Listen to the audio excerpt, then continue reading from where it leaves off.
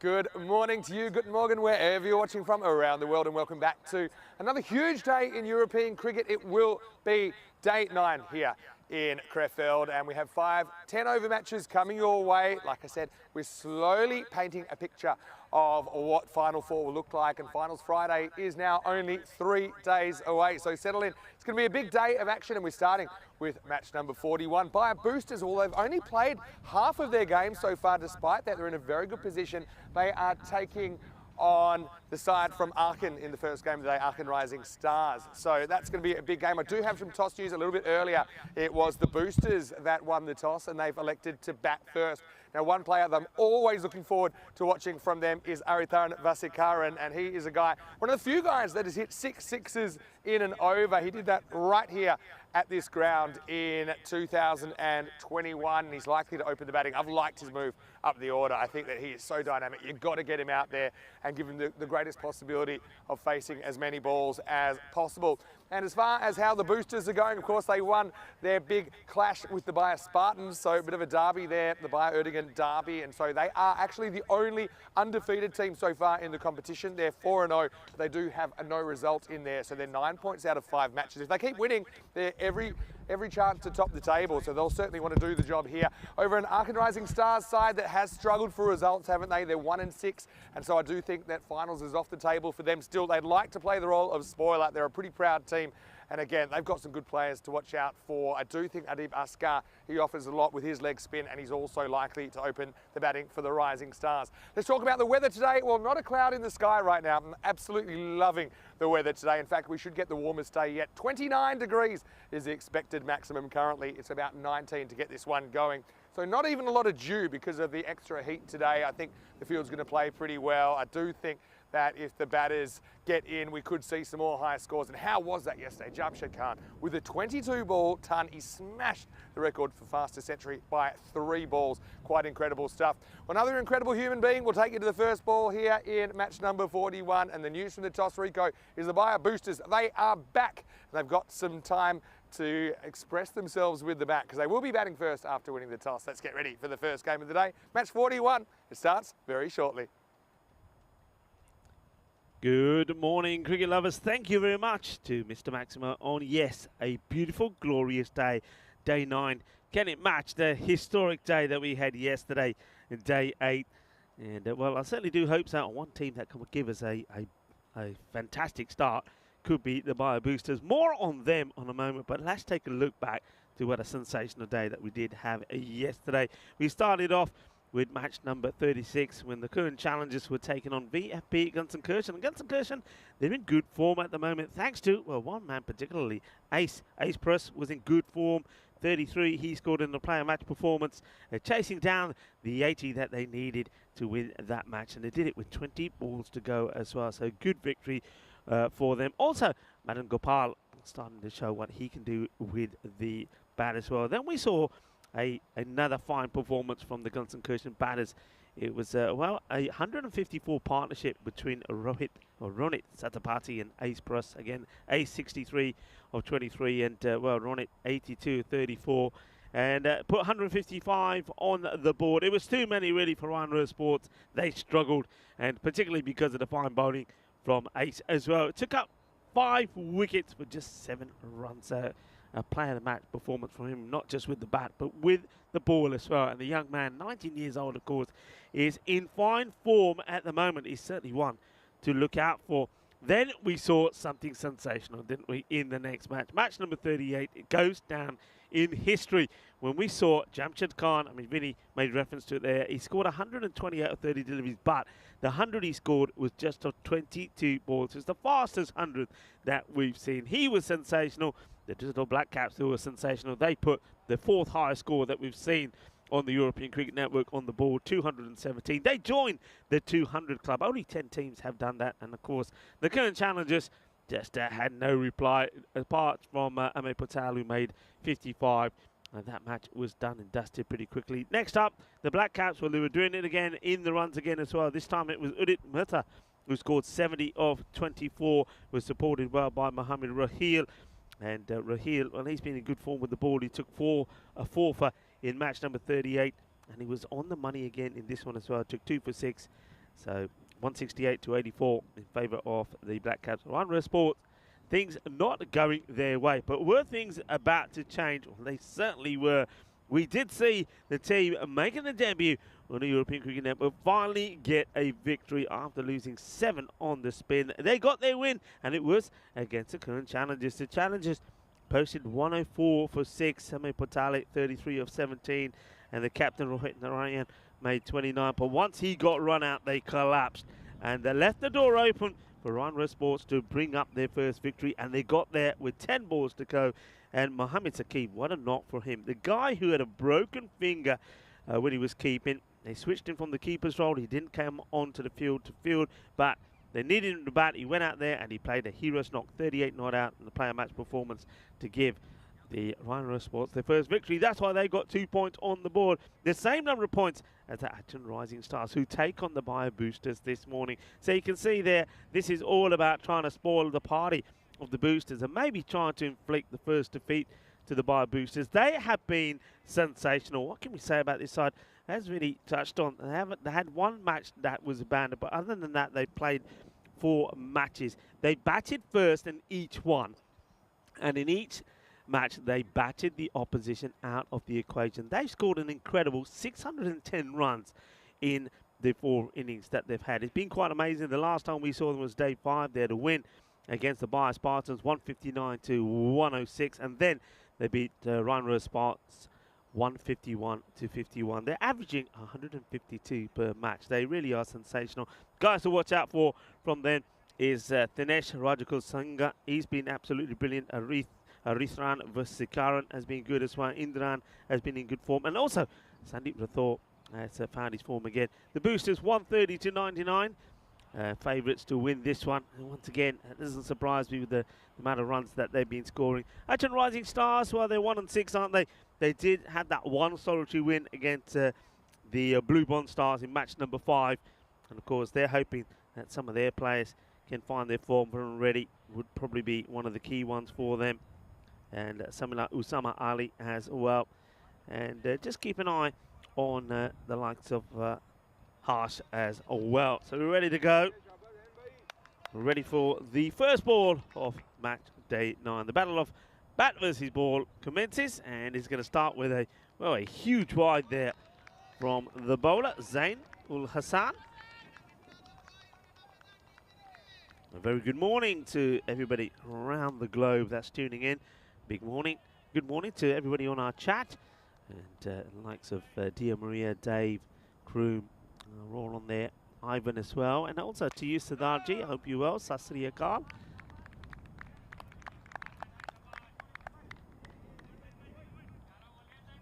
And Maya is on there as well. Good morning, everyone. Namaste, salam alaikum, sasri akal, Aibo1.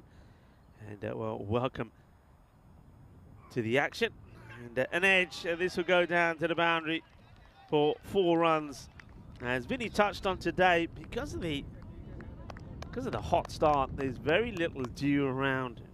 There's a touch, but very little. And the thing is, on the actual field of play, because the mowers have been on there again and they've cut the grass has been picked up, there's practically nothing. And you can see that straight away this morning. The ball will race away to the boundary.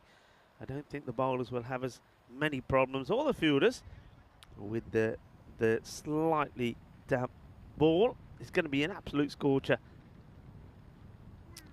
It's going to be another wide. So 2 wides and a boundary so far. It's a bit of a lucky boundary, you have to say, for Wessie Current. But look in the book, he'll say.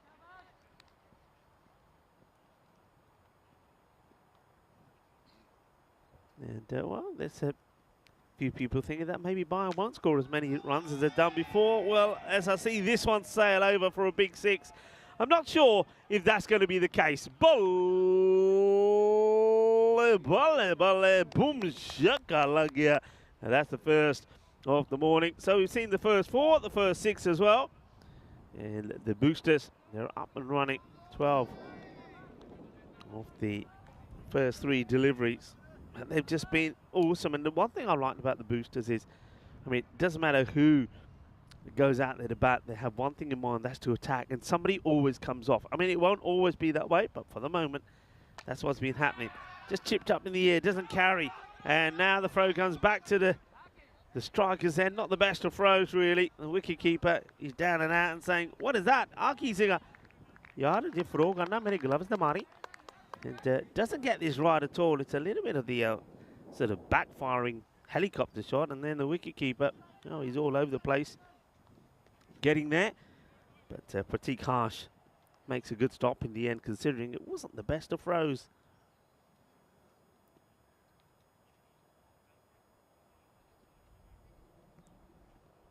Short, cut away. Fielded by the sweeper out there. Gets it past the inner ring. Got 3 men on that 30-yard circle. And the sweeper out on the offside. And we've also had a man out on the leg side boundary. But now it's time for Indran to face his first delivery. And a left-hander will have the field changed to him. And straight away, they'll go to square leg and long on. Even though he likes to hit more the mid-wicket area, so let's see if he targets that space between the long on and square leg. I get the feeling that he will, especially if the ball is not pitched up. And well, it's pretty well bowled, and hesitation from the batters again. They think about the run, they decide against it. That will be the end of the first over. So 13 come from it. And a 4 and a 6 in terms of the boundary count.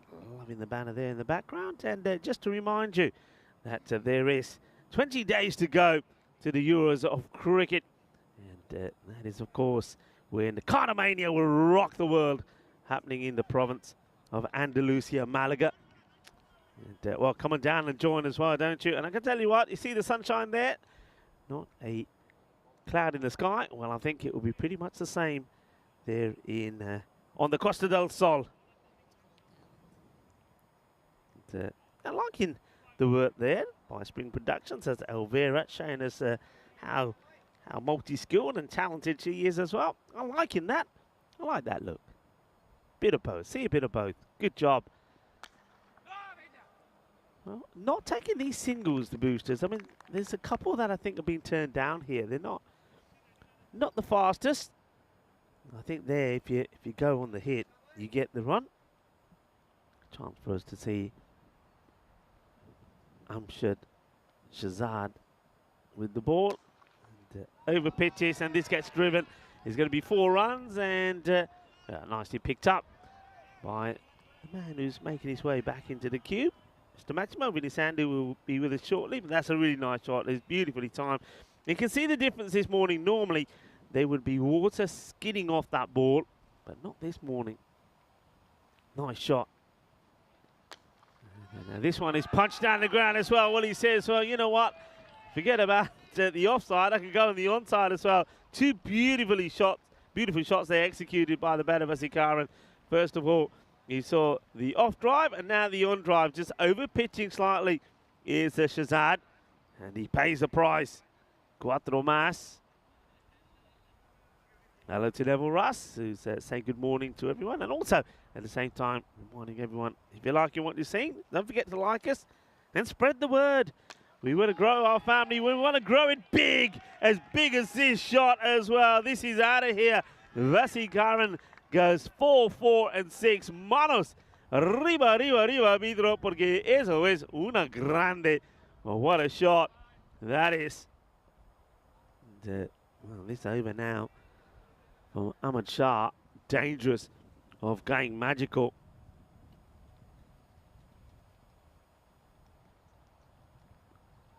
Shazad, what's the reply? Well, it's another full toss, and it'll go in exactly the same place as before. And this one's hit even harder and goes to the boundary even quicker. He's just not getting the line right. He's got to get the ball to pitch, and he's not. This is thumped down the ground by Vasikaran, who races on to 29 with just 10 deliveries, 31 without loss. So who was that who was talking about they won't score as many runs this time? Think again, sir, think again. Well, we're just trying to find this delivery. I get the feeling it is only to our right here. I don't think it went all the way back. Well, there's we're having a little bit of a tea party here, and Maximo is involved as well. We do find it in the end. It must have buried itself.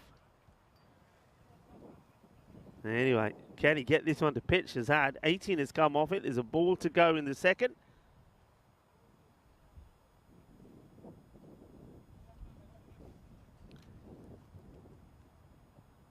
Shazad to Vasikaran, who is pretty ruthless, and once again, not wanting to or not willing to take the single, and it is the end of the over. I suppose if you're hitting the ball so well to the boundary, you're probably thinking, why take the risk? Indeed, over complete, 31 without loss, and already they have the upper hand.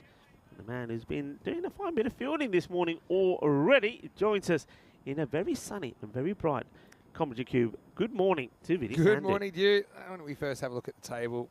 Kind of a contrasting time for these two teams, isn't it? By Boosters 4-0. They do have a point thanks to a no result against Bomb Blue Stars in there as well. Arkan Rising Stars, though, 1-6. And that finals off the table for them.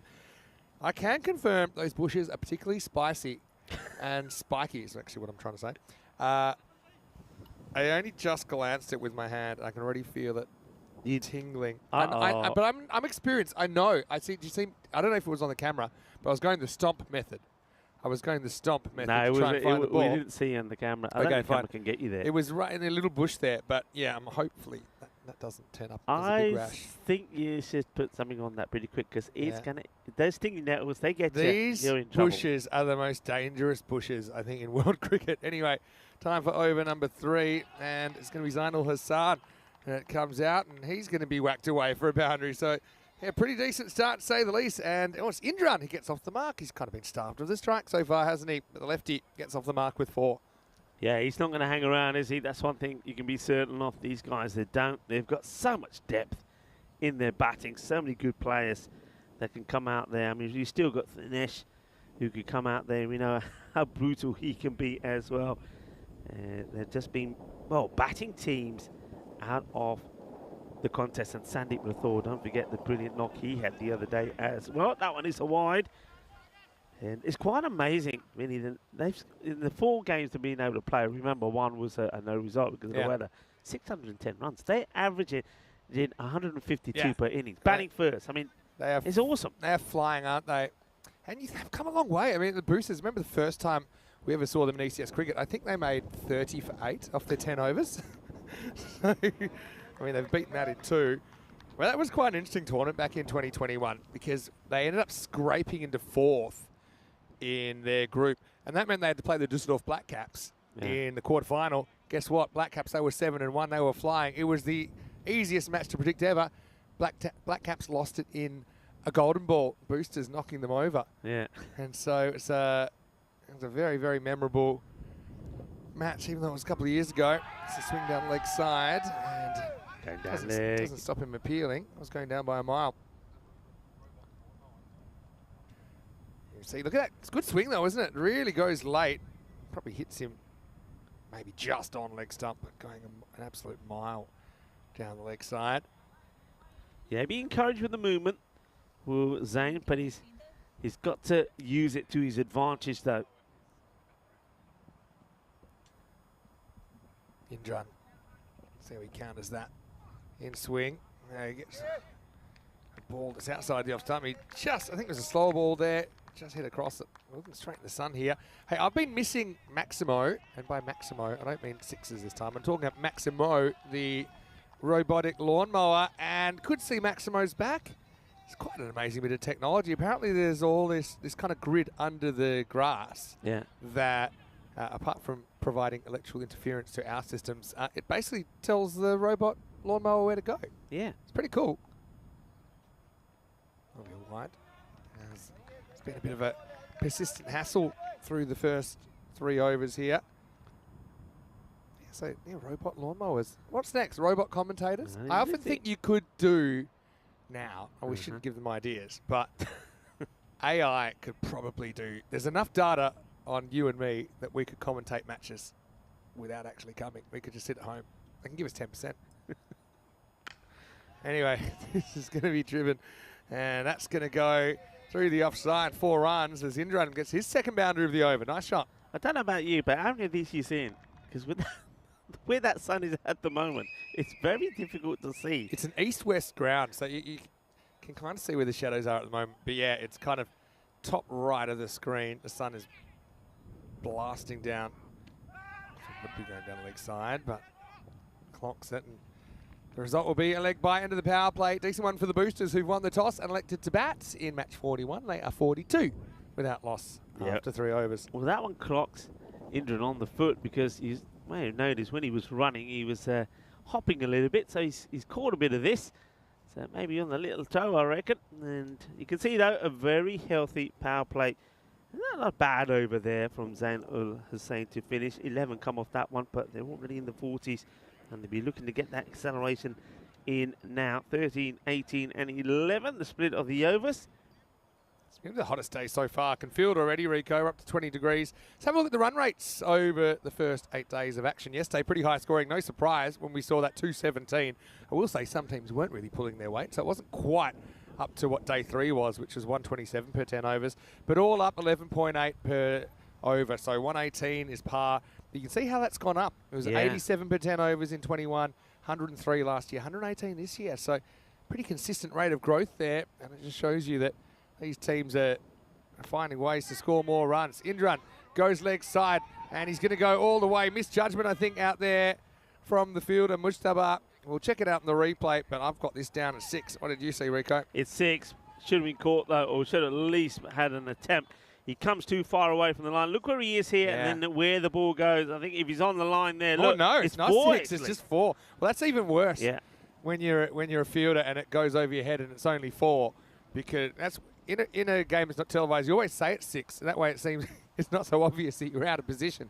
But having said that, I mean, he's looking right into the sun there, isn't he? Azim Mujtaba. And so not a great start for Asker as he gets hit to the boundary. Indran gets a bit lucky there. Yeah, he does. I mean, they've got the field. That's the annoying thing is the field is set for that. They set the trap, and then, well... That wasn't a clips, though, unfortunately. Now, this is a miss hit. That'll just be 1. Yeah, so, I mean, the buy boosters really typify the improvement in batting across the board here in Krefeld. If I wanted to go right... Let me go right back to the archives, and I'll tell you what they were averaging in each year of their ECS journey. Vasikaran's an interesting one as well. I remember back in 2021, he was pretty hesitant to open the batting. He kind of liked the middle order, and sometimes he just wouldn't face enough balls. See him taking responsibility now. just seems a lot more confident in his own ability. This will just be a single as he moves to 30 in just 12 balls. Yeah, I think you're right. I think it's definitely a confidence thing. I remember being here last year, and of course, I wasn't here the year before, and I'd obviously, heard about the 6-6s, etc.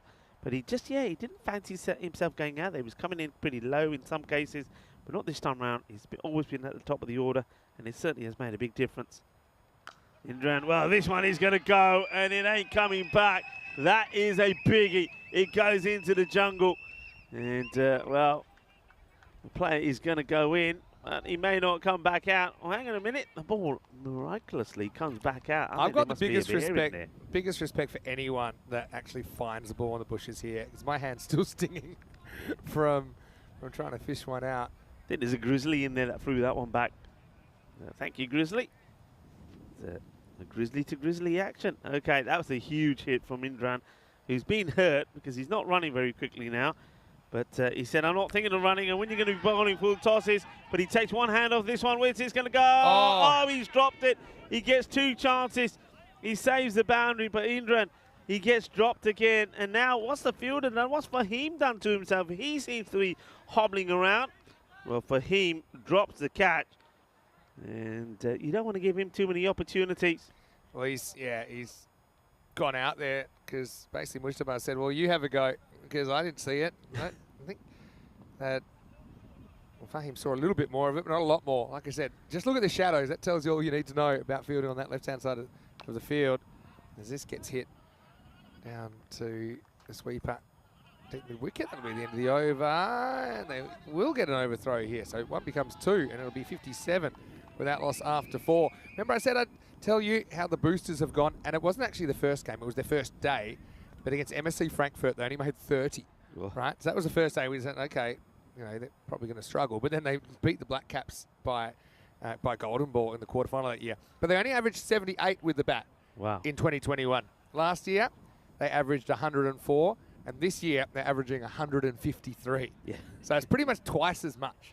But that's really a sign of, number one, confidence, but number 2, that they've just, developed the skills required to score runs consistently and fairly safely as well. Yeah, I think that's something that we're seeing across the board, aren't we? When we go back to places, I think the way I look at it, after the first year, when we went back to places, we saw a huge improvement.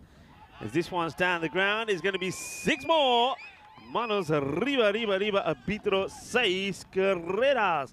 Nice shot. Well, they're just not getting the ball to pitch, are they? This is another one which just gets turned into a full toss. And Fahim Jan is the man who's bowling now. I think the captain says, well, you had a chance to take it. You missed it. Now you can have a bowl. You try bowling at him. Indran moves to 26, but he's had 2 chances. Yeah, I think after the first year, the big notable improvement was in the fielding from the teams. Well, he's asking the question, and I get the feeling he may be gone here. And I thought he might have been bowled, but I think he's probably stumped if there's any question being asked. We'll have a look at it on the replay. It's very close to the stumps there. He's gone. Yep. He's gone fairly comfortably. Clean take. Pretty clean keeping there from Pratik Harsh behind the stumps. And so it will be for him to get the first breakthrough. Indran, nice little cameo for him, but it ends at 26. The score is 63 for 1. Well, John does exactly what the captain said. He said, you dropped it, now get him out, and he does. So good work there from Harsh. And it's the 26 from the unlucky ball, number 13 for Indran. So he gets his team a start. But, well, now this guy comes out, Sandeep Rathore. Wasn't he good the other day? He smashed the ball all over the place. They've just got so many talented, hard-hitting batters. He scored 77 of just 31 deliveries, helping the Bayer Boosters get to 159 against the Bayer Spartans. And, of course, went on and won that match. So, yeah, going back to that, I think after a year, the fielding was vastly improved. But now I'm seeing the batting, and I think it's all about understanding that it's a case of going out there, being aggressive, and hitting the runs. There's no such thing as take your time or get in. Just get out there and start blasting. We saw that in Dresden as well. I think this year as well, the amount of runs that we saw in Dresden, we were there, of course, 2 weeks before here. Yeah. It was just so much more. I think we saw it in Sweden. Yep. I think you were in Sweden this year, and the amount of runs that were being scored there. I mean, look what happened in Hungary to you as well. Look, yeah, I agree. But it's not just going out there and slogging. So it's partly an attitude thing, but it's definitely a skill thing as well. Yeah. You know, like actually hitting proper cricket shots like that. And mind yourself, Rico, because that one is out of here. Maximo and Diana Norris. Lucky she got out of the way because that's clonked straight into her chair on the full. 6 runs. Well, this was a blast. And, well, good to see that Diana is awake. Otherwise, yeah, that would have taken her out. That was a shin boner waiting to happen, wasn't it? Oh, well, and that's right on cue. I mean, that's a proper cricket shot. Holds his shape. Smashes over long off for 6 and wants to go again, but this time he can't get under it, and we'll just get a single. Want to say quick hello to everyone in the chat as well. So hello to Dave B. Nice to see you with us. Also hello to Neville, who is in the chat. Hello to Maya, who's watching from Germany. Hello to Kevin Kroom, as well as everyone else that has said hello. Dee Marie is in there, I can see. Drop us a message and let us know how your morning's going as we get ready for the last ball of the 5th over. It's been a successful one for Jan, but has gone for a few as well. This is a tough one for Ahmed Shahshazad, but he does well. Knocks it down. I think at 2. Hesitation could be trouble, and it would have been trouble to throw it down up for the bowler. But they will get away with it. It's the end of 5 and the score 73 for 1. Close call. Yeah, that was a close one. They took on, I mean, I think it's the right thing to do, but look at the running the first one. It was so slow. And then and there's so much hesitation. So a good throw and he would have been in trouble. I mean, their eye contact was good, but neither of them kind of knew if they wanted to run or not. In the end, they said, oh, let's just go for it, as it is the end of the over. I want to say a very good morning to you wherever you're watching from around the world. Vinny Sandy here, Mr. Maximo, and we've got Rico Full with me as well. Now, guys, it's hot. Yeah. All right. You can probably tell that here. I don't know whose idea it was to zoom in the camera this much, but let's talk about it. I mean, I feel like I'm just sat down here going. Let me get a bit closer. Shall we talk about it? We're both wearing a Yeah. very similar outfit. And this will happen from time to time because we don't talk in advance. No, we about what we're don't. gonna Not wear. planned at all. But we're pretty similar. Anyway, that's a nice close-up of our melons. Why don't we get back to the... someone's dropped the ball there, haven't they? Anyway, that's all right. And we'll get back to the action. It's over number 6. It's going to be Ascot with his leg spin to bowl the second over. Yeah. Well, I mean, look. They did just point wanted the to camera. focus on our shiny They foreheads. That's what it pointed the was. camera in the right direction. It was basically, it looked like we'd been put in a witch's cauldron of boiling water. I think that's what it would look like. Anyway, now that you've seen enough of us, let's get back to the cricket. Adeeb, good bowler. Now this is probably going to travel back to the wall as Ahmed Shahshazad, but that's going to be 6. Maximo Rathore with his first bomb. Yeah, well, Sandy Rathore, he batted so well the other day. And this one, I mean, he does well because it's just slightly, he's not right there for the shot, but he manages to get enough power in it. And that's why only just gets it over the head of the fielder on the boundary. Shahzad. Flatter and outside off, but again, good shot selection. And that's what's really impressed me across the board. As you said, the scores have been going up. I just think better decisions are being made by batters, and this is a really good example from Rathore, who just basically plays the ball that's bowled at him. It's short, it's wide, and he plays the correct shot and executes it nicely. 4 runs. Yeah. His shot selection, picking the right ball, and if the bowlers aren't bowling that good full length, then you're going to be in trouble. Speaking of trouble, how's your hand? Still stinging a little bit. All right, he hasn't timed this at all. Catching opportunity, can't blame the sun this time, and it's taken. So it's going to be a quick one from Rathore in the end. He's going to go for 13. Pretty well taken out there. That's Akil Sugathan. He's shown he's a pretty good pair of hands, and he kind of slides on a little bit quicker than Rathore thinks. So he'll become the second man to fall. The score is 84 for 2. Yeah, good catch, isn't it, on the run. And it's all about wanting it. You want it, he sets off, and he gets it. So nicely done. So a wicket for Adeeb Asghar. Gets rewarded. 1 for 26. As, well, one dangerous batter replaces another. And Thinesh Rajakulasingam, this guy's been in good form. Now it's hit leg side and just be 1. Rajakulasingam took one of the catches of the tournament a few days ago. Yeah. It's been quite dramatic, the different kinds of weather we've had in just a few days. When you think back to last week when the rain was around, but when the sun comes out, it really cooks up here.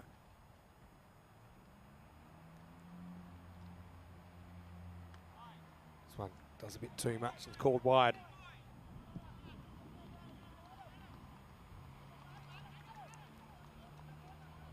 A glorious sunny day. Got 3 men on the leg side waiting for the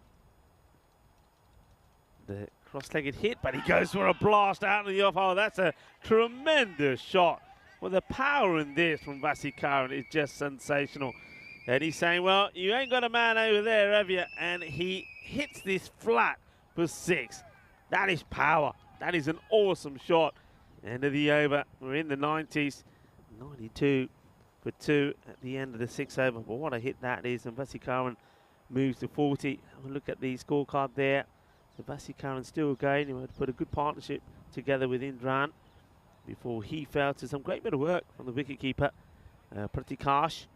Centre retort, maybe a little bit too much of a hurry, but like I said before, it's the way these guys play. They don't hang around. You saw that from the very first ball that Thinesh Rajagulasingham played. He just went for the big shot. It only just bounced before the man at square. But that's the way they play. That's their game plan. Get out there, be aggressive, and don't hold back.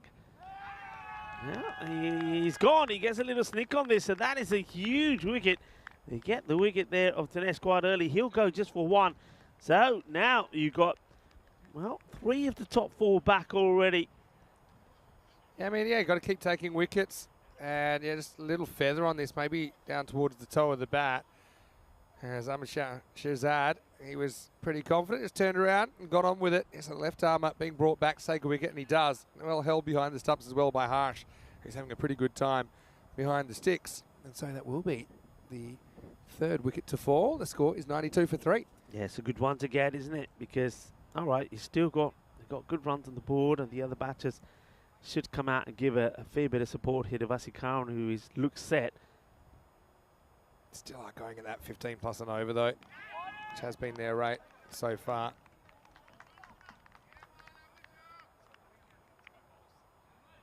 Interesting. I mean, he's a tall guy, but he sort of almost collapses on himself here.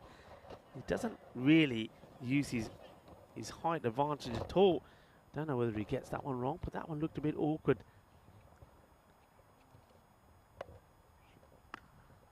This one gets played out into the offside. He's very wristy, isn't he? Yeah, he does have that snap of the wrist in his action. He gets a bit of extra pace from. Vasikaran gets the strike back. The umpire just saying to Ahmed Shahzad, look, I need you to get out the way so I can do my job. Tip ball. This is punched away and will just be a single. So it's been pretty good over this for Arkan Rising Stars. Yeah, it's been pretty tidy, isn't it? And he came back, Shahzad, and he went. It was pretty expensive in the 2nd over. They brought him on to take a wicket, and he's done that. He's delivered. He got the big wicket of Rajagulasingham. Now, well, maybe he can get that of Thivakaran, who's just come out there. Oh, it's a wild swing. And no balance, no shape in this as one hand comes off the bat. So it's a dot. So very good over this so far. Nice to see Apu Murali of Clone CC in the chat. Hello, Murali. Hopefully you're well. Nice that you can join us. Thanks everyone else for your messages. Keep them coming in. All right, last ball of the 7th. They've just clawed back a bit, haven't they, in the last few minutes, Arkan Rising Stars? Well, he has a big swing at this, and this is racing away to the boundary, but he won't get there. They're going to have to run 2, and they will. Oh, well. There's a little cheeky backflip from the wicketkeeper here, and he does get it on the bows as well. You'll appreciate this one, Billy. A little bit of a sneaky there. Again, Ahmed Shahzad. And, yeah, I mean, I quite like this. You basically set up, especially with the throws not coming in too fast. It was a bounce throw. The keeper just giving it a little bit of the old through the legs and knocks the bails off. But the batter wasn't napping, and that'll be the end of the over. The score is set 96 for 3 after 7. Okay, we're excited about the ECIs this week, aren't we? Because it's a star-studded ECI, really. Yeah. See, Ahmed Shahzad just pulled that over. He's in. And also, Haritharan Vasikaran is in for Germany. And also, I always like Mini Boom Boom, Shahid Afridi Jr. He's in the squad once again. Let's see if he can get going. This is up. It's in the air, and it's going to be 6. Maximo. Perfect start. And that, in fact, brings up Vasikaran's 50. And so we were just talking about him, weren't we? Yeah. And right on cue, he comes up with a milestone. Yeah, well, that's why he's in that squad, isn't he? He's in good form at the moment.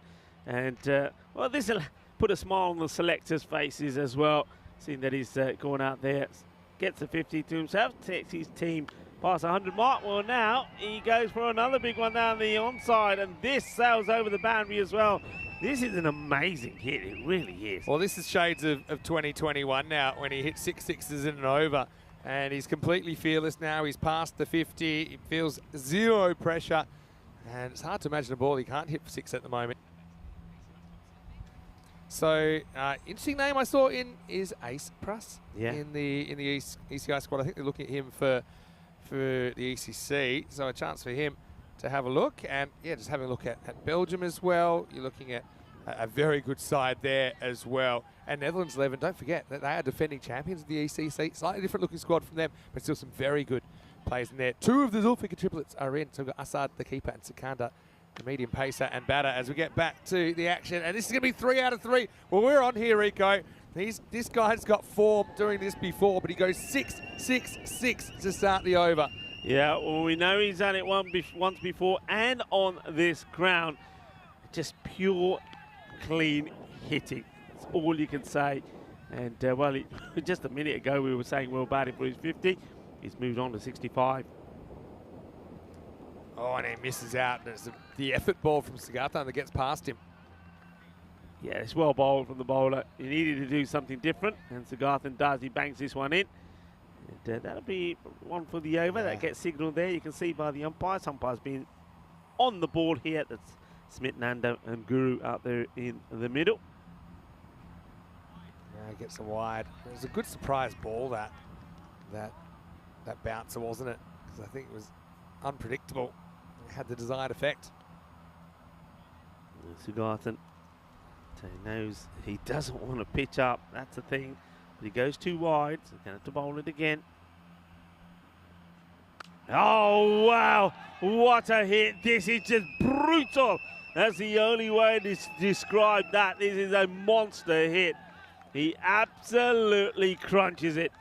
And, well, this is the fastest you'll ever see that Grizzly move, because he's going at the speed of knots. Yeah, that was an absolute bomb, wasn't it? Well, 4 out of 5's not bad. As his over goes magical now, 25 off it. Into the 120s already with a ball to go in this, the 8th. Oh, what a strike that was. Could go supersonic here with another 6, and who's to bet against him? He's already used his bouncer in the over. And this innings, again, look at that run rate. It's been keeping over the 15, even though they have lost those 3 wickets along the way. I don't think this ball is lost. They get another ball. It's the fact that it just goes so far. It's probably still going. That's the problem. Well, they have the Autobahn here in Germany, where you can go as fast as you like. Well, we've got our own version of it here at the Crefeld Cricket Ground, because that ball is travelling and there was no speed limit to that. Wow, what a crunch. Okay, will he go for another? Yes. But he might have got it wrong. Well, he has, although the keeper's got a lot of work to do, and he's not going to chase it down. In the end, they'll get 2, but still a devastating over for the Rising Stars, as Vasikaran, with the help of White, puts on 27 in the 8th, and the score's 123 for 3. Yeah, they're, once again, I think from here on in, with Vasikaran set the way he is, and if he can be given the strike again from Thivakaran, we'll probably be eyeing up getting them to a 150 score. That'll be the plan here. But it looks like it's going to be the captain. And Mabushar who's going to have a bowl here. See if he can just, well, slow things up a little bit. Bowling he's first. So Mabasha. Let's have a bowl. He'd be disappointed performances from his team this year round. Just that one win, as this one gets, well, sort of carved away, or sliced away, however you want it, but he gets past the man at third, who seems to be having a few issues himself. The fielder not moving freely at all. I'd say it's obviously a bit of an injury problem for him. He's there at third, so he doesn't have too much to do, but he's not able to get after that one at all. So 4 off the first, and Thivakaran now making his contribution to this score, 127 for 3.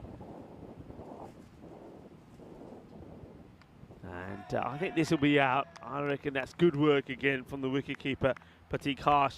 Now that's going to be another one. He's second stumping. It's good delivery from the captain because he draws him out of the crease and nicely taken. And then he takes the bails off with the batter well short. So, nice take. Just got to make sure that those gloves don't get past the stumps here. Let's have a look. Yeah, that's okay for me. He does a really good job. And then on the way down, takes the bails off. Pratik Harsh and polite inquiry, and the umpire says, well, just to make sure, I'll check it. So I think it's always a good thing to do because there's a lot of things to look at there for the umpire. And one thing you've got to be sure about as well is that the wicketkeeper's gloves don't get past or go over and beyond that line past the stumps, and they don't. He does really well. It's a very, very good take from Harsh. Well bowled from the captain as well. So Thivakarman will go. He does assist with a boundary. That's very tidy work there. Thivakarman just there for a short time as well. Ashok Andrew gets a bat. And he's going to get a bit lucky, and he's going to get 4 first up. Little edge, gets past the keeper. Yeah, once again, well, Abdi Bhaskar definitely has some issue. He's not moving freely at all. He's going to have to go get that. As I'm covered in spider webs all of a sudden. Yeah, they're after you. Well, I've got my own issues. They obviously like the colour green. Yeah, obviously they do. That'll help. It's another boundary. Not quite where he wanted it. A little bit similar to the one that Thivakarman hit, but Andrew will be happy with that. This is clubbed pretty well to the man at the cat corner area and makes the stop at mid-wicket. So, Thivakarman back on strike. He'll want to go after the captain for sure. I don't think he'll be pitching this up. Well, Inyat. And he doesn't. And he gets these wickets. So, well done to the captain. Picks up 2 wickets in the over. And he gets the dangerous Thivakarman. That's a result with the score at 132 for 5 now. And Thivakarman was the man that could have taken this score beyond the 150 if he kept going. And he ends up just knocking his back onto his own stumps. And that's going to be the end of a very good innings from Arithran Thivakarman. He hit the ball well, didn't he? And let's just have a look at, well, I mean, he ended up with 73 of 25 deliveries, 8 sixes and 4 fours, a strike rate of 292. That's exceptional hitting, and what a good half century that was. Yeah, well, it is. As he's still there, 73 off 24. In fact, no, I've got to update my scorecard. Yeah, 73 of 25. There you go. There's always a ball behind now. This will be 1. He's gone, right? Confirmed. He's gone. Well, you can't take your eyes off the game. That's the thing. It's happening so quickly. On a scorecard, I had him still in, but they hadn't given him out yet. But yeah, can confirm. Out. 133 for 5 after 9. And Inyat, pretty decent over. Picks up the big fish and gets 2 for 10 in the 9th. Yeah, he's probably wondering why he didn't bowl himself earlier now, isn't he? It's one of those. Captain says, oh, okay, I'll bowl the 9th. Nobody else wants to. And he bowls a really good one. Okay, 10 runs come off it, but he picked up 2 wickets. He got the dangerous Thivakarman as well. Okay, where can they get to now? So in the last over, the bit of spin and no runs there. So nicely bowled. It's John who's bowling it. Yeah, could they get the 150 here? Not as easy when you've got a couple of fresh batters out there. Oh, he tries to get funky. I don't know if this will even go for 4, but it might. It will. Well, he gets plenty on that. Prasad gets funky, gets 4. Well, the sun is out, and you know what that means. Sun, sea, sand, and sexy cricket. Nice shot. I'm liking it. And, well, what a lovely shot that is. You haven't seen too many funky shots, but that one certainly is right up there. And a little bit of class from the batter, Prasad. Yeah, they're going to stick the fielder back there now as well, try and protect it, so he just hits straight down the ground and we'll get a single. Yeah, Prasad gets it forward, now hands the strike back to Andrew, who's got a boundary himself, didn't probably know too much about it. It was a thick edge. So, 138 with 3 balls to go here.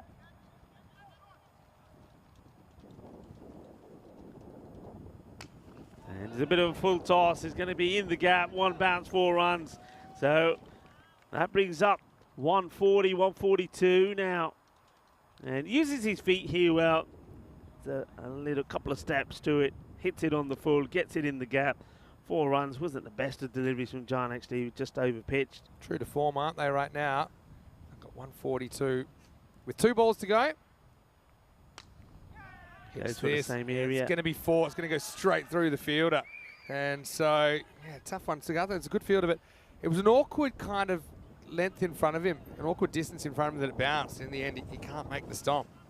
Yeah, he was drawn into the catch, wasn't he? Gets drawn into the catch and finds himself in a position where he's not going to take the catch or be able to stop it. So 4 more. So they are now, well, a shot away with the ball to go from 150. And they'll creep up on the 150. 147 now. Fucking Rising Stars. Question is, where's the runs going to come from? They need someone to go big, don't they? Yeah. Sugathan's hit the ball pretty well. He's listed to open. Asker in there, listed to open as well. Okay, this is the last ball, and it will go for 4. So they do bring up the 150 in the end. True to form, the Boosters, they've been on 15 and over pace this whole tournament. They're one of the most improved teams in the last couple of years on ECN. And they're going to finish here. 151 for 5 in the 10 overs. Yeah, it's quite incredible. They keep up this, incredible pace that they're scoring at. So once again, they're bringing up the 150. They've done that in every match bar 1 that they've played, which is quite incredible. And on that match, it was 130 that they posted. They certainly are the Boosters, and they're hitting the ball well. What a start this was. 2 glorious shots from Vasikara. 1, it was the off drive, and then he followed it up with the on drive. That was an opportunity, though, you have to say. It was Indran who had 2 chances, really. That was the other one. He was dropped on 8 and also on 14. But he wouldn't have survived this. Good work from Harsh. Really quick hands. And Indran tries to get back, but he couldn't. This could have been another great bit of fielding there right in front of us from Shazad. Unfortunately, he just lets himself down a little bit with the throw. But then Vasikaran really did start to get going.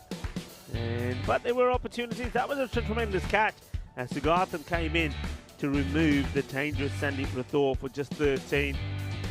And then the call behind as well, Harsh in the action to get rid of Dinesh. And then we thought, well, maybe the Achin Rising Stars could get themselves back into this match and try and restrict to around about the 125. But it wasn't to be. Because, well, Vasikaran started to crunch the ball big. The Master Blaster woke up and he went ballistic. Hit the ball well. This was more good work from Harsh. That was, once again, excellent work from him. It really has been so good behind the stump. That was the current that went. And Mubasha came on. He picked up a couple of wickets, including that of Vasikaran. But then right towards the end, well, the big hits continued. And they did get past that 150 mark. Ashok Andrew, 17 or just 5 deliveries, 4 4s. And also the Murali Prasad play that were exquisite. The shot to get 4 for himself. So he finished off 6 with just the 4 deliveries as well. So there's the scorecard there. And one thing I've always drawn on from the Boosters, no matter who's going out there to bat, the one thing they've got in their mind is not to waste deliveries. And they did that again. 73 from Vasikaran, absolutely superb hitting from him. He was well supported there by Indran at the beginning. And then you had little contributions there from Rathore, from Ashok Andrew as well. But once again, the key thing is going out there, hitting boundaries and not chewing up too many deliveries. 151 for 5. We have a look at the bowlers. I think the captain may ask himself the question why he didn't bring himself on the bowl earlier. He picks up 2 wickets just for 10 runs, so he's probably the pick of the bowlers there. Wickets more or less for everyone, but you'll see, I mean, I think Ahmad Shah Shazad, he bowled quite economically, as well as Zain Al Hussain, he was economic as well. But I think it's just the powerful batting. Sometimes it's you just don't know where to bowl at these guys. And also on the extra front, they did well. Just the 8 extras, 7 of those in wides on 1 leg by. But once again, the Boosters, they look to bat another side out of the competition to get 150 on the board, and Action Rising Stars have just got the one win to their name. Well, that's going to take some getting, isn't it? Join me, Rico Paul and Mr. Maximo will return in 10 minutes time for the conclusion of the first match of match day number 9, match number 41. Volvemos in 10 minutos.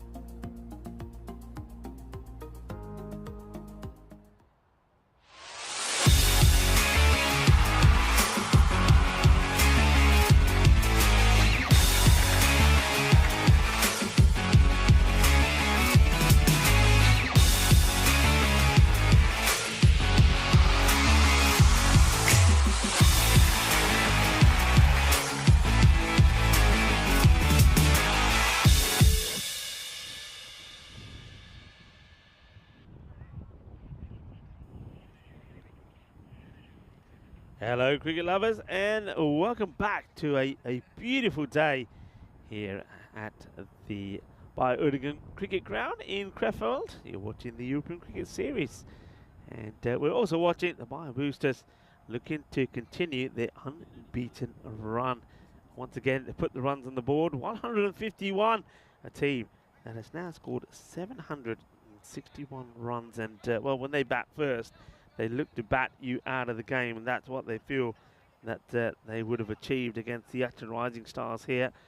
But it's not a done deal yet. The Acton Rising Stars themselves know that they need a good start, a good power play, and try to apply a little bit of pressure on the boosters. The man who's going to start up with the ball is going to be the Pakitharan Prabha. He will know that a couple of good overs early on, and you apply the pressure straight away on the batting side. Acton Rising Stars, just the one win to their name, and that was a good win against. Let's play it away, and no run.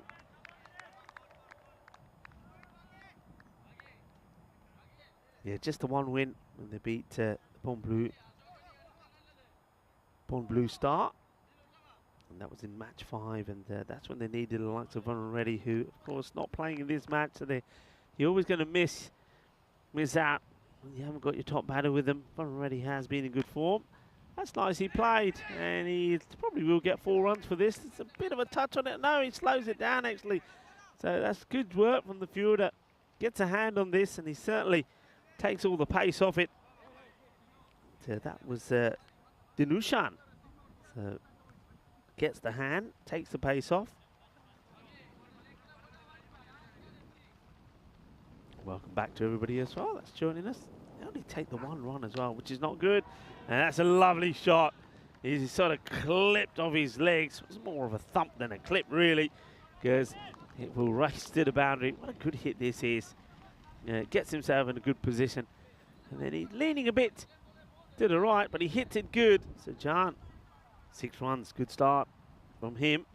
Maybe that's why he wanted to take the single. Backs himself.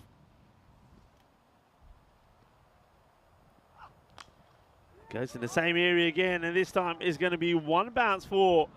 I get the feeling the field might have to change here slightly. I get a feeling they'd be pretty keen to bring the 3rd up and push the mid-wicket in that area, have a long on a mid-wicket. No change as yet. That's the area where John wants to go. And, a very busy chat this morning as well. Stephen Kelk has joined the early birds, and Kai Bai there as well. Hello to everybody. And it's going to be another. Well, how about this? You want to have a good start? You want to have a good power play? This is the way to do it. So it's another boundary. So Fahim Jan, he says, well, if they can do it, i.e. the boosters, well, we can do it as well. He certainly, well, that's the reason why he said to Sigarthan, don't worry, just take the single. Leave me on strike. You know what? Oh, look at this. He's now walking down, and probably will be a wide, or will it? No, not get signalled. I mean, interesting to see this again. I mean, the bowler banks is it, but this has to be a wide for me for over the head height. Surely, this is. I'd like to see this side on, because he comes a long way down, and the ball's still going up, and you've got to call him for the batter in his crease. And oh, you see. He can't believe it. Yeah, I'm not surprised he can't believe it. That's a wide ball, folks. And it gets missed. And end of the over, they get 15 from it. So, well, they're more or less where they need to be, aren't they? And we can remind you, well, it can't. That's not true. That is not true. I reckon there should be 243. That sounds more right. Have we ever got to 400? I'm sure. If we have, then I've gone to sleep and I've woken up again.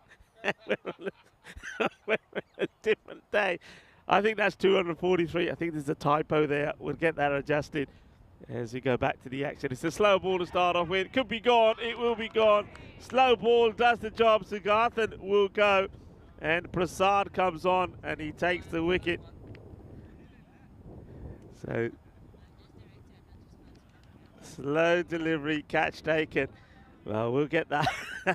Everybody's in shock. 443, what happened there? Okay. Well, anyway, I can tell you what's happened here. We'll sort that graphic out. It's a slow delivery. It's probably close to being called a wide if he leaves it alone, but he puts it right into the hands of the fielder. So Sugarthan will go for one on ball number 3. And Prasad takes a wicket off his very first ball. It's a soft dismissal, really, though, isn't it? Because it wasn't.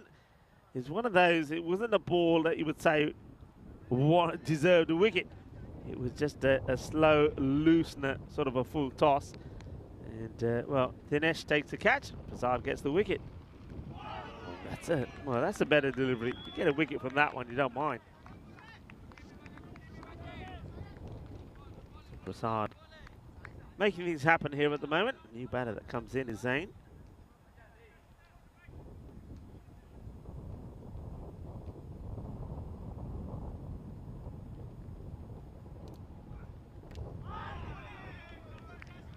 Really good bowling.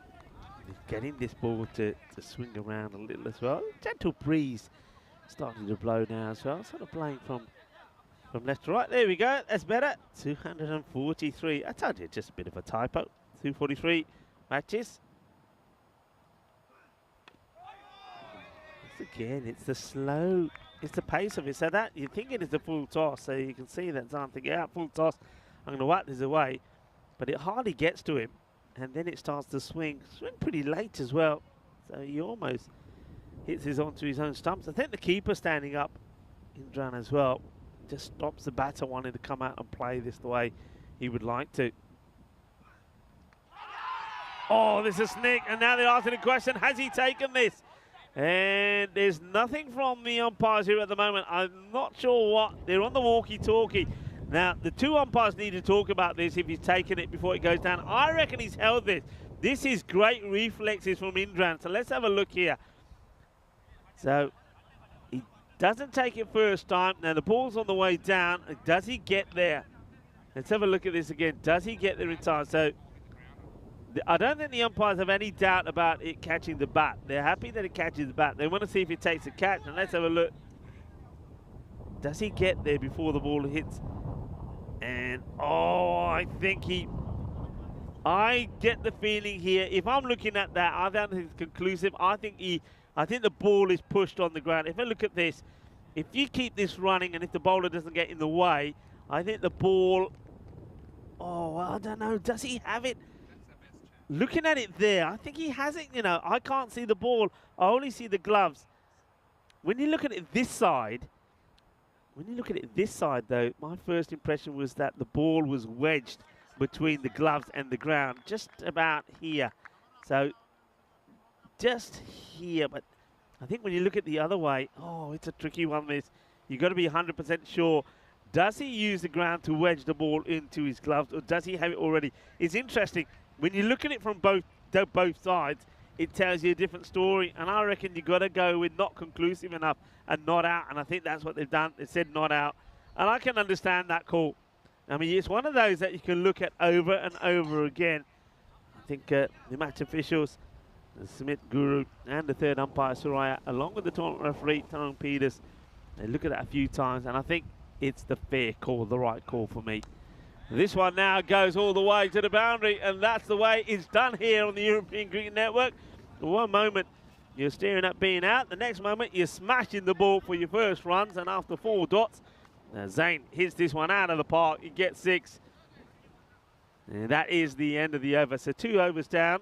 They needed that 6 as well, because otherwise it would have been a maiden, would you believe, from Prasad, and a wicket maiden of that. So 21 off the 2 overs after 15 off the first. That one slows them down a little bit, but what a huge boundary that was right at the end. It just keeps them sort of in the game, if you like. And look at what they're playing for here, the boosters. They can go, well, above the Dusseldorf Black Caps in 2nd spot with the win here. They'll be on the same number of points, but they've got a far superior net run rate. Okay, John, he's been good. He's hit 3 boundaries already. And what's the approach going to be to him? We are going to see a change in the bowler. And they're going to go with Sanjeevan Vignesh.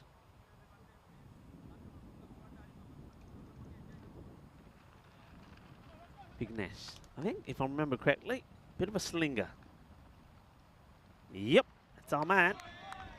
And just a very short run up as well. He sort of takes about, what's that, about 10. Oh, my bag's turned up from somewhere here. This looks like Santa's been and he's left me a bag with some goodies in it. Where did that come from? Anyway, it's all happening this morning. And this one will go the distance. Boom! Shaka Lagya. Manos arriba, arriba, arriba, arbitro. Que guay. Que genial. Que grande. Grandísimo. 6 carreras. Nicely hit. It was right there though, wasn't it? It was in the swing zone, and you can see that John is pretty powerful. Anything into his body. You've got to, I think, try to get him cutting the ball. And yeah, there's that swing again. That's better length, isn't it, to him? So you're not putting it in the swing zone, in the arc. It's not in the arc. So good comeback from the bowler, Vignesh. He's got a fair bit of pace about him, hasn't he? There's Vignesh.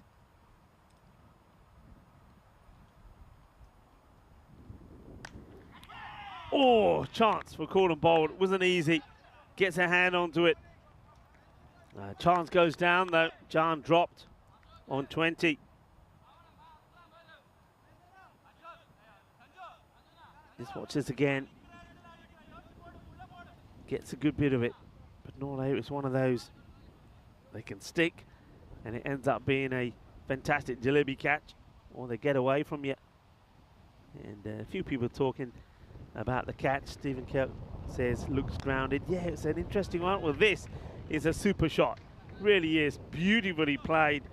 And well, after being stuck on 0 for 4 deliveries, he's now come out and played 2 magnificent shots. Well, how about that one? He gets down on one knee, holds the pose and says, "Photo, please." Click, click, click. Smile. Thank you very much. Lovely shot. A couple of boundaries off the over here from Vignesh. They're fighting, aren't they? Archer and Rising Stars. They're fighting. They're trying to stay up with the rate, which is around about just under 17 at the moment. And that's the comeback. Always comes back. And now look at this. This would have been out. This would have been out. I'm 100% sure this would have been out. Let's have a look. Because look, yeah, where is he? He was walking down. He was walking down. I mean, that's the throw coming back. When the extra throw was thrown from the wicketkeeper, he was in his own world. He was walking away. He's not waiting for the umpire to call over, and he's walking. And well, if Indran had hit the stumps, he would have been gone. That's how he's looking at the moment. A good recovery there from Vignesh. He does go for 2 boundaries, but only 11 off the over. So you can see that they're 10 runs behind where the boosters were at this point. But look then what happened after that. The boosters just went upwards. There was that blip in over there. What was that over there? Over number 8. That was Sagartan who bowled a really good one. But other than that, the boosters, they just kept piling on the pressure. So 32, 1 wicket down. One of Sagartan, that was to go. And we're going to see another bowler being used here. So just using different bowlers, the captain, to see who can give him the breakthrough and who he wants to use again. Ashok Andrews comes in and he's going to go big as well. This one sails over everybody and just drops short of the wilderness behind us. Once again, he's reaching for it. So it's not the worst of deliveries. It's not in the slot.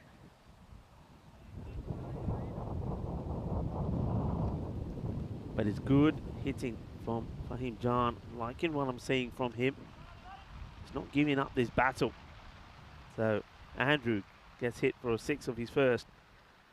And into the pads, which isn't the best of areas to be bowling to Jan. And then it's not the best with of fielding out there in the deep as well. Trying to use his feet to stop it. The bowler is far from impressed, and I don't blame him. Got to do better than that. It wasn't the best of deliveries. He's into the pads to a batter who's very strong on the onside. So once again, You've got to try and get it. I mean, look where he's standing. You've got to try and aim for that wide line.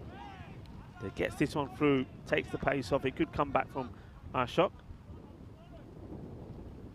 Yeah, definitely look at. It's an easy one to look at. You look at the wagon wheel of the worst one for John. All the shots on the onside. I don't think he's played one on the off. I don't think he's even driven the ball. So you've got to be saying, right, I want to go full outside the off. I'm not going to give him the opportunity to play on the leg side. And that's where you don't want to bowl it. It's on the leg side. Work to be done by the fielder, who will get there this time. And the batters literally just walk the single. Nice throw. Good arm from the man out there. And that's square. No real change in the field. They keep it to 3 men on the leg side. Square leg, mid wicket, long on, long off his back. And third stays on the boundary. So no sweeper on the offside. But so far, nobody's really hit there. Zane's hit one over in that extra cover area. And well, he just waits for this and he just clobbers it. Well, this is like Captain Caveman style. He just rocks back and he clubs it. And it goes big. Boom. Shakalugya. 6 more. And they're staying up with this, you know. They're staying up with this. And a few people enjoying this. I mentioned Stephen Kelk earlier. He was talking about the catch. He said it did look grounded. And he said, did the umpire give it? No, umpire didn't give it. And that's why you waited. Went on the walkie-talkie straight away. And now this one should be out. And it's really well held. That's a good catch. Nicely taken. And that's Pakitharan Prabha, who sees it. That's the captain. And he had to make sure he get his body right behind it, and he does. It's a really nice catch taken. The wind is swirling around a little bit as well. You can just see it there in the trees. So judging this is important. The wind would have played a part in it. I like the way he gets himself in a good position and then protects the ball as he goes down. So nice catch taken. And that's the end of Zain ul Hassan, who played some nice shots. Put himself to a healthy score of 16 before he departs, with a good catch taken there by the captain, Prabha. And a breakthrough from Andrew. Gets the wicket right at the end of the over. So 4 overs completed, and it's 49 for 2. The rates at around 17. So played his part, Zain. He played a couple of boundaries, but a few dot balls is what hurts you. Fahim Jan, though, at the moment, look at his rate, 32 of 12. He's on strike here again now. He's the wicket, really, that you want to pick up. Get his wicket, and then I think the boosters will believe that they've made the match safe. And Murali Prasad coming on to bowl. Bowled a good first over. Only went for 6, and that was 1 boundary. Well struck, trying to get it in the gap. Need to dive in here. Does well, does the captain once again. And keeps him just to 1. That's a good result. They're keeping John off strike. And this time, well, that was Vasikaran actually to switch places with the captain and losing his footing there. It's not really that wet at the moment, so maybe just not the right choice of shoes. Good delivery and up in the air. Chance. Vasikaran takes a catch. Nicely done. Well, makes a stop in the first place to keep it to the single and then takes a catch. But it's all about the delivery here. And Prasad is full, isn't he? Because he's full, despite the efforts to try and get this one away, he hits it pretty well, but he's not able to. And that's going to be a wicket. And a nicely bowled. That's going to be Ali, who's going to have to depart.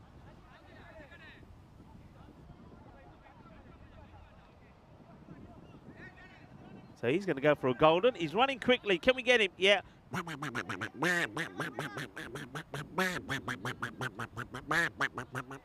Trying to escape the duck, but Elvira's on him. And Derek gets him before he escapes and hides behind the trees. A golden duck, unfortunately, there for Ali.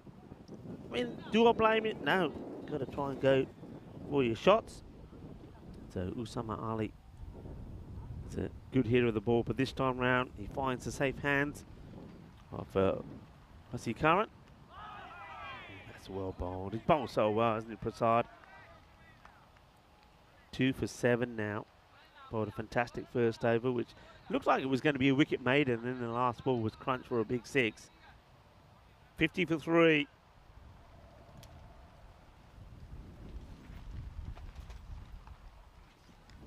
We tried to do the reverse Malachi, and I think he might have got clonked on the shoulder or the head.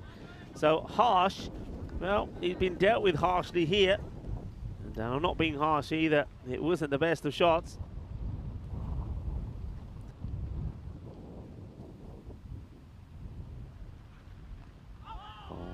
Bit of an inside edge, thinks about taking it on, and great work, incredible work. This is fantastic. That is out. Well, Sakishkant Indran, brilliant behind the stumps. 2 things I like about this. One is, of course, the work from the keeper. The other thing is from the bowler. Look what the bowler does as well. He basically backs up Indran and says, look, I'm there, go for it. Watch the bowler go here first. Look, you don't have him on camera. He's charging away. Indran gets the glove off, and he's on the target. Boom. Knocks him over, Jagade Hutte style, and that's the wicket. Just very quick work. Here we go. I don't think he'll be in the picture. No, he's not. So that's tremendous stuff. And oh, that's going to be another duck. And he's disappeared. We're not going to get him, unfortunately. He runs off. So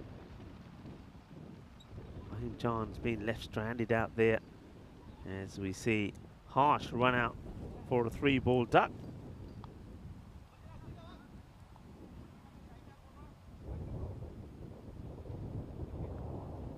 Great work from Indran. So it's now Ashkar who comes out to join Jan. Plays this nicely. Get a single. Pasikaran will do the fielding. And good, strong arm.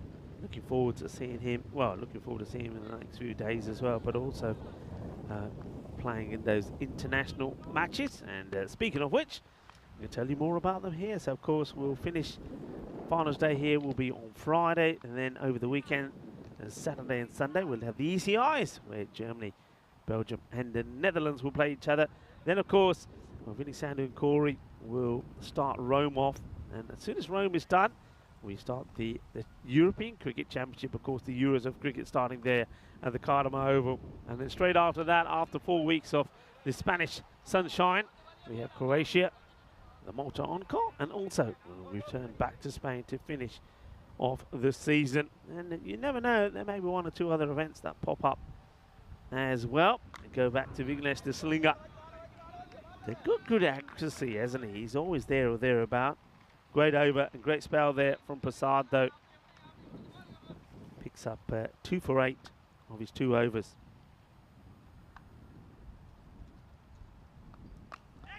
In the air is an opportunity if he can go to hand. No, just wide off the field. They'll take a single. So Ashkar hands the strike back to John, who feels that he's probably been let down by some of his other batters. Fahim Jan, he's 33 of 13. But apart from Zainul Hassan, nobody else really stayed there with him. It's a quick delivery. It is quick. Well, let's have a look at this. First of all, the delivery was pretty quick, and I wonder if Indran's trying the cheeky run out here as well. Well, there's the throw. I don't know. I mean, here's the throw here. I think the batter's in his crease. Indran goes for it. It's more the same. He's not just keeping his balance, really, is he? He's swinging hard as Fahim Jan now. I think he's a little bit more out of disappointment than anything else. I think he knows now, with the rate at over 20, required 22 to be precise per over. He's got to swing and swing hard. He's feeling a bit disappointed that other batters have let him down. This one will be played out just for a single, which he reluctantly takes to get Ashkar back on strike. So 53 for 4.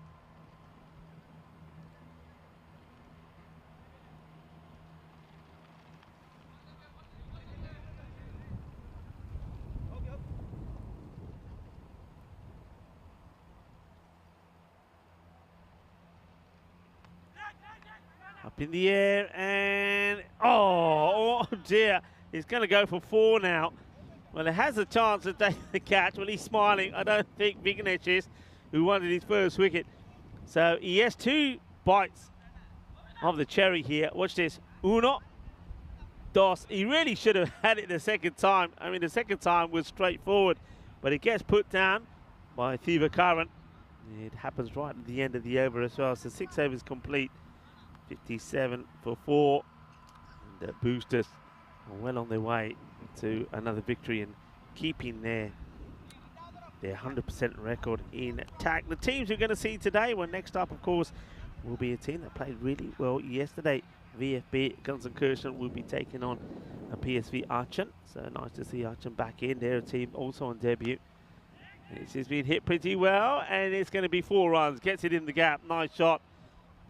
Nicely played.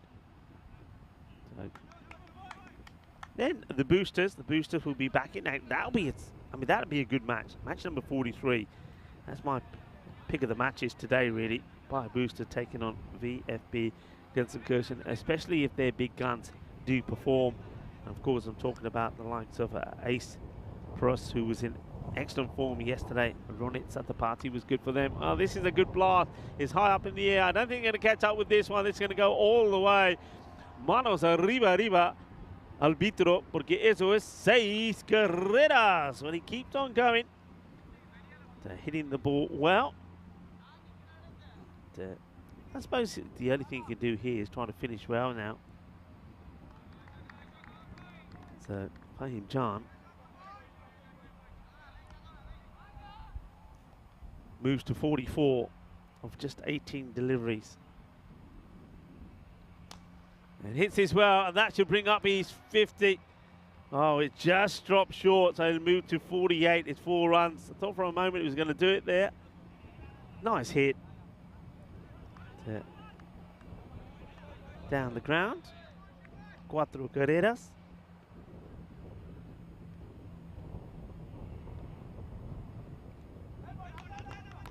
Slower delivery. That's cleverly bowled. He sees that Faham is moving quite early, so takes all of the pace off this one.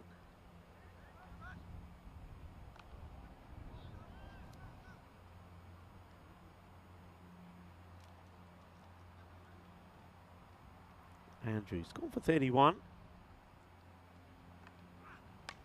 And it's in the slot, and this one going, but into the hands of the fielder. Well, we won't see anything there. It's a good catch taken. Doesn't quite get it out in the middle, does he? So that's the end of Jan. Unfortunately, doesn't bring up his half-century. He'll fall for 48. But it's been a good effort, 48. And on the way to that, he hit some nice shots as well. But he had no support from anybody. That's been the problem. 48, which included 4 sixes and 5 fours. And 21 balls he faces in the end before he gets caught there on the boundary. So Andrew gets his wicket after being hit for a few boundaries by the same batter. 71 for 5 with the ball to go in this, the 7th over. And once again it's Dinesh that takes the catch. Taking 2 good catches. He moved Sugagarthan earlier for 1 and now takes the important one to remove Jan. Hits this pretty well. The batter, it doesn't quite carry to the fielder. It does well to make the stop. And the batter's not really even thinking about taking the second. Here's the end of the over. 72 for 5. With that wicket of Jan gone, any hope that they had of getting this score also fades away.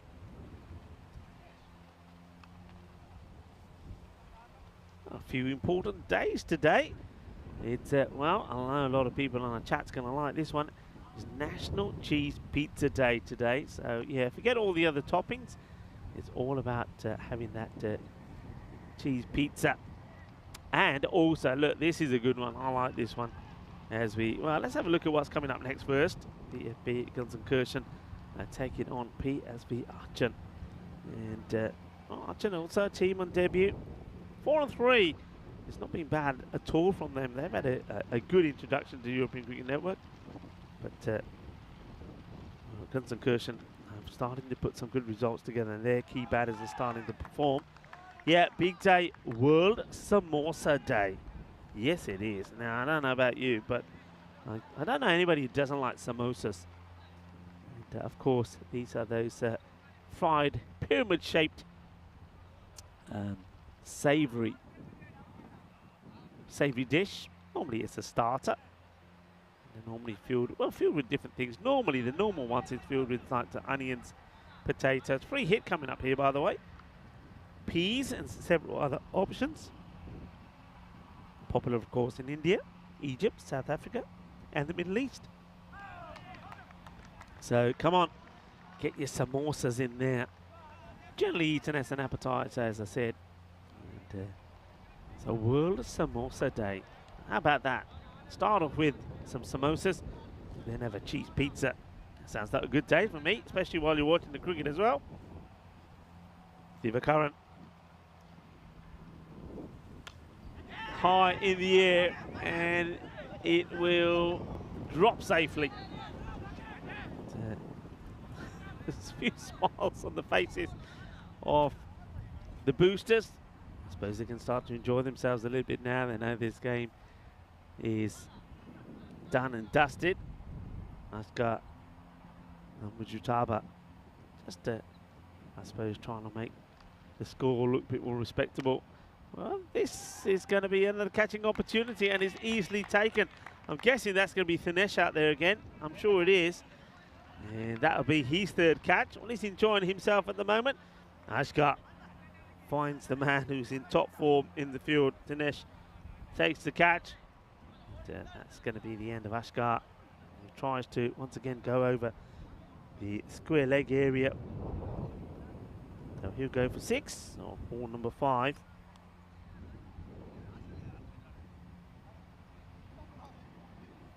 Diva Curran gets the wicket.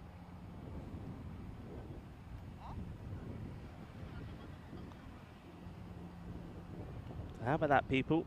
Samosa time. You're going to get your samosas in. Let me know who's going to be having samosas today. I think that's certainly going to be on my list. Find a place later on to get some samosas in. I'll try to think what we're going for lunch today. I think we might be having Sri Lankan for lunch today, Sri Lankan dish. Sliced up in the air, is just going to be safe as Yusuf Zai gets himself off the mark. Riskily held up there a long time.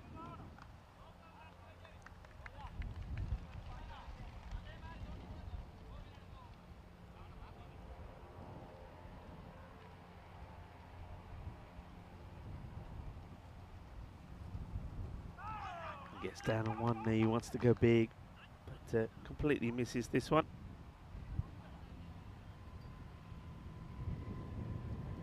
And another big day is today. It is International Day of Charity. So it's a day that we do our bit for charity. Whatever charity you support, there's so many of them out there. So today's the day to do it.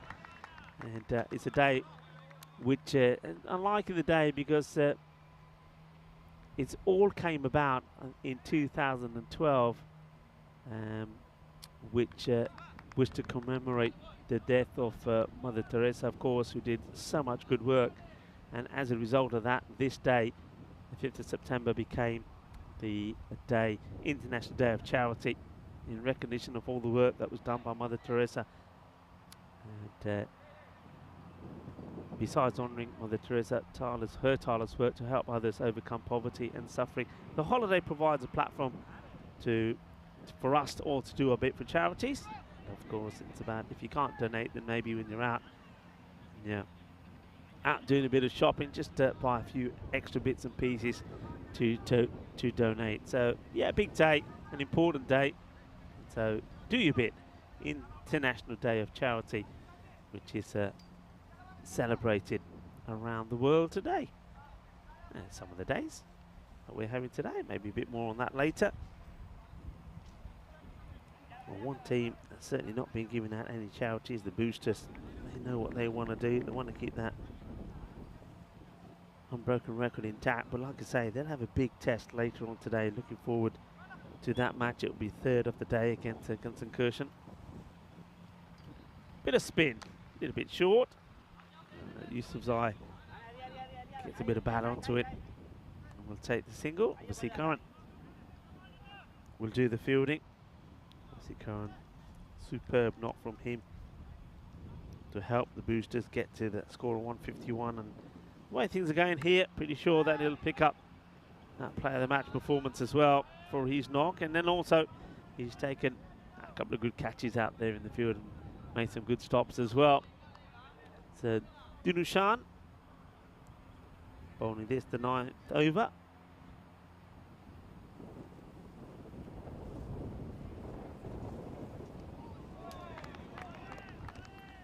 Gets this one through.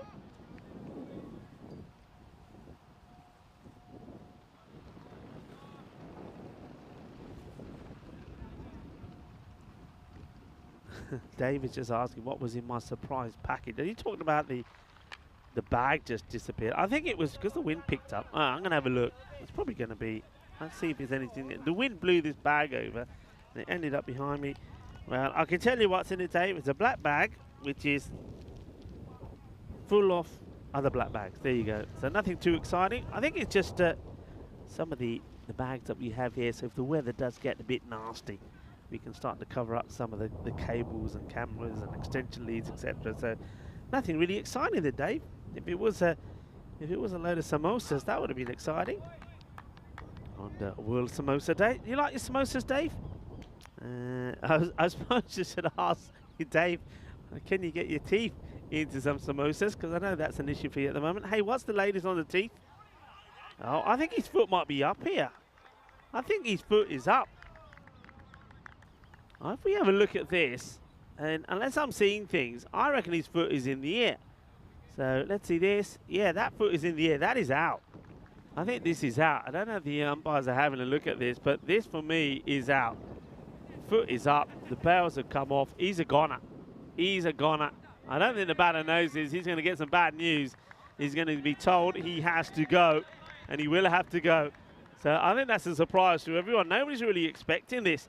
I think the only one who probably really knew was Indran. And as soon as I'm seeing that, I think he's out. And he is gone, so he's going to have to go. So it's another wicket that goes down, 78 for 7. And it's a disappointing batting display, apart from, of course, the knock we saw there from Fahim Jan, who just missed out, unfortunately, on his 50, 48 of 21. But I suppose he saw a little bit of help came from Zain, who made 16 of 19 deliveries, but other than that, there wasn't a lot there. It's been disappointing, to say the least. So we're into the last over. It will be bowled by Thiva Curran. You have to say, once again, a very solid performance from the Boosters. And Raghavan is saying today is Teachers' Day in India. Don't know if that's internationally recognised. Is this going to miss? It hasn't come up on where I do my searching, but thank you very much for that. So look, I want to say very happy Teachers' Day in India to all the teachers, and of course, you know, teachers, where would we be without them? They have to have the patience of a saint, and well, they've got to do their bit to educate the future generation. This is played out. I'll just take a single. So yeah, happy Teachers' Day out to all the teachers there in India. In fact, why don't we just say internationally? Let's say happy Teachers' Day to all the teachers who probably, I suppose, in most parts of the world are getting ready to get started for another term. I suppose that's the word you use still, is it? Another term of school? It's that time, isn't it, where everybody gets ready to go back to school. I think that's what Labour Day that was celebrated yesterday was all about. Labour Day is all about, it's a holiday, but one of the reasons it's a holiday, it's a preparation for kids going back to school. You know what it's like to go, and it's like kids grow a lot during the summer, don't they? This is worked away to behind square. And again, a boundary, well, a rear boundary coming in this last over. And so Yusuf Zai finds the boundary. Yeah, you know what it's like. Kids, they grow a lot in the summer, so when they're getting ready to go back to school, Dad, the shoes don't fit anymore, the trousers are too short. And then you always get that memo or that email from the school saying, oh, this year it's a requirement that all the kids have to wear the blazer, and the blazer's got to have the school logo on it, so you've got to go and get the blazer and then find the logo, get a seamstress. High up in the air, and this is going to go for 6 runs. Bolle, bolle, bolle. Ginna zona. Shaka Lagya. What a lovely hit this is. And well, he's found some rhythm. Yusuf Zai hits a boundary, and then Umar Farouk says, well, I can do one better. He hits a 6. And now he's going to be out. So there you go, 6 and out. Farouk gets to double figures, gets to 10, and it's going to be a wicket on the very last ball of the innings. They will finish 89 for 8. So a disappointing response, bar 1 or 2 batters from the Arch and Rising Stars. So they're going to be 1 and 7 now. And we will see them in action later. But at the moment, well, let's just focus on what's coming up next. This is going to be a good match. VFB Gunsankirchen against PSV Archen. Remember, you got Muiz Hassan, who, well, he scored a century the other day, but still ended up on the losing side. We'll talk a little bit more about that later. But first, let's have a look at the highlights. And, well, this is the way it started. You saw that Sugagarten trying to put away a slow wide delivery on the onside and puts it straight into the hands of Dinesh. You had a look at this one a number of times. Was it, wasn't it? In the end, I think the benefit of the doubt was given there to the batter. Not conclusive enough. That one could have been if the catch was taken.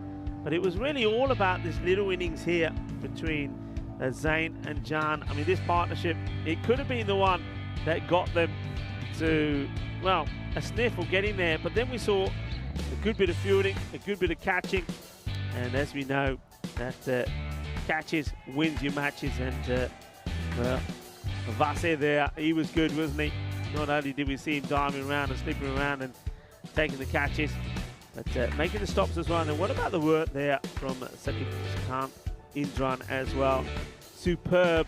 I mean, not only was he catching the ball, well, that man over there wasn't. Had his problems, didn't he, Divakaran? But yeah, Indran.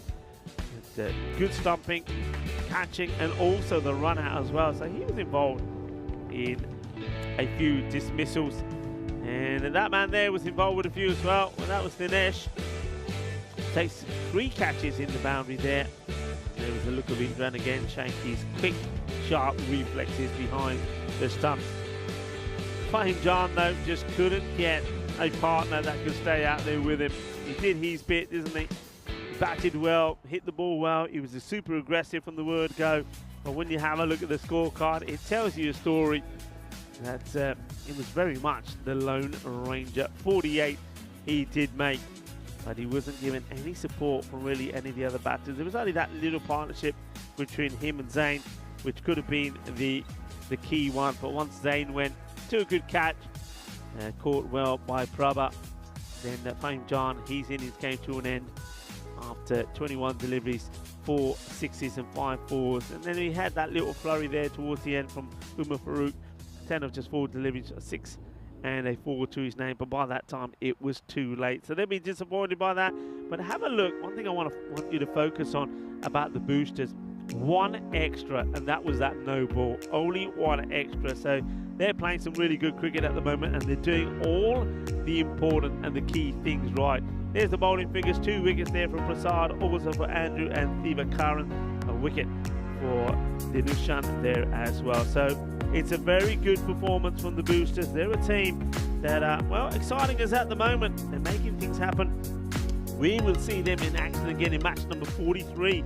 Match 3 of day 9 when they take on the FB Gunsankirchen, and I get the feeling that's going to be an absolute cracker. We're going to leave you with the match summary there, but don't forget the next match between VFB Gunsankirchen and PSV Archen is going to come up in around about 21 minutes time. See you there. Remember, we we see that Gunson they're 4-1 themselves. We saw them have good wins against the Kern Challengers and Ryan Royal Sports yesterday. Ace was in fantastic form.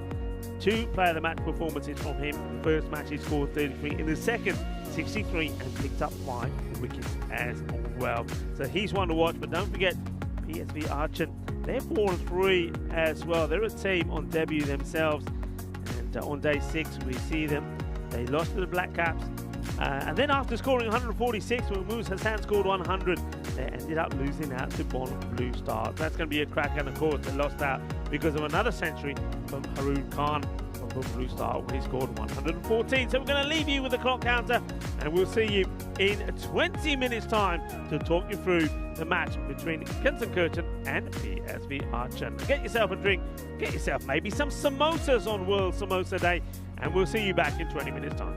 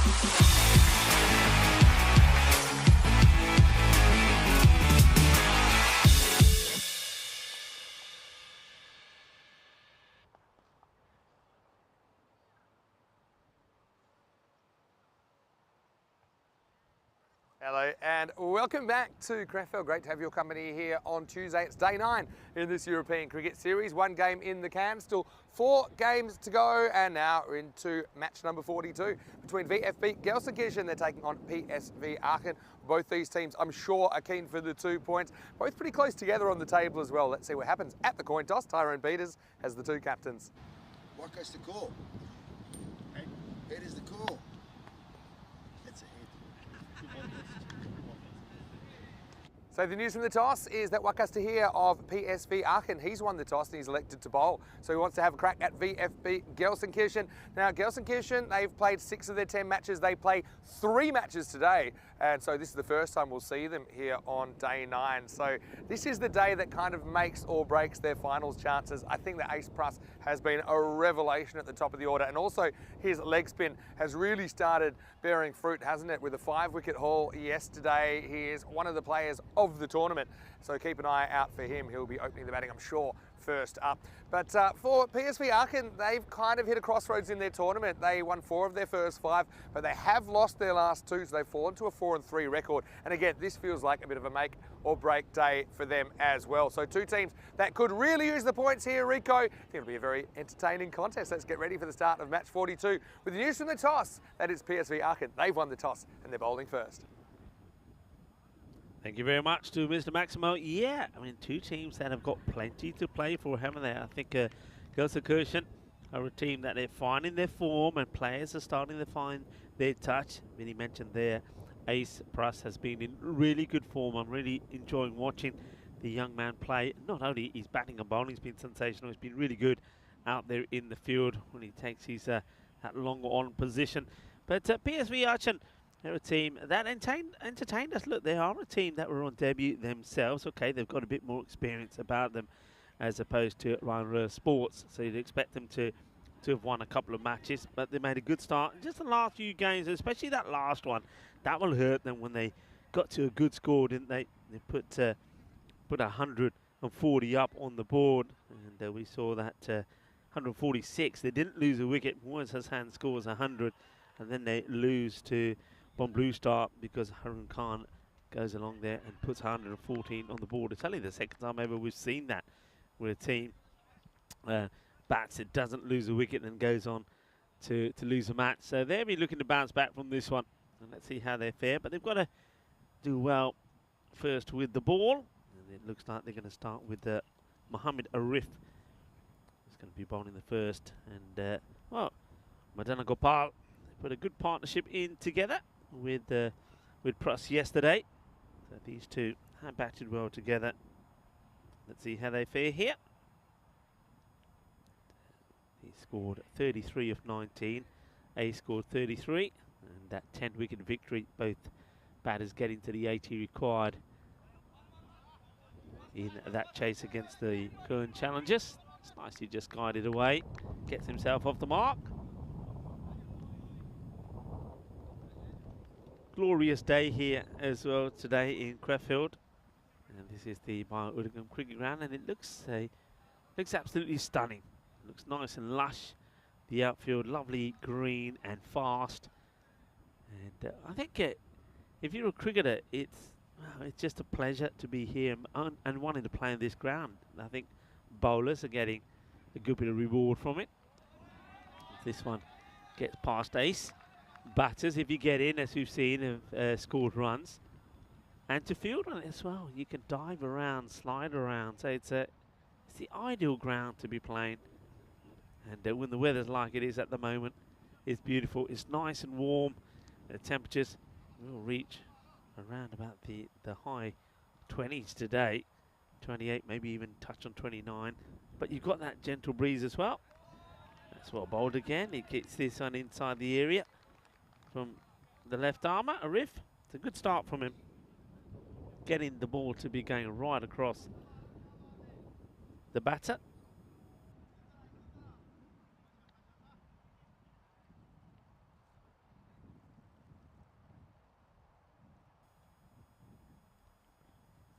Oh, well bowled again.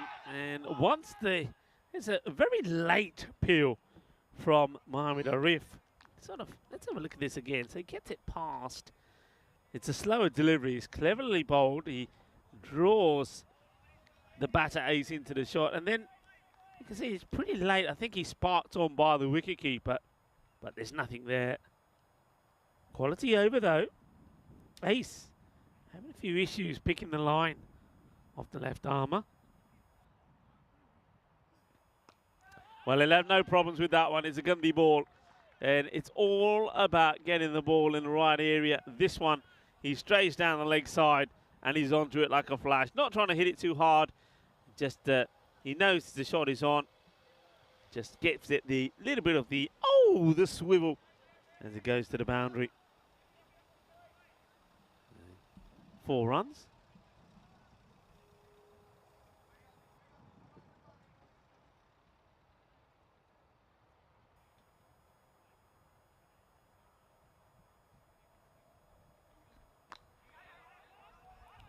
Trying to tuck him up here. Good pick up and throw from the fielder. I wonder if they might go upstairs just to have a look. It's a direct hit. I suspect the batters are home, but still worth having a look. You never know. In comes the throw, and oh, hello. Yep, he gets home. So a polite inquiry, and the umpire says, okay, we'll check it, but he gets home. It's the end of the first over. Not a bad over, just that one bad delivery from Mohammad Arif, which Ace Press puts away, no problems.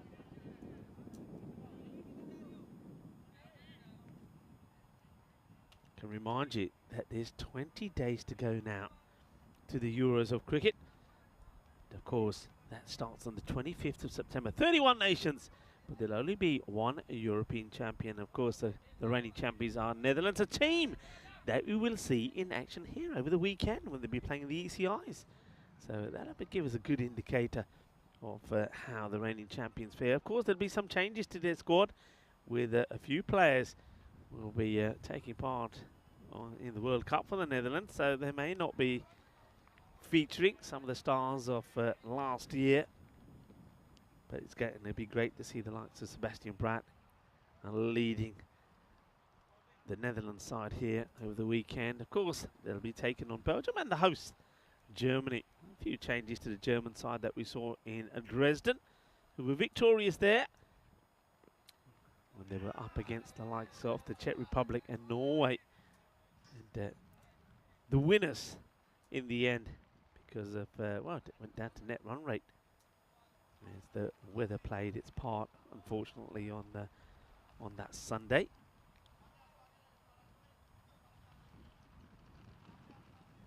Rahim Mohammed, the bowler.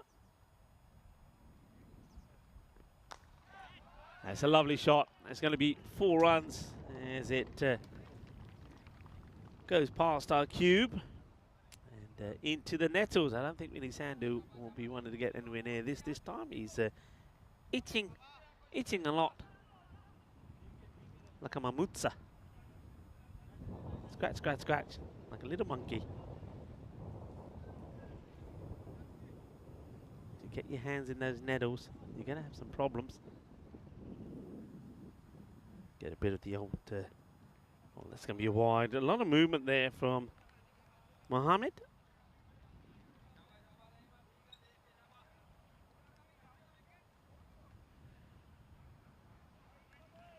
Tidy start though.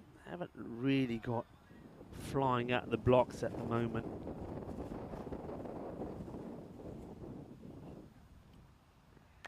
Goes for it. And he's going to get 6 runs. He doesn't quite get it out the middle, but he backs himself, doesn't he? The ace. And he gets 6 runs. So first Maximo doesn't hold back. This time it's in the slot. And it gets high and long as well. So when he gets going, he looks dangerous. It's a good cricketer. Only 19 years of age. And we'll see him play for Germany. That's a good comeback. Good slower delivery from Rahim.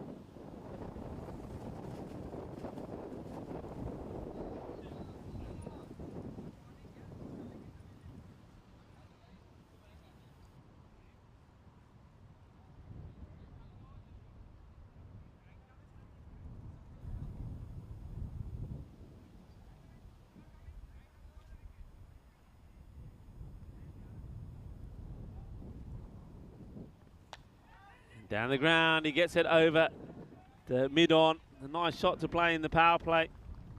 And he gets the length that he wants, takes on Raheem. Remember, Raheem Mohammed had a few issues the other day. He had one over that just went crazy, didn't it? I think 24 came off it in total. But a lot of those were buys because he was having issues with his footing, just getting the feet in the right place. If he hits here, it could be close. And he has a shot, but he misses. And Ace survives, taking on a risky single. I don't think he's expecting bowler to get there. Here comes the throw. I think they would have had an inquiry out on that one if he was to hit the stumps. Yeah, had a few issues with his footing, but it's good to see that today, no such thing. Once again, not a bad over. 23 of the 2. This is where these two teams are, so you can see why this is such an important match. Gilson Gershon are hoping that they can continue the way they were yesterday, continue on this little winning spree that they're having. PSV Achin, they know they've got to, having played the game more than their opponents here, they've got to try and get those points themselves. Both teams still looking to finish in the top 4. It's a quick delivery. Arif, he's bowled well. Been very impressed with his bowling. Also has got that slower delivery as well. Starts with a single. And Gopal has only faced just the one delivery as we are into this, the start of that third over. Let's see if he can open his boundary account. Well, he tries and he will.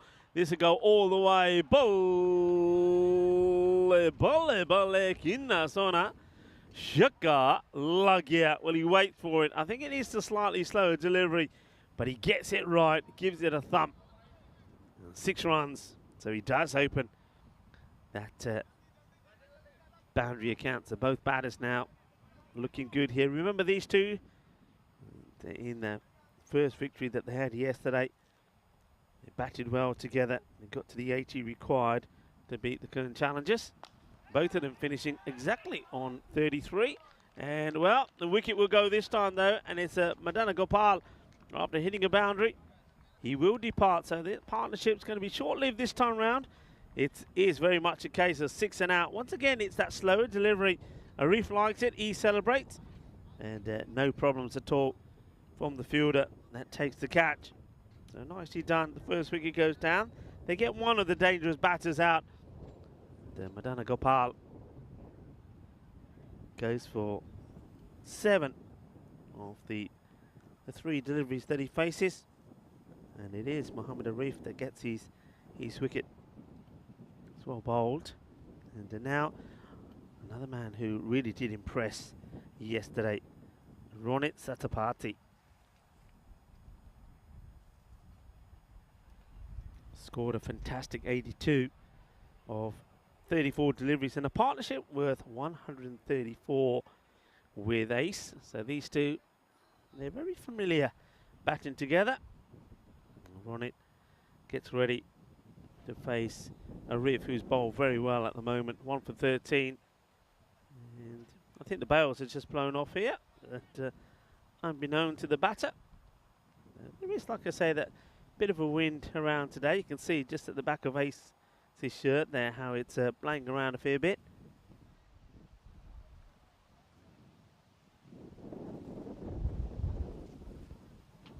It's actually very pleasant to have it because I think if that wind wasn't around, it would be rather warm.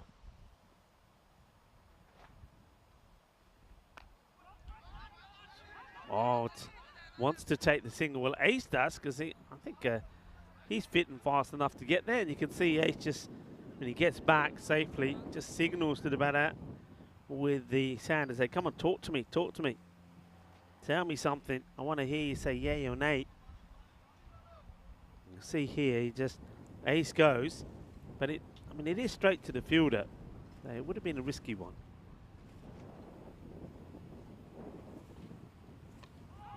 Clipped away, and it's going to get past the fielder. And once it gets past you, Not often you're going to stop it. Does he stop it? I don't know. No, I think, yeah. Well done to the fielder there. I mean, though he does. Looks like he stops it there. He must have caught the rope. We'll have a good look at it here. But unlike this one, the fielder, see here. Yeah, the ball does go over the rope and he back flicks it back. But good on the fielder, helping the umpires out. And, well, we appreciate your honesty. It's Ronit Satapathy gets off the mark with the boundary. Arif to finish his spell. 1 for 17 so far. And he's going to probably have to bowl this one again, will he? No, he's okay. Well, this certainly looked a lot wider than obviously it was. Either it's moved very late afterwards. I'm going to keep an eye on this. So, ooh, well. Okay, fair enough. I was just looking at where the keeper ends up taking that, but he finishes well. 31, 34, 4-1 at the end of the 3 overs. So, power play, I suppose you're over. You're sort of going just over 10 and over, but this is the time to go now. They didn't really get the big shots in, but you got batters in. Once they get set, they can go. We know all about Ace. Ace, once he spends a bit of time out there, gets to the 30s and 40s, that's when he starts to go wild, and then he can tear you apart. We've seen him do that. And Satapathy yesterday was very much the same. So a bit of work being done by the bowler, Mohammad Rashid, as he comes to the bowl. Now this guy is a wicket-taking machine as well. Somebody else that has taken 5 wickets, and he starts down the leg side now. Okay, umpire on the walkie-talkie. So we're going to have a look at this. I'm not sure what we're looking at here. I don't know about this, you know. I think as an umpire, if you think he's got bat on it. Now, are they checking about whether it's carried? Let's see. It looks like there is bat. Now, have a look. Does this get carried to the keeper? And I'm saying, looking at that, I'm saying no. I'm saying the ball drops just short. So I think this definitely is bat. It's a question of whether this carries or not. And yeah, it doesn't carry. And that's the shot for you. I think this is. Now the keeper doesn't know this. He's just getting himself in the position, getting his gloves there. He feels the ball going to the gloves. But that one just bounces just short for me. I don't know what you think on the chat, everybody. Just short. This is in the air. This is an opportunity. And it's been taken. And that is a huge wicket. Ace will go. He's going to be disappointed that he's got out in this fashion. He's been a batter that's been in good form. And they get him. So they get 2 of the dangerous batters. Ronit Satapathy is still there. But getting the wicket of Ace Prus, that's a big one. 21 or 14 deliveries. No mistakes there from the fielder. And it's Rashid again. What can you say about this man, Mr. Evergreen?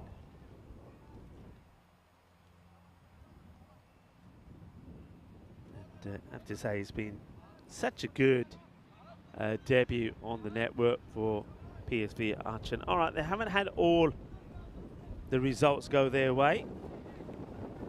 Vivi is saying that you can hear the wind on our mics. We do apologise for that. Obviously, there's some things that we just can't control. I mean, we're in the cube as well, but things are really blowing around.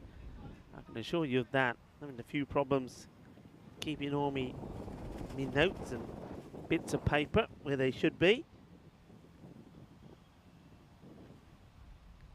Rashid again. A little bit down the leg side, so he was very fortunate where he almost got a wicket.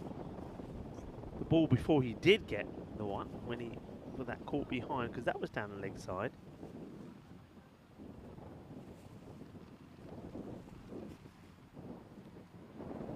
Just got to get his line right here, doesn't he?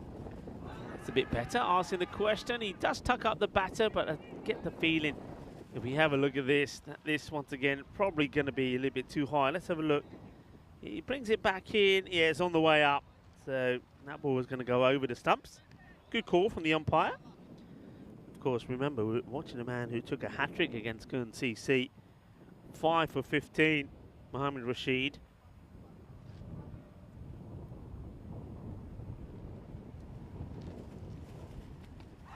This one probably is out. Yeah, it is. That is plumb for me. It's the same delivery, but he pushes it further. That's so well bowled. Well, he's got a 5 already and a hat-trick in this series. And you can see why. Once he gets it right, okay, he's straight a bit down the leg, but look at the shape on this. That is a terrific ball. The only thing the umpire has to decide is it doing too much? And in my opinion, no, it's not. This is going to go and hit because it's fuller than the ball before, no doubt about it. And huge wicket because that is the end of Ronit. So they're up and about here. Ronit Satapathy goes for 4 of 4 deliveries. Beautifully bowled by Mohammad Rashid. Gets him LBW, a leg before wicket. And that now means you've got 2 new batters out there. Oh, Rashid. He's doing it again, isn't he? 2 wickets in the over. First, he got the big one off Ace, caught by Fahad. Oh, and then he goes. It's almost like the effort ball when he's trying to put the effort ball in, that he strays down the leg side. So you waste that one on the new batter, Dali.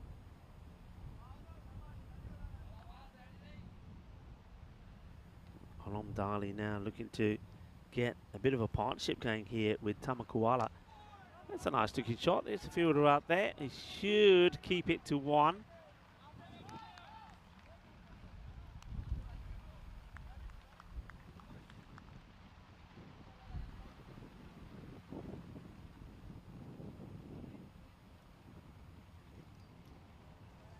Rashid goes back to his mark to look to finish what has been quite an amazing over. 2 wickets, just 3 runs. In he comes. Can he keep it tidy? No, he can't. Goes way down the leg side again. So, had a few issues here. I mean, you think of this over. I mean, it's still a magnificent over. It's gone just for 4 runs, but there's three wides and a leg by. 3 wides and a leg by. So, only 1 has come off the bat. And all of those have been with the balls gone, drifted down the leg, and which is strange because he normally, there's another one. So, I mean, he normally gets his ball to swing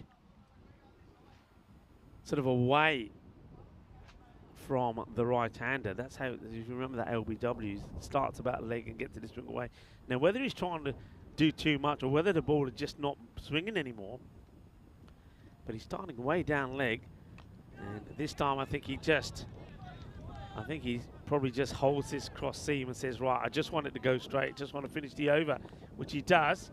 5 come from it, picks up 2 wickets as well. So despite the issues with the wides, it's a very good over.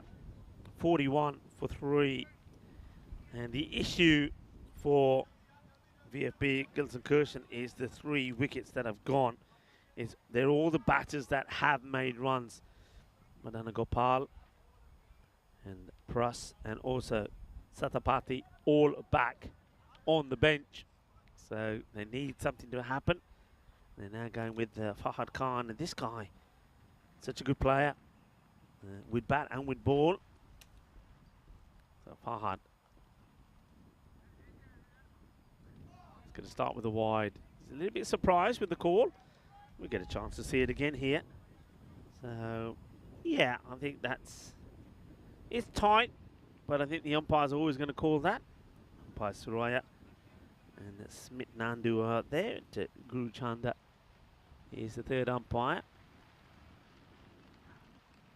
Fuller and gets his man, gets the snick, and he goes. He doesn't want to walk, but he's going to get his marching orders now from the umpire. Really well bowled from Fahad Khan. Another one bites the dust, and Tamakuala will go for 1 of the 3 balls that he faces. Hassan behind the stumps, a centurion, 1 of 3 centurions here in Crefeld. Of course, was Hassan, Haroon Khan, and yesterday, the quickest century that we've ever seen on the European Cricket Network, Jamshad Khan. All the centurions that we've had here in Crefeld. And it's not just been the batters. We've seen plenty of bowlers have been in action as well.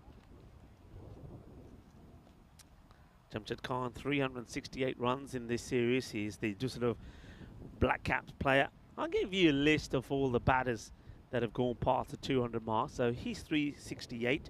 Muaz Hassan, who's behind the stumps here at the moment, took that catch, 289. It's well struck, but to the fielder. And just get the single. There's a new batter. Vishu Anand gets off the mark.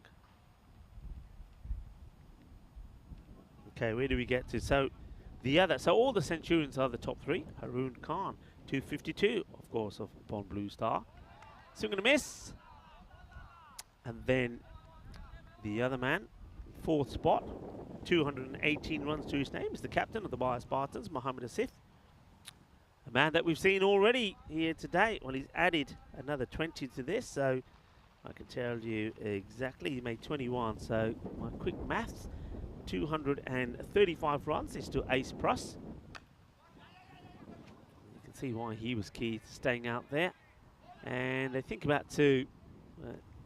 Don't know why the bowler's not going behind the stumps here. And then the other batter that's gone past 200 runs, also from the Bayer Spartans, is Shazib Khan. And I just get the feeling, watch out for him. I get the feeling he could go on to do big things as well in this series. That's a nice looking shot, and he's going to get it past the fielder, who, for me, I don't know how much we're going to see. I don't know what this fielder, where he's supposed to be on the boundary. Look where he is when this ball bounces. What is he doing there? If you're on the boundary, you've got to be on the boundary. He's in a no man's land. If he's on the boundary, you're stopping the ball going for four. So that's a bit of a let off there. The bowler won't be happy about this, and I don't think the captain will be too happy as well. And Wakas Tahir will probably be, yeah, he's back on the line now. He says, you see the rope, stay on it. Can't. Goes for the shorter delivery. Oh, that's a, oh!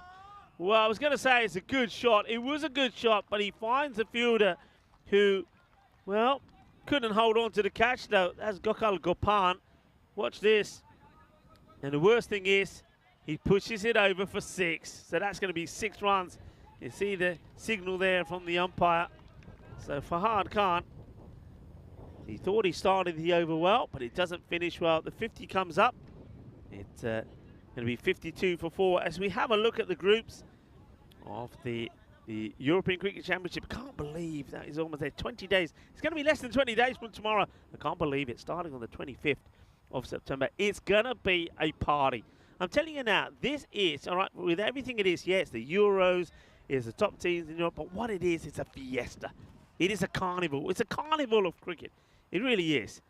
And just on the field, off the field, the buzz around the ground, you know, the teams turning up to play, the spectators and the supporters coming up, the atmosphere in the fan zone, and of course you've got day-night cricket as well. And that's the best part for me, is when the natural light goes, the floodlights are on, and the skyline is beautiful as this one gets played away into an empty spot. There's going to be 4 more. So these two batters starting to put a good partnership together as Dali gets his first boundary. Yeah, you know, when you see the night sky, it goes from, you know, a sort of burnt orangey colour, you know, you see, depending, you start to see the moon, the stars. It's fantastic. And really, some of the cricket that we see at night time as well is great. Goes in the leg side again. Is he going to get another boundary? No, it's, well, stop. And, well, he lays this on quite nicely. A bit of teamwork, a bit of a lay on to the fielder next to him. And of course, I'd like to say to anybody that's around the area at the time, or if you've got some holiday time, I know that Dave is going to join us in Cardiff. I think, Dave, you're coming for the second 2 weeks. But yeah, come on down and join us, join Dave, join the players, get involved in the fan zone, and, you know, have a few victorious cervezas. Don't worry, they do send alcohol as well. The food scene is fantastic, thanks to our food partners, Purple Pepper. So come on, you've got a bit of time. Book those flights or whatever it is, and come on down and have some fun. That's going to be a wide, and he does pretty well. Limbo, bop, bop, bop, does well to get this one avoid it hitting him, as Vishu Anand. He said, I'll take the wide. So Rashid just had a few problems with his line. He keeps going down the leg side. And normally he's very consistent on the stump. So I'm not sure what's going on here with him. And, oh, that's the delivery. So that's what he's trying to do. This one is spot on. In fact, this one does too much. Starts on leg, a little bit shorter as well. Maybe that's the thing. Let's have a look. I wonder if he can catch the way that he's got that arm really sort of well bandaged up. So there's an issue there, but then once again, it's a good shot. He may get 4. He will get 4 because it gets through the fielder. Rahim Mohammed won't like to see that again. So just for him, we'll show you it again. He gets there, doesn't he? And then he ends up diving right over this. Watch this. He gets through him. And that is going to be 4 runs to the displeasure of Rashid. Partnerships are everything. And you can see that this one is developing into a pretty handsome one. Especially when, like we said, they lost the key batters, the top 3 key batters, all sort of within balls of each other. Well, I can't believe they're even appealing for this one. That's quite outrageous, really. It wouldn't have hit a second set of stumps.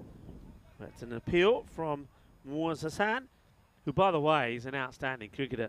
I'm looking forward to seeing him bat again. I missed out the day where the 2 centuries were.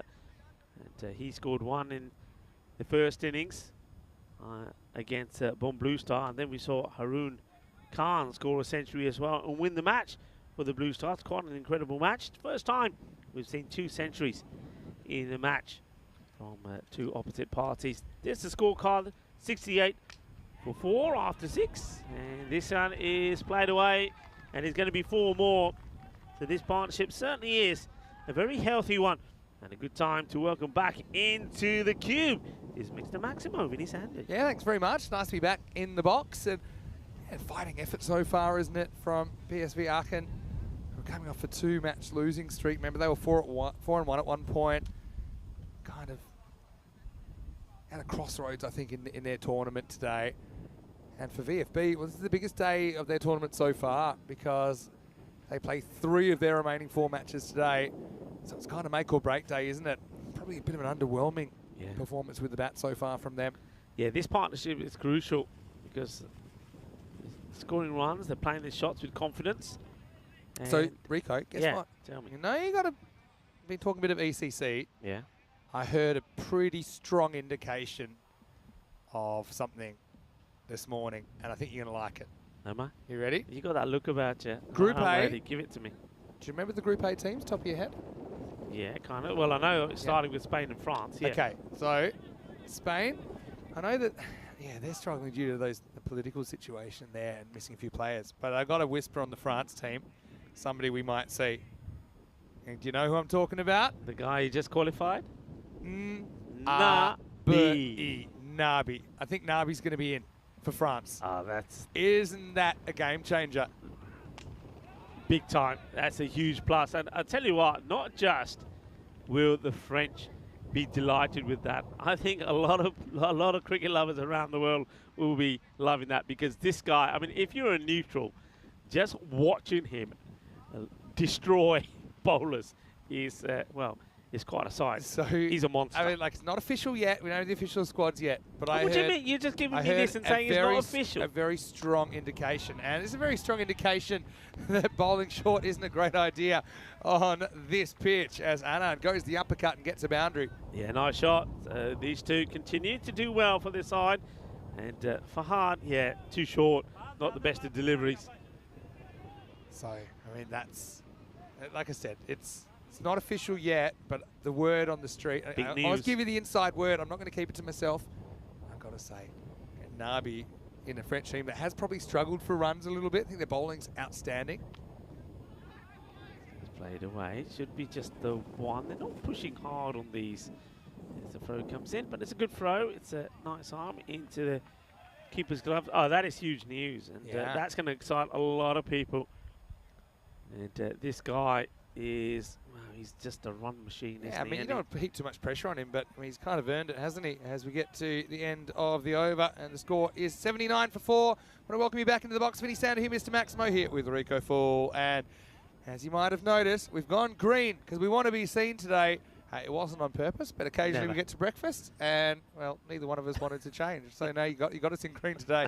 But yeah, VFB, they've got a bit of green in their kit, but right now they could use a few runs, couldn't they? Because they're a little bit behind, I think, in this cricket match. And you mentioned Moaz, where he batted really well in his 100 in a losing cause, by the way, the other day. I can't believe that. Only the second time a player has scored 100 and their team hasn't won the match. The other one was Karanbir Singh in for Austria, the right? Vienna Eagles, when he actually scored 2 centuries in consecutive innings. So let's go back to the action here. And this is going to be a little bottom edge. It's going to test the deep third fielder, and it's going to end up going for 4. So yeah, decent start to the 8th as Gelsenkirchen scramble towards perhaps 110, 120 type score. Yeah, and that one will help. Not quite where you meant it to be. The bowler, he won't like it. But yeah, they look like they're going to get to a decent score here. It's not been the tidiest. It's been a bit of a scuffle, to say the least. But they're going to get there. They're going to make a game of this. And well, I reckon that well, PSV Archan, they're going to be relying, of course, on 2 or 3 of their top batters as well. That's not a bad delivery. They're going to take it on. Can the keeper hit the target? No, he can't. It takes the glove off, has a shy, but Moaz Hassan misses the target, and they'll scramble through for a bye. Yeah, Dali, he'd completely given up here. He realised about here he was in trouble, and they barely cross.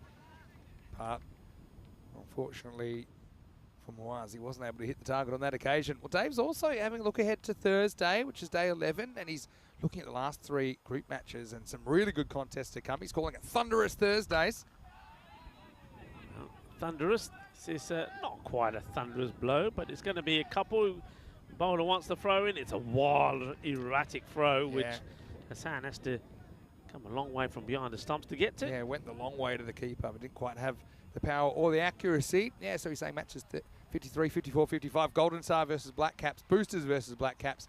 Golden Star versus Boosters. So yeah, I mean, we'll have to see what the 4's looking like at that stage. I mean, they're 3 teams that you would expect to be in the mix, but I mean, it is getting pretty congested up there, and there's many teams that could make the finals. Only 4 will. Shot, and this one is gone all the way. 6 runs, and Manos arriba, Bitro. Well, he's gone down the leg side slightly. He puts it. There you go. He's in the wrong place. He's in the hit zone, and he gets hit. And that's going to be 6 of them. Just lets himself down here. That's Mubashir. Yeah, Mubashir was all about the line being slightly wrong there, wasn't it? Oh, that's a sizzler. That's 4 runs. What a cracking shot this is. Well, he's slinging this one in with a bit of pace behind it. But what a shot. That is a classy cut shot from Alum Dali. And Dali now gets into the 20s as well. This partnership has been very fruitful. Mark Gelsenkirchen looking to get to that 120 score here. Came together with the score on 42, so what a good partnership it's been. Shot selection was really good there. This is a good comeback from the bowler, nice and full, kind of cramps him into the 8th over, and it's 96 for 4. So with that, they get back on 12 and over pace, which is more or less average, isn't it? I think we saw 11.8 as the average run rate over the first 8 days of action. But we've got a game on here in match 42. Yeah, we certainly do. Well, these two have brought up their 50 partnership between themselves, so that's good. But they know the job is not done. With 2 overs to go, they still will be setting their eyes on that 120 sort of score. And they'll believe that with the bowling that they've got, they'll be able to protect that. Remember, they're a team that are loaded with spin options, and if you get good runs on the board, you can get there, but that's going to be the end of that partnership. Doesn't quite get this right. And, well, Anand will take the catch, and he'll go for a very fine 29 of 14 delivery. So good strike rate for him. And, well, he leaves the team in a better place than they were when he first went out there. So well batted from him. Yeah, it was an important knock because without someone like that standing up, then I think they could have been a long way behind in this match. At least now it looks like they'll get to something average, although there's still 11 balls to determine that. This is Sahas Ranaman, who's coming out at number 7. Yeah, Rahim, he's a guy that's had, we know, I mean, I touched on this before, Vinny. He was the guy who just couldn't get his footing right.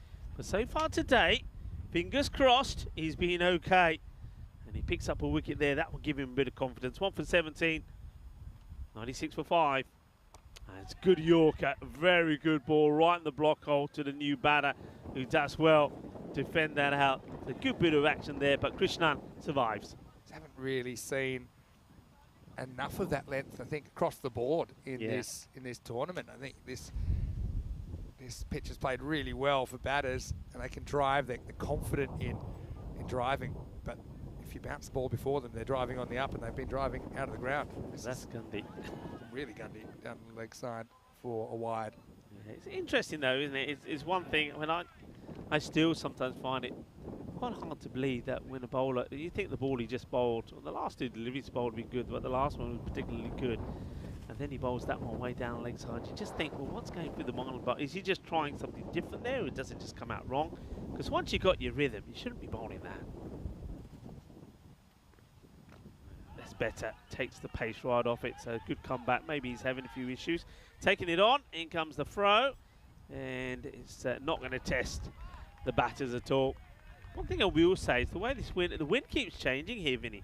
It's pretty strong. Yes. Now he's sort of now it's sort of blowing from sort of right to left. It's coming right our way. So if you imagine, if you're looking at a clock here, folks, it's sort of blowing in from around about 2 o'clock right across the field. So throwing into that direction, we saw that last throw, becomes difficult. Also hitting down the ground, hitting towards, if you're trying to go over extra cover and that long off area, if you don't hit it clean, the ball is going to get taken by the wind. It's going to hold up. Yeah, it's a bit all over the place, isn't it, really? Seen the fielders having a few problems judging the high balls as well. Indication that the wind's swirling around.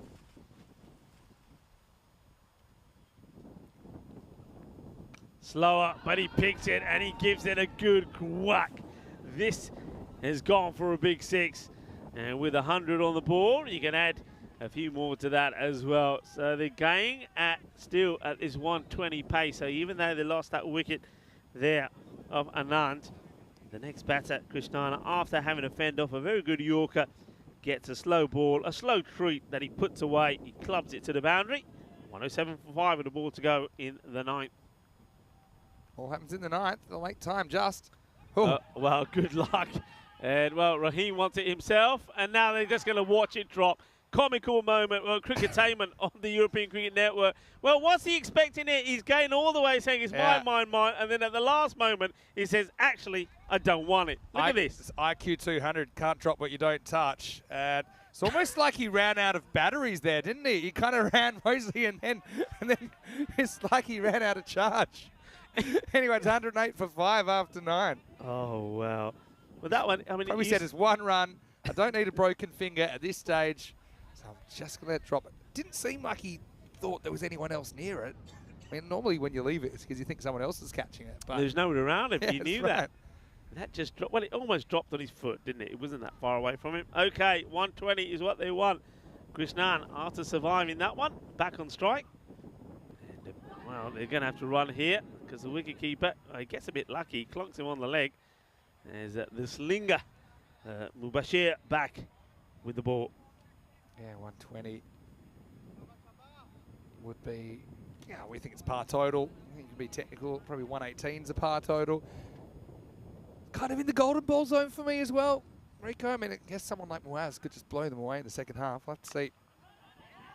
Run hard here. Yeah, I think they're going to have to go for it. Look, the turn and throw. In comes the throw. It's got to be a good one, and it's not bad. And they'll ask the question. Looks like the umpire on field of play has this not out. They've run well here. See the throw coming in. Because this slow field, it pulled up before it got to the outfield. That allowed them to hustle through. Looks like they just made it.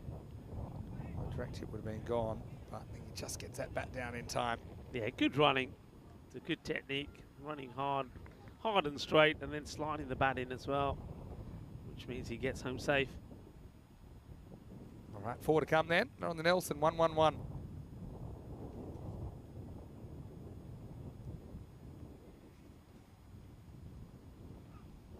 Full toss, and he gets walloped. Well, that's out of here. 6 runs. You can't be bowling that.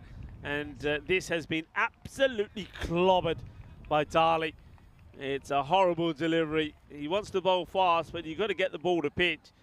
And it's clobbered. And you can see the height on that as well. Now remember, this is not dipping at all. I can see this called. Yeah, it has been called too, so they consider that waist height.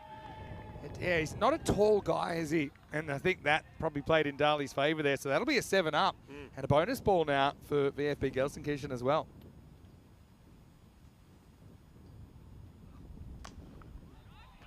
Gets this one to pitch, so it's better. They want to take 2. They will get 2 because it was always going to be a difficult one to pick up and throw on the run as well from Mohammed Arif. Gets a hand on it. There's your 120. The 120's there, yeah. Yeah, and so that's basically 12 off the first half over here. So it's turning into a decent finish, isn't it? Yeah, that was a borderline call, but I think we have seen in the ECS this year, borderline ones, they are getting called. And got a man back there who deals with it. I'll take the single. Yeah, so that's Runaman. We'll get another chance with 2 to come. Yeah, it's all set up for a good game. I suppose there's been a few games lately where we haven't had these kind of middle of the road scores, despite the average being, let's say, 115, 120. Yeah. The actual first inning scores have either been huge, like 150 or 217, or they've been something really low. So it's kind of averaged out that way, but we haven't seen a lot of the middle of the road targets. I think this will be a good game. 2 to come then. Scramble, and well, there's no wicket keeper. I would have taken the 2 there.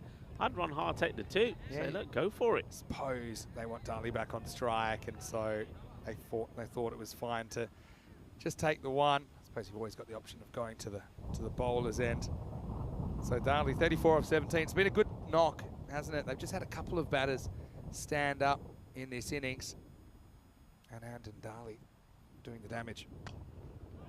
High in the air, once again, good luck. I don't think anybody's catching this, Vinny. They just don't want it, and the batters, they'll take a couple, and well, we'll just keep running because they don't even want to throw this in. Raheem, he says, I'll run it in.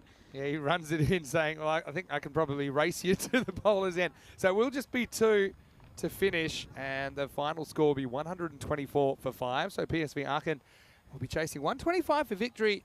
Pretty interesting game. 2 teams separated by only 1 point on the table. Again, they're fighting for a top 4 spot. There's a lot on the line as we head to the business end of this tournament. 125, the victory target in match 42. Yeah, there is a lot on the line. You're absolutely right. But I just get the feeling here, you know, that I think 120 is a good score because they've got the spinners. They'll deploy those spinners. And I get the feeling that maybe PSV Aachen will just find it a little bit tough. With those, and then we've got spinners that generally turn the ball as well. So it's going to be a tough one for them. They're going to have to be at their best as well. And Rashid, he did pick up a few wickets, but bowled too many extras. There's one thing that I do want to have a look at. There were so many wides at times there. Yeah, 18 extras, 10 wides, 1 no ball, 5 leg byes and 2 byes as well. It's too many for me. And you just remember, just with that, you could have kept it under the 120. But one thing they did do is they did take out the top 3 dangerous batters. Madana Gopal went for 7. Well bowled by Arif, and then Ace went. Good catch from Fahad off the bowling of Rashid for 21. And then they also got Ronit Satabati. Again, Rashid getting him plumb LBW. But then came that partnership for worth around 52 runs between Dali and Anand, and that helped to basically settle the nerves, calm the nerves, lay a good foundation. Just they kept the score ticking along nicely, and even though Anand would fall for 29, Dali stayed there towards the end, 36 not out, and getting them to a good score. And Krishnan, when he came in, played his part as well, scoring just 8 off the 5, but making sure that Dali got majority of the strike. 120 for me. 20 and back yourself, and I think they've done that. They've gone past it. They've given themselves a view to play with, and now I think it's going to be the battle of the spin bowlers up against the batters of PSV Aachen. But I do believe that it will be the openers are going to be the key here. Yasir Hussain, and more importantly, Muaz Hassan. If he can get going again, then really PSV Aachen will be hoping that they can get there. But it's going to be an interesting run chase. Who knows? Maybe it could be one that goes all down to the wire. Maybe today, on this glorious sunny day in Crefeld, we could reset the golden ball counter as well. That's what everybody wants to see. But join me, Rika Full and Mr. Maximo Vinny Sandu when we come back for the conclusion of this match. And I get the feeling that we're going to have an exciting one as well. So we're going to see BSV Archon, the team making their debut on the European Cricket Network here. The first time we've seen them playing in the series. They're needing 125 more victories. Join us back in 10 minutes time.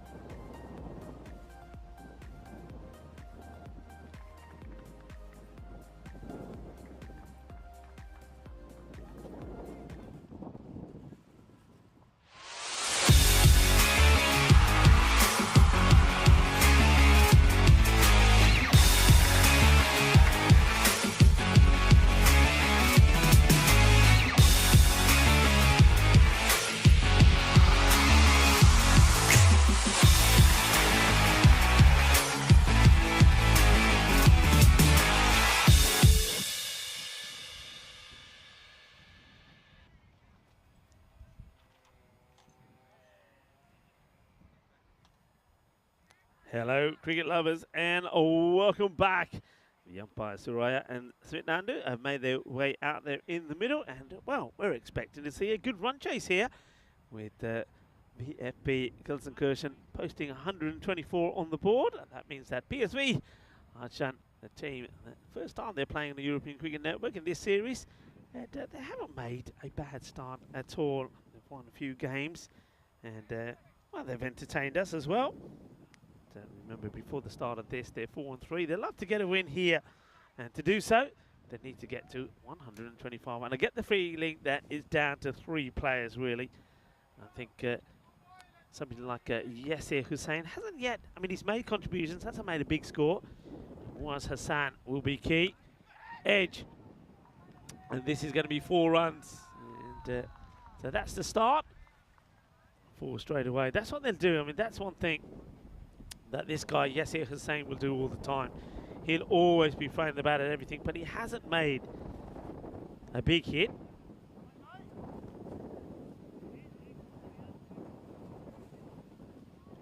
And then you've got the likes of Hassan as well. And then the other man would be... Oh, it's high up in the air. And it gets safe.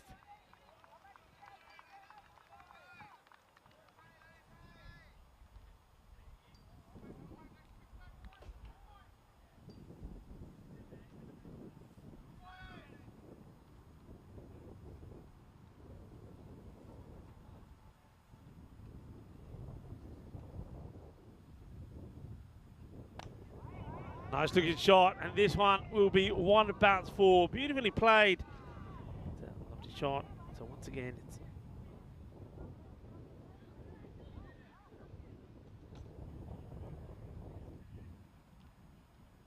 nice hit. Partnership is what it's all about. These two hold the key for me, and then you've got the likes of, as I said, Fahad Khan. So Rubish. Planipani, the captain, he knows it's the partnership to break. He goes a little bit wider here, and it's well left by Hassan. He doesn't get drawn into this shot. Guy that made 100 the other day started things off, didn't he? 100 not out, and then to his dismay, Harun Khan for Bomb Blue Stars did the same. Oh, that is an awesome hit.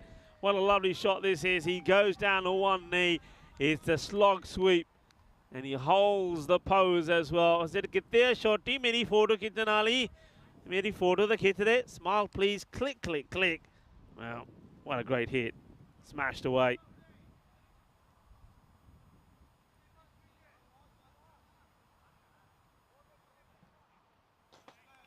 What's the answer? 16 to come off the over already.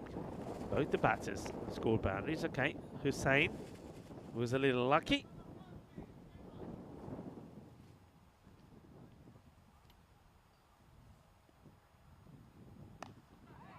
Guts it away, and this is going to be 4 more. What a delightful shot.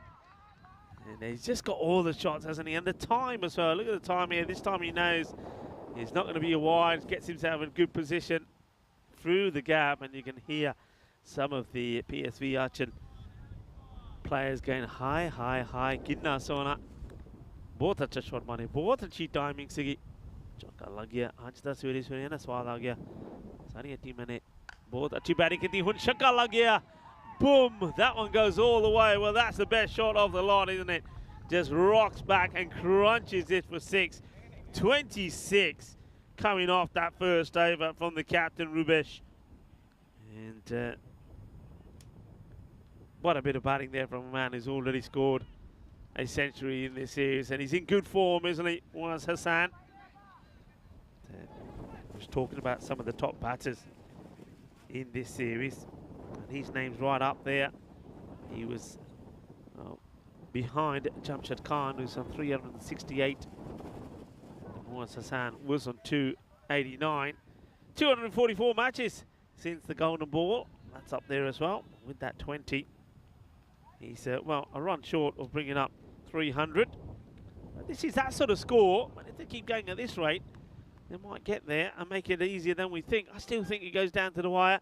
Then again with the Pruss early on here. So here's the ace.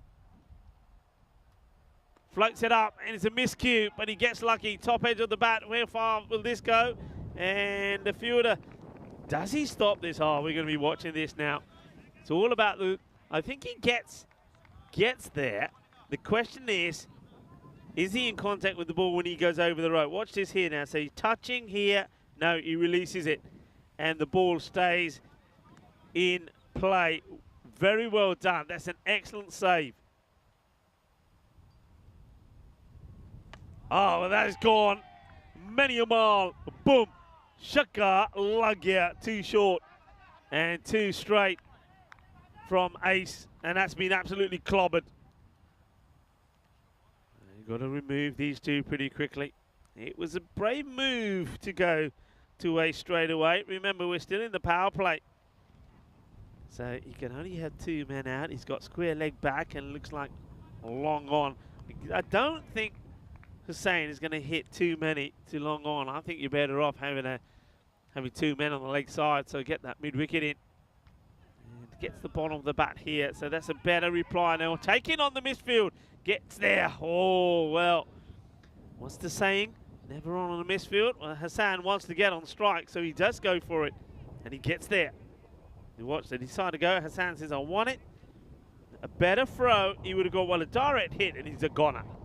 Direct hit is a goner. A stronger arm straight into the gloves, then he could have been gone as well.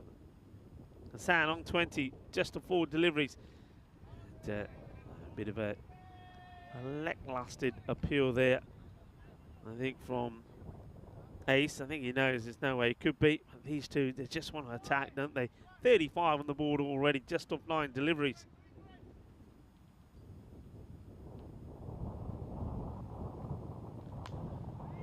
Hit well, 6 more. It's as easy as that.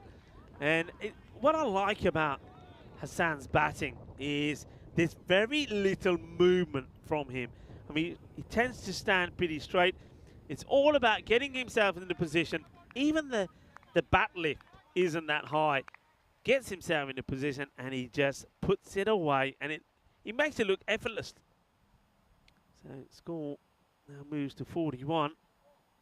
And get the feeling that this ball cannot be found as well, so we might need another.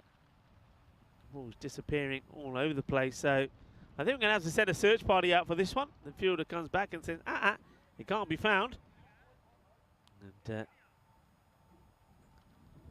everybody looking at everybody. It looks like Andy House is going to go on the hunt for it. Now, might need to take a broom with you, Andy. There's a new one. Another one goes out there. 15 off the over with the ball to go.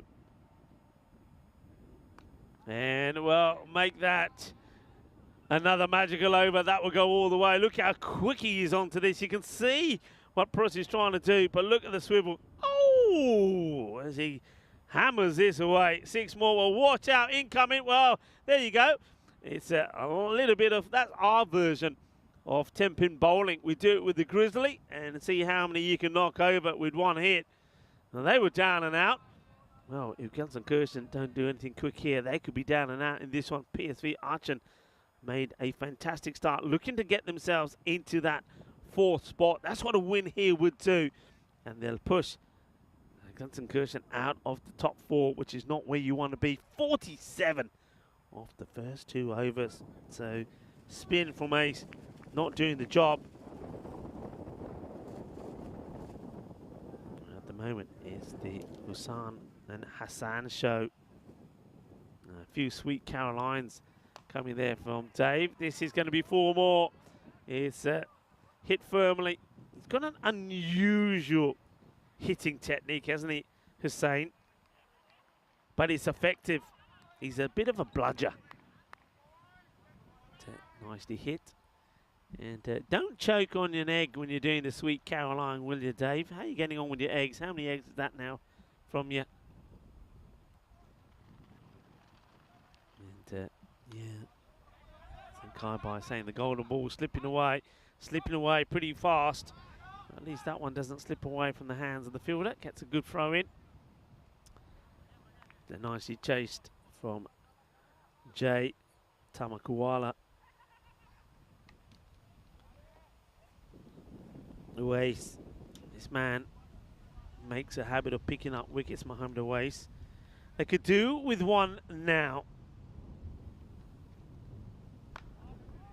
And he's not going to get one with that one, a little bit too short. And this is in the gap. Precision timing, and now Hussain finds the gap on the offside. They are motoring along. That rate is now already down to, well, by the time this over finishes, it could be below 9. It's just about 9 at the moment. Started off at around 12.5.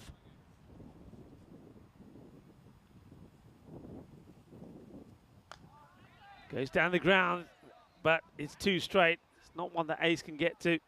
He'll keep it to 1 though.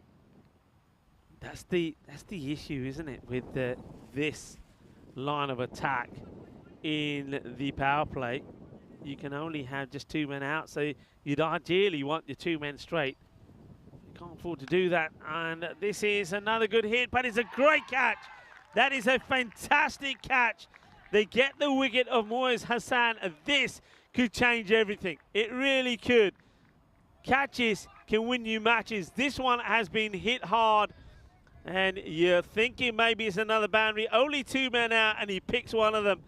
Doesn't quite get the swivel on it, which means he gives an opportunity to the fielder, who takes a really good, sharp catch. Moiz Hassan, the Centurion, goes for 32. 32 of just 8 deliveries. But what a catch that is, 58 for 1. So Uwais once again delivers. Oh, that's an outrageous catch. That ball was traveling. It was hit firm and hard from Moiz Hassan, but he finds the fielder who takes a really good catch. We've seen so many good catches. I hope you've enjoyed some of those that we've shown you on the old social media as well. But Habiullah Staniksai, they don't come any better than that.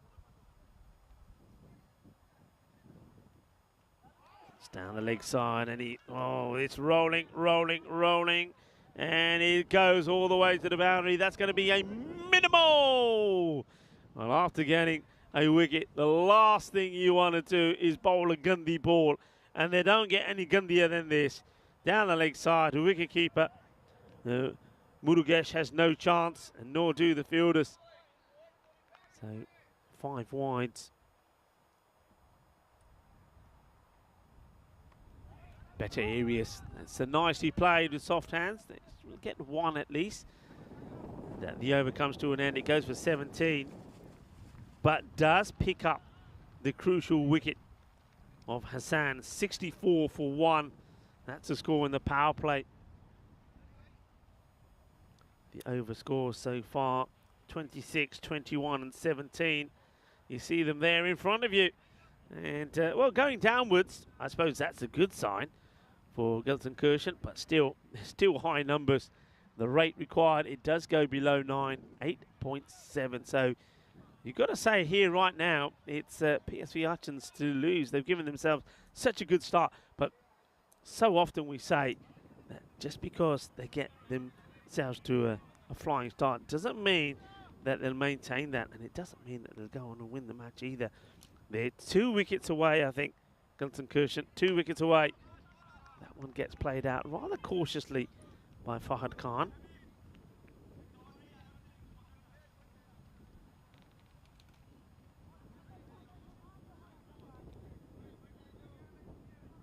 So you can see that Hussain saying, somebody come and take me helmet, will ya?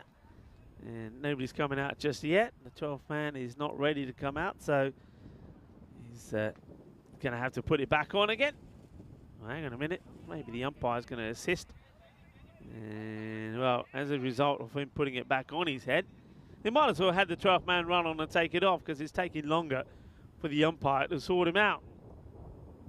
Yeah, I think I don't think the 12th man was ready. He's still not ready. And by the time he gets ready, the umpire would have sorted it out. So, yeah, it's a bit frustrating that, because let's just say that Hussein gets out here now, and he says, well, it's because of the helmet. I didn't want it. He's only got his own teammates to blame because the 12th man should be ready to run on, do his duty and run off.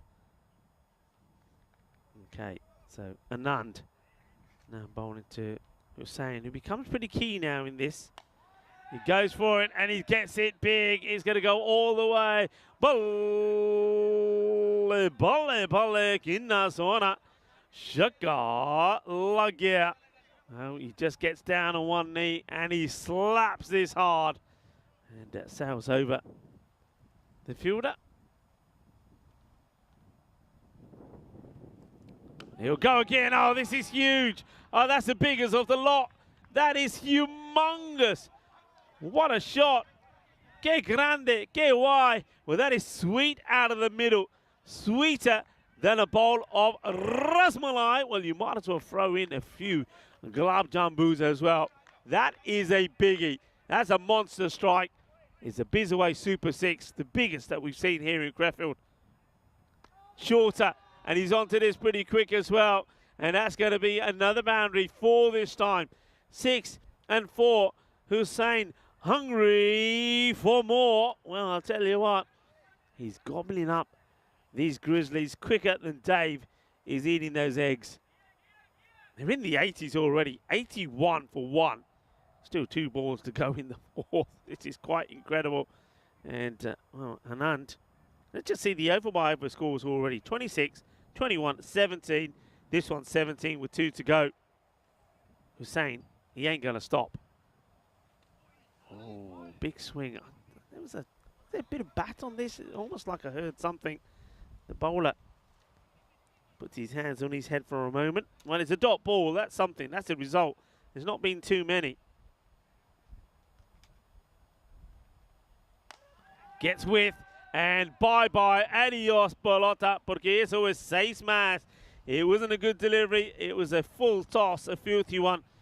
Just floated out there on the offside. And for somebody who likes to go down on one knee and hit the ball in that area, he ain't going to miss out on that. Well, we saw 81 on the scoreboard and another 6 onto that. 87 the score. Quite crazy at the end of 4 overs. They gain at some rate at the moment. And that over also goes magical. 23 come off that one. Well in the driving seat now. They can do it from here if they wanted to with run a ball. Who are they going to go for here now? Well, the man who takes the sensational catch, Habibullah. Standing side comes on. It doesn't bowl a good delivery. It's down the leg side. Batter, though, not able to get hold of this.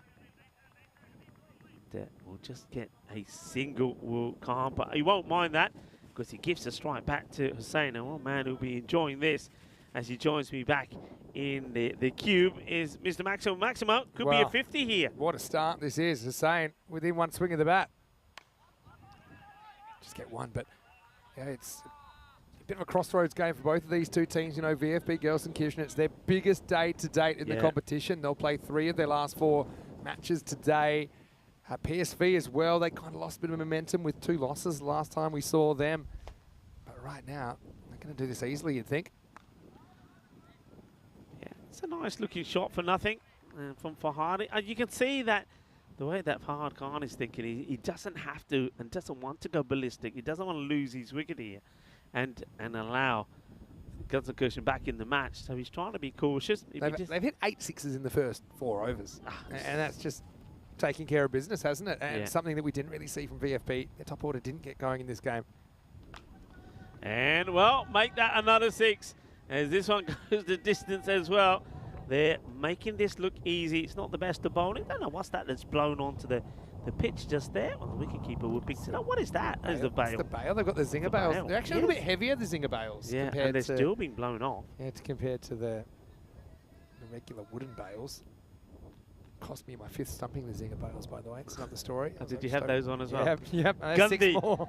Gundy, and that's going to be 6 more. They're going to do this in style, aren't they? Because that now brings up, does that bring the 100 up? I believe it does, you know. That's the 100 already. That's crazy. And so they're over 200 pace at the moment. Magical pace.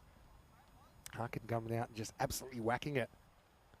So Fahad Khan gets 2 6s and 2 balls. And But the body language here from VFB Gelsenkirchen says it all.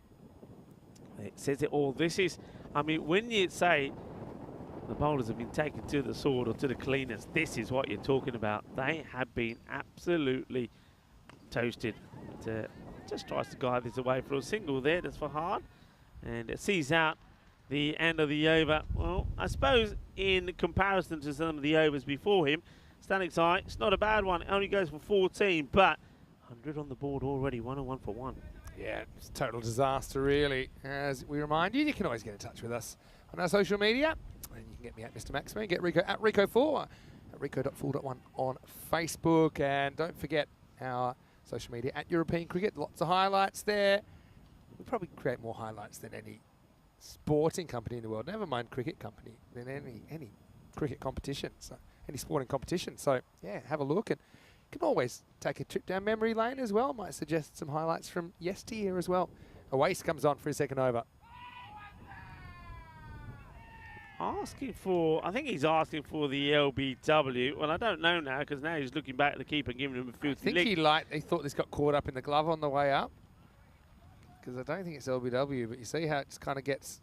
Yeah, I think it does, you know. It might have, but the keeper didn't really see it until it was past his eyes. And this is going to be 4 more. It's unlucky from a waste. He's the one man that has picked up a wicket, but now he'll see that one go to the boundary, and it's going to be a boundary, which means that it's a 50 up for Hussain. Well batted, and it is well batted. The 50 comes up in just 17 deliveries. All right, a little bit of luck to get it, but he's earned the right to have a little bit of luck, hasn't he? 52 of 17. बहुत बताया जैसे Hussain अपनी half century पूरी कर ली. Yeah, when he's hit him well, he's hit him really well in this tournament. Well, he misses out on this one, but really, it's all academic now. And so I think if I've done my sums right, this will mean that PSV will leapfrog. Yeah, they will. VFB Gelsenkirchen on the ladder, but Gelsenkirchen will have the right to reply later on today. That's his shot, isn't it? That is his shot. He likes to go low and then hit hard. He's hit some of the biggest sixes, the biggest bombs that we've seen that fly over into cow corner. Oh, when he hits it, it stays hit. And I don't care where you take this guy. When he's hitting it like this, he's clearing any boundary in the world. Yeah, look, it's concerning, isn't it, how many balls we're losing. I know that the word is from the tournament referee's office that we could be in a little bit of strife, because these balls are going to the bushes. They're not very easy to find at all. This one is played along the deck. He'll get a single. That's not a bad thing. He gets down the other end and just settles down for a couple of deliveries. I'm pretty sure that Fahad Khan would now be feeling, with just 14 required, that he's maybe wants to play a few shots himself. And well, he plays that nicely, guides it through, and they don't stop it. Will they come back for a couple? No, they won't. They just walk. Well, he doesn't walk, but Hussain does. He just walks to the other end. And, well, if he had run, he would have been on strike. He just realises that. That's a nice little shot there. I like the way that Fahad Khan plays his shot on the offside. It is the end of the over. And 113 on the board. The other thing, of course, Vinny, is this is if they seize the opportunity, what a way it would be to really up the net run rate as well. For sure. The net run rate before this was plus 1.2. VFB plus 2.2. That's just by that one very bad loss. Actually, the only loss VFB Gelsenkirchen before this one was a bad one. This one isn't looking much better, to be honest, because, well, it's hard to believe this game will get out of this over the way things are going. We were talking golden ball. A lot of people were talking golden ball. I know that in the chat there was talk of golden ball. What happened to that idea? I suppose when the first over from the captain goes for 26, it doesn't put you in a good mindset, does it? And, well, high. And this is a challenge. I think this is catchable. The wind is playing its part, but that's a really good catch taken by Ace. This ball goes up. 1 minute it looks like it's clearing the boundary. Then the wind gets hold of it, brings it back in.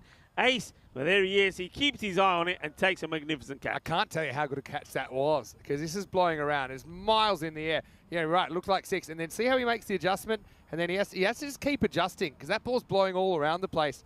Excellent fundamentals there by Ace Pruss. And so it does look like a consolation wicket, but it's a wicket nonetheless. And the score is 114 for 2. Yes, Danakzai Man, he took a great catch, which could have made the difference at the time when he caught Hassan brilliantly. And oh, now he gets a wicket. What I will say is this, is that, okay, only 11 needed. You've still got Fahad out there. If you believe enough, well, you never know. Cricket is a funny game, and we do know that PSV, well, you need 8 struggled. wickets. Yeah. Well, we have actually seen a game lost from this position. And I'll tell you what it was, unless this goes for 4, which it does, in which case I'll probably save my breath. But this is going to just curve around away, so he's had a bit of a shocker there. So I don't think there'll be a miracle, Rico. Nah, this is not good, is it? That's no way to field. I mean, on this outfield, there should be no errors like that. But it does kind of slice away from his right to left, and he just doesn't pick that that's going to happen. So I don't think I'll get through my anecdote, because they could win this very quickly still. Okay, high up in the air, catch it. This should be another, because Ace doesn't put him down. It will be another. So, okay, Arif gets 4, a lucky 4, and gets out. It's going to be another wicket for Stanic's eye. So 2 for 19 for him. This is the thing here. Whatever happens, you've got to believe. Now, if they keep chipping away at the other end and keep the luck to Fahad off strike, I mean, it's possible. Not chip away. You probably need a jackhammer to go through the lineup from here, because it still is only 3 out, 118 for 3. But let me tell you the game I was thinking of. It was actually in Landskrona, and it was back in 2021. Yeah. And it was Malmö CC taking on Ariana CC. And what happened is Malmö CC needed around about, I think, 11 to win off 18 balls. They were 2 out. And then the captain got out, and everyone was like, okay, whatever.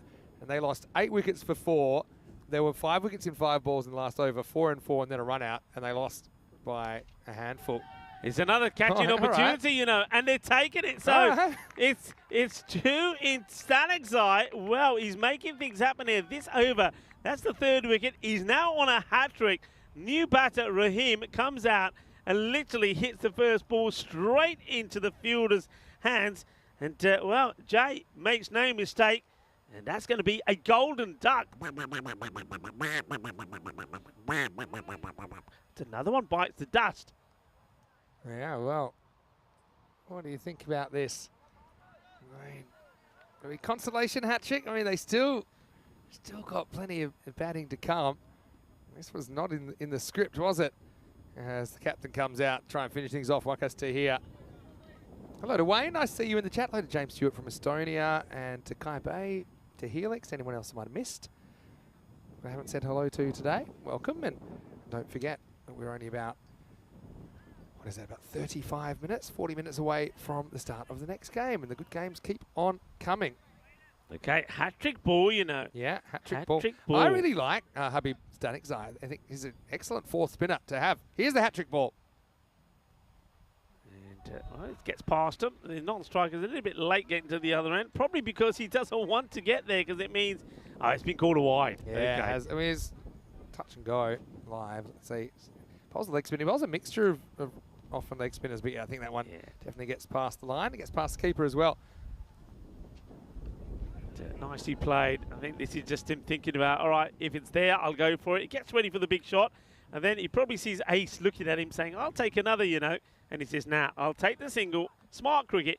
I'll put myself on strike again. So you can see now they just need the 4 for a victory here. Yeah, so let's have a look at what's coming up next. And yeah, the good games just keep on coming today, don't they, on day 9 by our Boosters, who are still undefeated. They're the only undefeated team in the competition. They're taking on VFB Gelsenkirchen. That match is around about 35 minutes away. News from the toss is that Gelsenkirchen, they've won the toss. They've elected to bat. I think both teams wanted to bat first there. Gelsenkirchen obviously look like they're going down here to their 2nd loss in the competition, but the Boosters haven't experienced defeat yet. But first time they won't be batting first, though. Yeah, true. First time they've been putting 150 plus regularly on the board, haven't they? So yeah, they'll have to do it on the chase this time. I guess you have to be able to do both and get comfortable doing both, so maybe a blessing in disguise. This could be it, and it will be it, Rico. Maximo to finish as the consolation wickets dry up, and the game is put to bed. PSV really did a number there, didn't they? They end up winning that one with 17 balls to spare. Yeah, it's a good victory. A big smile on the face, of course, from the captain, Wakas Tahir. And it's a good victory for his side, and they've done it in style. And one thing I think that they wanted to try and achieve here is not just get the win, but also win it with plenty of balls to go. It will help their net run rate. And I do believe, you know, the top 4 go through. I think the likes of 4th spot could all be to do with net run rate, so that'll help them. Definitely, and just a reminder, this game coming up in 35 minutes, and hopefully enjoy that game with us after we have a spot of lunch. Let's go back and look at the highlight. And it was a real crazy pace start, wasn't it? And that didn't help, of course, but with PSV Aachen, you know that if their top order fires, then they're as hard to stop as anyone, and they did fire on this occasion. Yeah, there were some really handsome shots there from Moise Hassan. Fair play to Gelsenkirchen in the field. I think they were very good. Whenever they got the opportunity, they took the catches. That was standing side. That was a really good catch to get rid of Hassan. A little bit of luck there from Hussein. He found the edge a few times, and it was the edge of his bat that was getting past the 50 mark as well. And then what a good catch this is. Look how many times he had to adjust to take that one. But that was the thing, though. You see one great catch taken like that, and then you see an error in the field the other side from Mohamed Awais. Ace, he was making no mistakes. He's got a great set of hands, a great judgment. That's probably not going to be textbook technique, but also taken down the ground. But yeah, it's a bit of a stumble from Gelsenkirchen. Not their first stumble, though. We did see them have one other pretty significant loss, but PSV Aachen gets them back in the winner's circle, doesn't it? 59 from Yasser Hussein.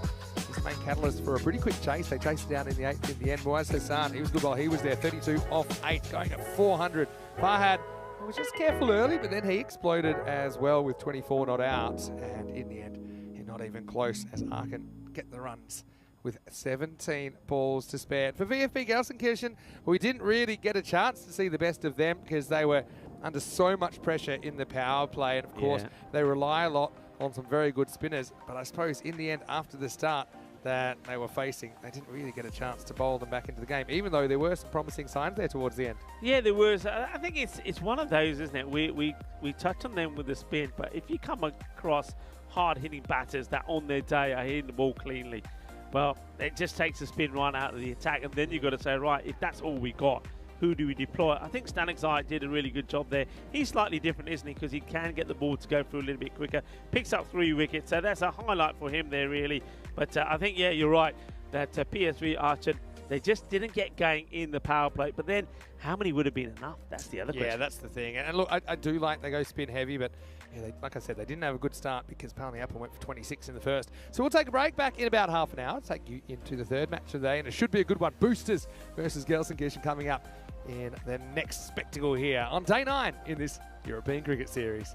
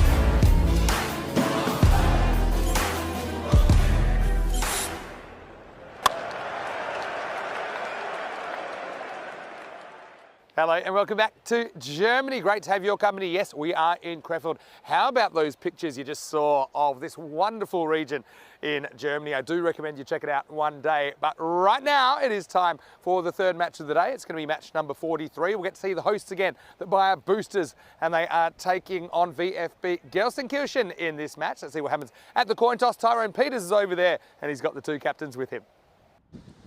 Repeat the call. Heads. Heads is the call. Oh, that's it. We are going to bat first. So VfB Gelsenkirchen have won the toss and they've elected to bat. No surprises there. I think both teams really wanted to bat. You could see Paki Praba there probably a little bit disappointed. He didn't win the toss.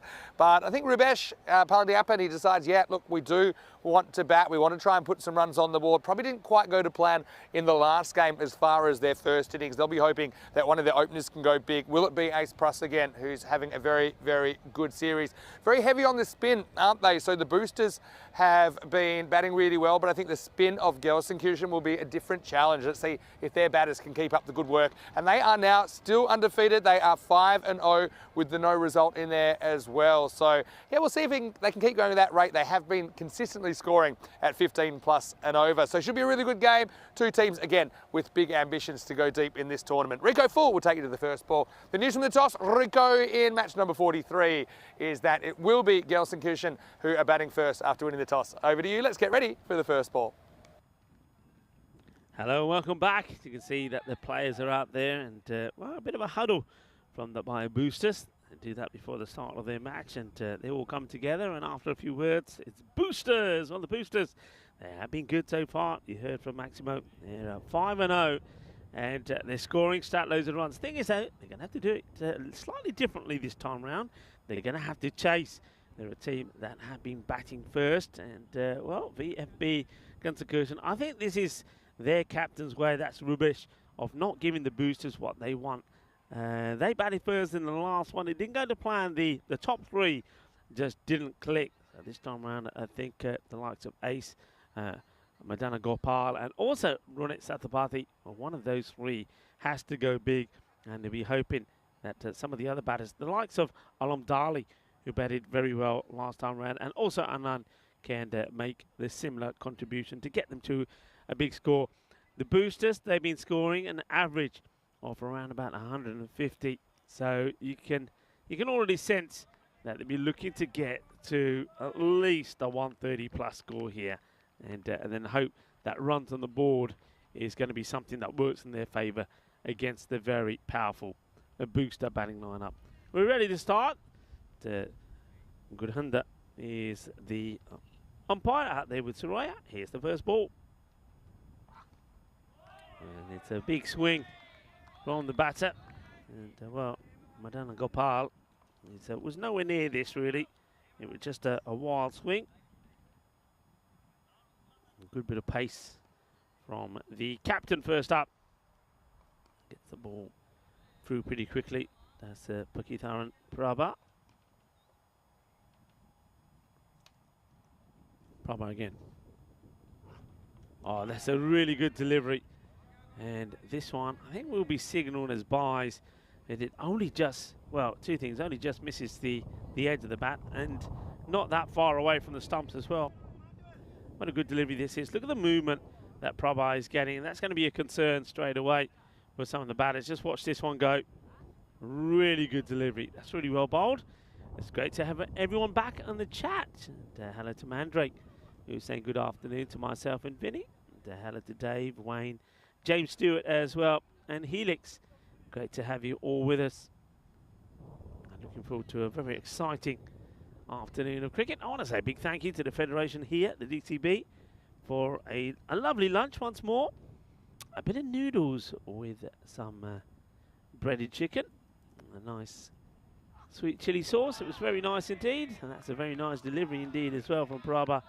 Bowling with a bit of pace and a bit of momentum. Well bowled. See, walks back to his mark. Bayer Boosters, of course, the two teams that play here. This is their home ground, Bayer Boosters and Bayer Spartans, and that's why they got very similar kits as well. Prabha once again. And just tries to guide this into the gap between point and the man at third. So looking to get this in that sort of backward point area is Ace. Not able to do so. So it's just going to be another dot.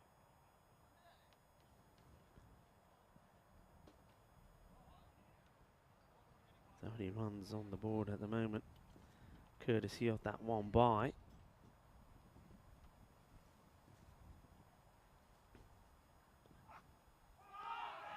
And draws him into this one again. That's been the issue, I think. I've noticed this a few times when Ace has been batting. It's the ball moving away from him. We saw in the last match, it was the left armour that was causing a few issues for Ace. He weathered the storm eventually, and then he would have been disappointed the way that he got out. But yeah, Arif was causing the problems for Ace. Just get that movement away. He doesn't quite get right across there. I'll take a single here. Just plays that out on the onside. So gets a run. It could have been a maiden to start off with.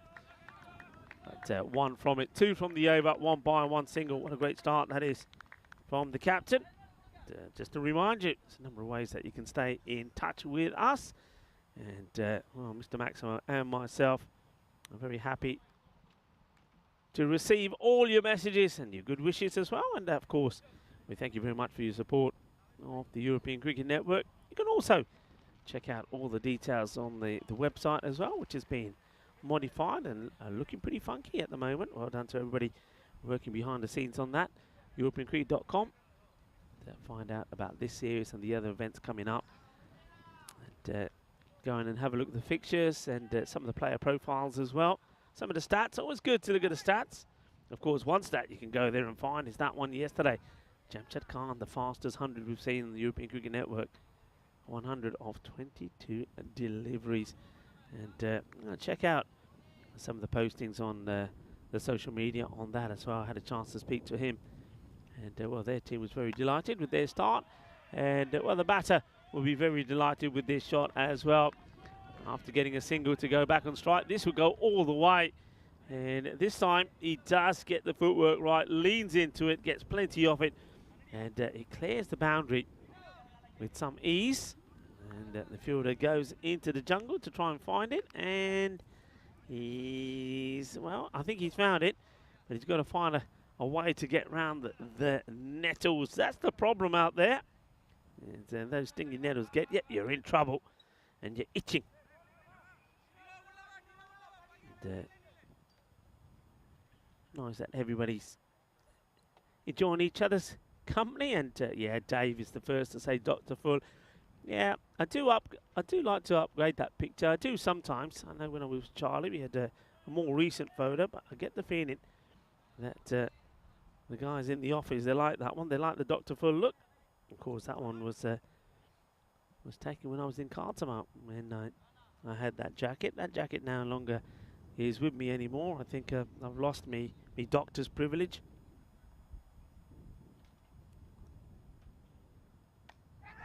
Big swing. He's going to get fortunate here. It's going to be 4 runs. So Dave, come on, all together now. Everybody on the chat. Mandrake, Helix, Wayne, Dave, 6 and 4. Of course, that's right, hungry for more. He is hungry for more. He's hungry for a lot of runs in this one. And, on this day in history, this is the one that a few people will remember, 1976. It was the first episode of The Muppet Show, created by Jim Henson. Yeah, I did like watching The Muppets. It was a weekend favourite. And of course, remember characters that included the likes of Kermit the Frog and Miss Piggy. Hi-ya!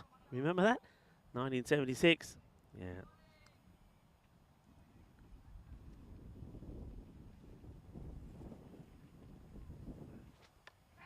High up in the air, and well, I don't think anybody's going to get to this, are they? It would have been a tremendous effort. And well, for a moment, I thought the fielder was going to end up headbutting this, and I thought it looked a little dangerous. A lot of swing from the bowler. Just have a look at this. It starts coming back with the wind, and well, It could have been nasty. That was Jagan Dinushan having a go. Well, Ace is having a go. He's finding more the edge than the middle, though. Yeah, well, this time he does find the middle, and that's going to go into the thick of things. And the fielder has a look, and he might find it. He thinks he's got a chance. Let's see if he comes back with something. I reckon there should be somebody with a box of candies there, and every time the player comes back with the ball, they should be given a candy and an alcoholic wipe to take all of the sting of the nettles away from his hands. Well done to that man out there. We're running a bit short on balls, so we need to get as many as we can.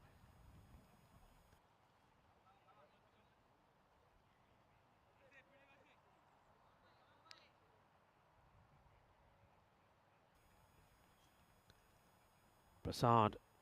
Oh, this is going to be a Gandhi one. It will go all the way, you know, rolling, rolling, rolling. It's going to be a minimal 5 wides. That's not a good delivery. Gets this one completely wrong. So after, that's always hurts the captain, doesn't it? After a pretty good, or a very good first over, where only you got 2 runs from it. This one is expensive, and it finishes. No, still, I would say finishes. Yeah, he does finish as well. That will be the end of the over. Well, I think it is. I don't know what the graphics are still showing. One to come, maybe, unless that's running a little behind. Keep an eye on the umpires here. Maybe the graphic is running behind. Let's see. Well, the umpires continue their walk. Well, there you go. They've updated. We're just a bit behind. So 20 without loss. 18 coming off that one from Murali Prasad. It's not his best over. By boosters, you can see where they are. They do go second. And, well, remember, they played a game less than the team top, Golden Star Bond, and against the Black Caps. But, well, Gunston Kirshen, they want to try and get into that. Well, if they can, if they win this well, they'll take over the 4th spot there from PSV Aachen, who just got there themselves. So a lot of shifting. It's definitely moving day today, isn't it? A lot of shifting happening today. Remember, we will see PSV Aachen taking on the Aachen Rising Stars. That's the next match. And then, well, you'll see Gunston Kirshen getting a good opportunity to continue their climb up the table if they can beat the Köln challengers. So, just waiting here. We're just waiting maybe for some of the graphics to update as Vignesh is ready to have a bowl. Bowls with some pace, does Vignesh. I think they maybe are checking that it was actually the end of the over, perhaps, because the graphics were showing that it was a ball to go. But so we'll have to wait and see. Let's see what the verdict is. I think the scorers are probably checking here. They're going back and checking ball by ball. And I want to see if what I can see here. I don't think my system will be quite updated itself. But yeah, I think, yeah. No, systems, I think, resetting, rebooting itself. But we're ready to continue. Vignesh starts with a good one. Doesn't give any width at all to the batter. Talking about some of the days, and of course it was well, in this day 1997 that Mother Teresa, who was awarded the 1979 Nobel Peace Prize for a charitable work with the poor, especially in India, she unfortunately passed away at the age of 87 in Calcutta. And of course we've already touched on Mother Teresa today because it is International Day of Charity, which took off worldwide in 2012. And it's a day that, besides honouring Mother Teresa's tireless work to help others and overcome poverty and suffering, and holiday provides a platform for charitable opportunities to take place. I know that, especially at the moment, the current economic climate, there's a lot of good charities out there doing a lot of work, and a lot of people, a lot of volunteers doing a lot of hard work to help people in need, and it's always great if we can all play our part in that as well. Vignesh, good delivery, climbs to the over. Oh, if you could have picked this up sooner, it could have been an opportunity.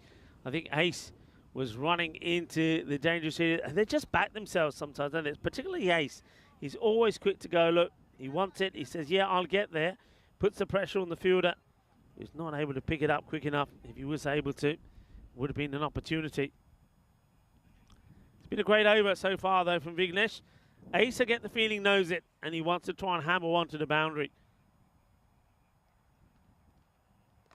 He tries. This time the third is back. He smothers it well. It's a good stop and get the single. And that's all it will be. So cracking over. We've seen 2 overs that have just gone for 2 runs. And 1 that went for 20. So at the end of 3 overs, 26 is, no, 27 is the score, beg your pardon. Still wickets in hand, that's the key thing here. But you can see there that Madana Gopal, he's chewed up 7 deliveries for just the 1, and that's what's put the extra pressure on the likes of Ace Prus to try and get going. And they're not going to hold, or the captain's not going to hold himself back. He's going to come and bowl this one straight away. Here's Prabha. Probably because he wants to try and get the wicket off Ace if he can. You know that that's 2. That's one of the danger batters out of the 2, out of the way. In he comes. That's a good delivery. That is quick. That's really well bowled. Let's have a look at this again. Just look at the pace on this. Gets this past the likes of Ace very, very quickly. Falls back to his mark. He's almost got like a shark fin, hasn't he? Makes him go a bit quicker. But this is, yeah, just beaten by pace. And once again, it's that movement away that causes the issues.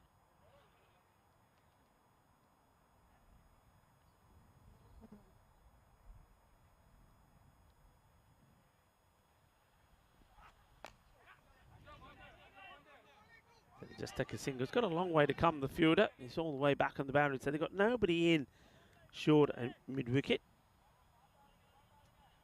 Single taken. Okay, now Madana Gopal, I think he's got to really go after Prabha here. Prabha will probably know that. They'll be looking to try and force the error. Third is back on the boundary. I'm just wondering if it would be I mean, they've gone long on back. I think a better option here might be to have the backward point back. Because I just think that he's not really seeing the ball well enough to play that shot straight over in that mid-wicket long on area. And I don't think that Prabha sort of bowling that line. I mean, even to Ace, because of the line he's bowling and he's getting that movement away, I'd much rather have the backward point back. So just having a look at this field, you've got square leg, long on, long off, a sweeper, and a third. And that's what I'm talking about. And he gets this so well, it will go all the way. It's going to be 6 runs. Well, swing hard and get lucky. Y hay poco de suerte ahí por Ace, porque eso es 6 carreras. Pero tiene mucha suerte, mucha suerte. Swings hard and gets lucky. And goes for the shorter delivery. It's got the fielder set. And disappointment for the captain. It is out of reach. And that man that's there on the boundary at third. But see what I mean about the shots being played here? So I really do think that long on up and backward point is a better bat. Oh, quick delivery. And this is going to be the 1 for the over. So there it is. Very quick, fast delivery. You can see he just shies out of the way of this one. That's Price. That's good fast bowling. Good little battle between these two.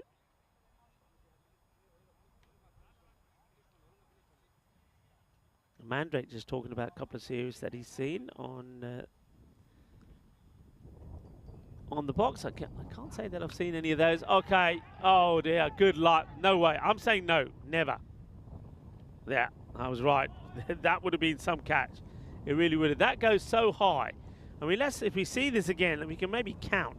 Watch how high it goes. So that's Sandeep Rantor. So here we go. 1, 2, 3, 4, 5, 6, 7, 8, 9. That's 9 seconds. 9. So you can imagine if that's going up for that long. The speed that's coming down at, that would have been an incredible catch. It doesn't get taken. It is I suppose it goes down as an opportunity.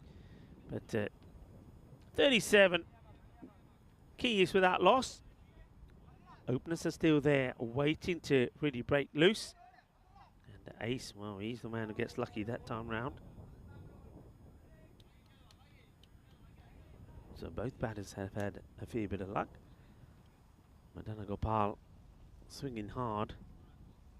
Ace gets 2 of that when it went so high.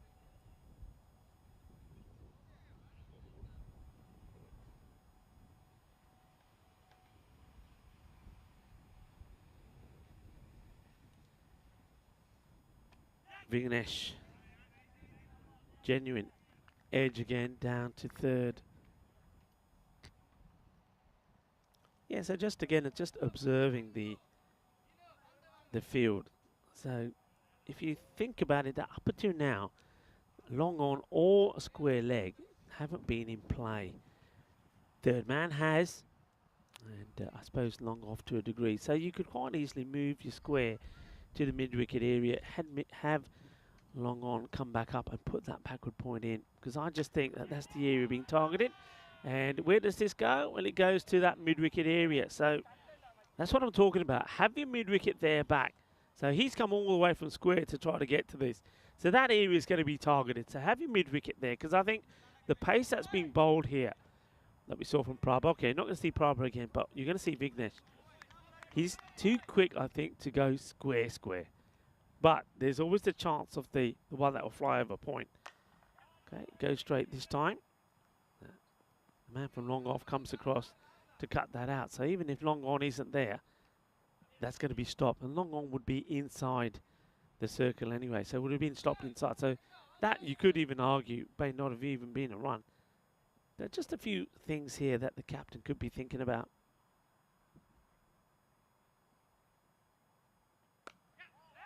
Wants it.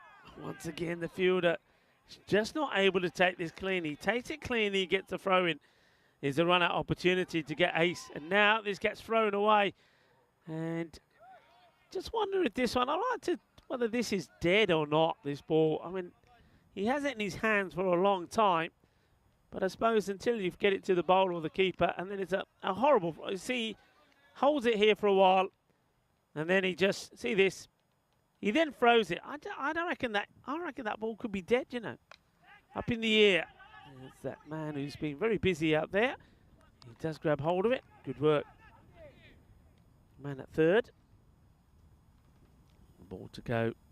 And we get to the halfway point. And if you're missing Vinny Sandhu, don't worry. He's about to join me back. We'll give you a wave on camera. Why don't we do that after this ball? So it's containment at the moment, but will they be worried that they haven't got any wickets? I think at the moment they'll be pretty happy, and they could have a wicket here now. So right on cue, and it's the curse of the Maximo, who comes back into the cube as the first wicket falls, and it's a good one to get, is the wicket of Ace Price. Let's have a look at it again. He's bowled well, Vignesh, and he deserves this one.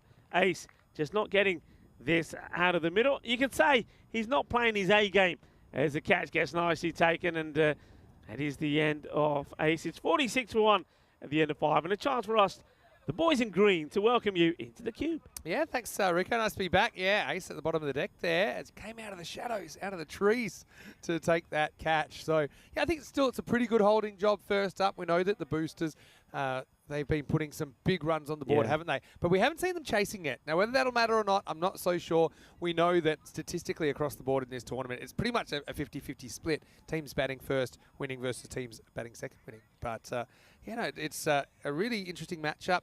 VFB, again, they lose their first game of the day. This is a big day for them because they play 3 matches. Yeah. And I feel like this is the day it makes or breaks their Final Four aspirations. Yeah, this match is a big one today. I mean, remember they lost out early on. I mean, they got absolutely walloped. Nobody saw that coming from PSV Archon. Got a really good win. They did it in style. They put them up the top of the table. But this is an opportunity for them to clinch that spot back away from them if they can get the win here. Then don't forget, they didn't play the last match of the day as well. Yeah, that's right. So they'll just have the one match to come after this. I think they played Clone CC in the last match of today. Clone CC, again, they've had some struggles as this tournament has rolled along, as we're going to get Ashok to bowl over number 6. Ashok Andrew. He's bowling to Madana Gopal. Has really struggled to get going. It's a guy that's a good stroke maker. I mean, this will help. Takes him to double figures, but it's hard to believe that Damod Madana Gopal only scores 6 in the first half of the innings. Yeah, it's very hard to believe. He's been well tied up. Okay, hasn't had too much of the strike, you could say that, but he knows he's got to get going here now. And he's got a good batter that's joined him out there as well. Ronit Satapathy. He was saying good form yesterday. Didn't quite click in the first match earlier, but he'll be looking to seize the opportunity this time round. Just push and run this time. New batter out there is Ronit Satapathy. Yeah, they've had a few little wobbles in the field at times. I suppose they caught the one that counts. By the way, that brings up the 50 for VFB Gelsenkirchen. Well, after 3 times of trying, the fielder still can't get that ball clean in his hand. So what's happening is he's being changed. So he's going to go all the way down to third. Yeah, he just hasn't been able to pick the ball up and throw it in. So they've said, okay, enough of this. We're going to move you. And the man who was doing a great job at third now comes into that important backward point area. This one could be out, you know. I was going to say, I'd like to see this again. The umpire's a long, hard think about this. Yeah. I mean, there's no pace on it. And pitch is on for me. He totally misses it. He's on the pad. I had this going over straight away because, look, there's a lot of bounce in this pitch. For me, it's climbing. He's kind of on the front foot. Okay, he's caught in the crease. But look, to me, it's high. I don't know. See side on. That might give us a better. I agree with line. Line seems fine. Maybe the side on camera will give us an indication. It's that slower delivery as well. See, that's why I think you might have him. Wow. Yeah. They actually smacked it for 6. Well, that's not the one. The jury's out. It's been called a mistrial. It was a side on replay. It just wasn't necessarily the side on replay. I think because it's a slower delivery. Imagine reviewing it and then getting given 6. Yeah, that was by the way, that's a golden duck as well. So we were waiting for the replay. Yeah. And sorry, Derek. And Satapathy runs away from us. Yeah, that's a golden Derek. I don't know. I think the height was a bit sus, but I mean, you missed a straight one. Kind of put it on yourself, don't you? This will be up and over the top.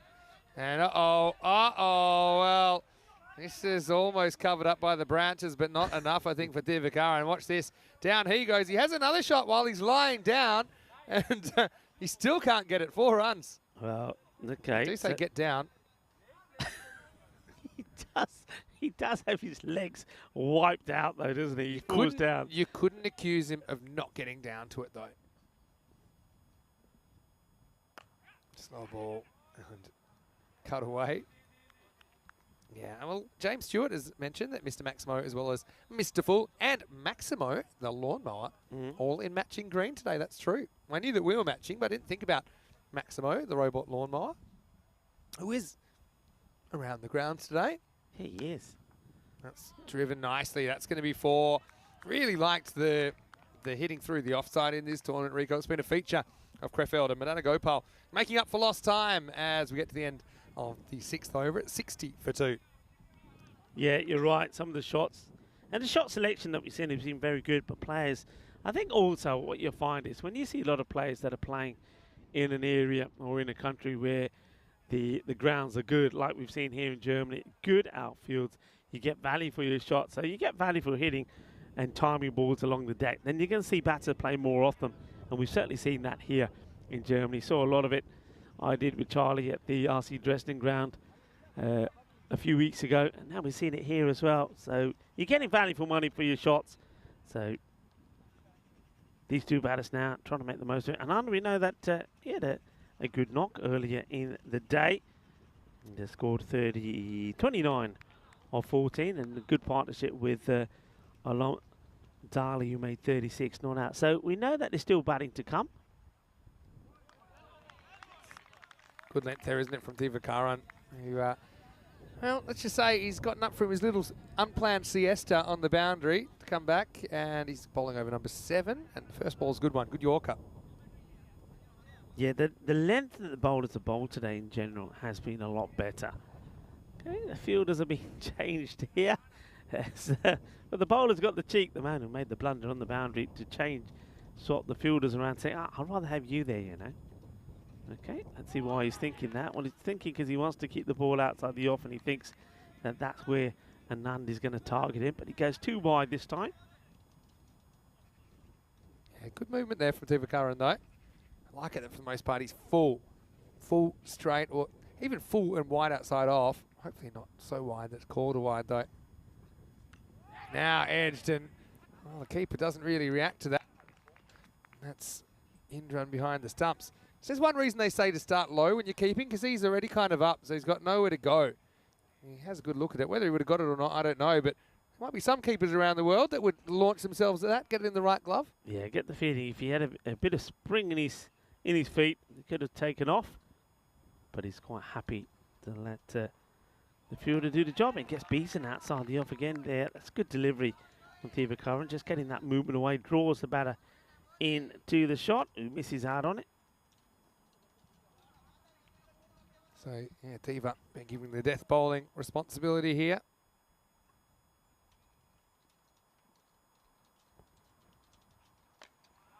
Full again. I think if you could do some sort of analysis on lengths being bowled versus strike rate of batters, I think you'd find that Yorker has been the most effective weapon in this series, probably every series. Yeah. Yeah, the good old-fashioned Yorker always does the trick. And the other one that's worked quite well recently is that slow full toss. Well, this one is not slow. It's quick and wide again, though, from Divakaran. Yeah, still, I like the way he's getting this ball to move, even though we're into the 7th over. These balls probably stay a bit newer than some other balls because of how lush this outfield is. It depends how many times they've gone into the stinging nettles, but yeah, I do think they stay pretty new comparatively, as this one gets past Anand, who's having a bit of a rough time of it. Booster's doing a bit of a number on the Gelsenkirchen batting here. Yeah, he's not quite getting across, is he? And even the ones that are going for wide, he's swinging and missing. That one is the one where if he just takes that little shuffle across outside the off and hits straight, he's getting there. Let's see if he makes the adjustment this time. So he's got to get across. He does try, and this is another one that will be guided to the man at third. He does well. Good stop, good recovery, gets the throw in early and just keeps it to 1. So he's serving his team much better. Murali Prasad out on the boundary at third. He wasn't able to make too many stops when he was at point. He's made the stops, but he just wasn't able to gather the ball and get the throw in.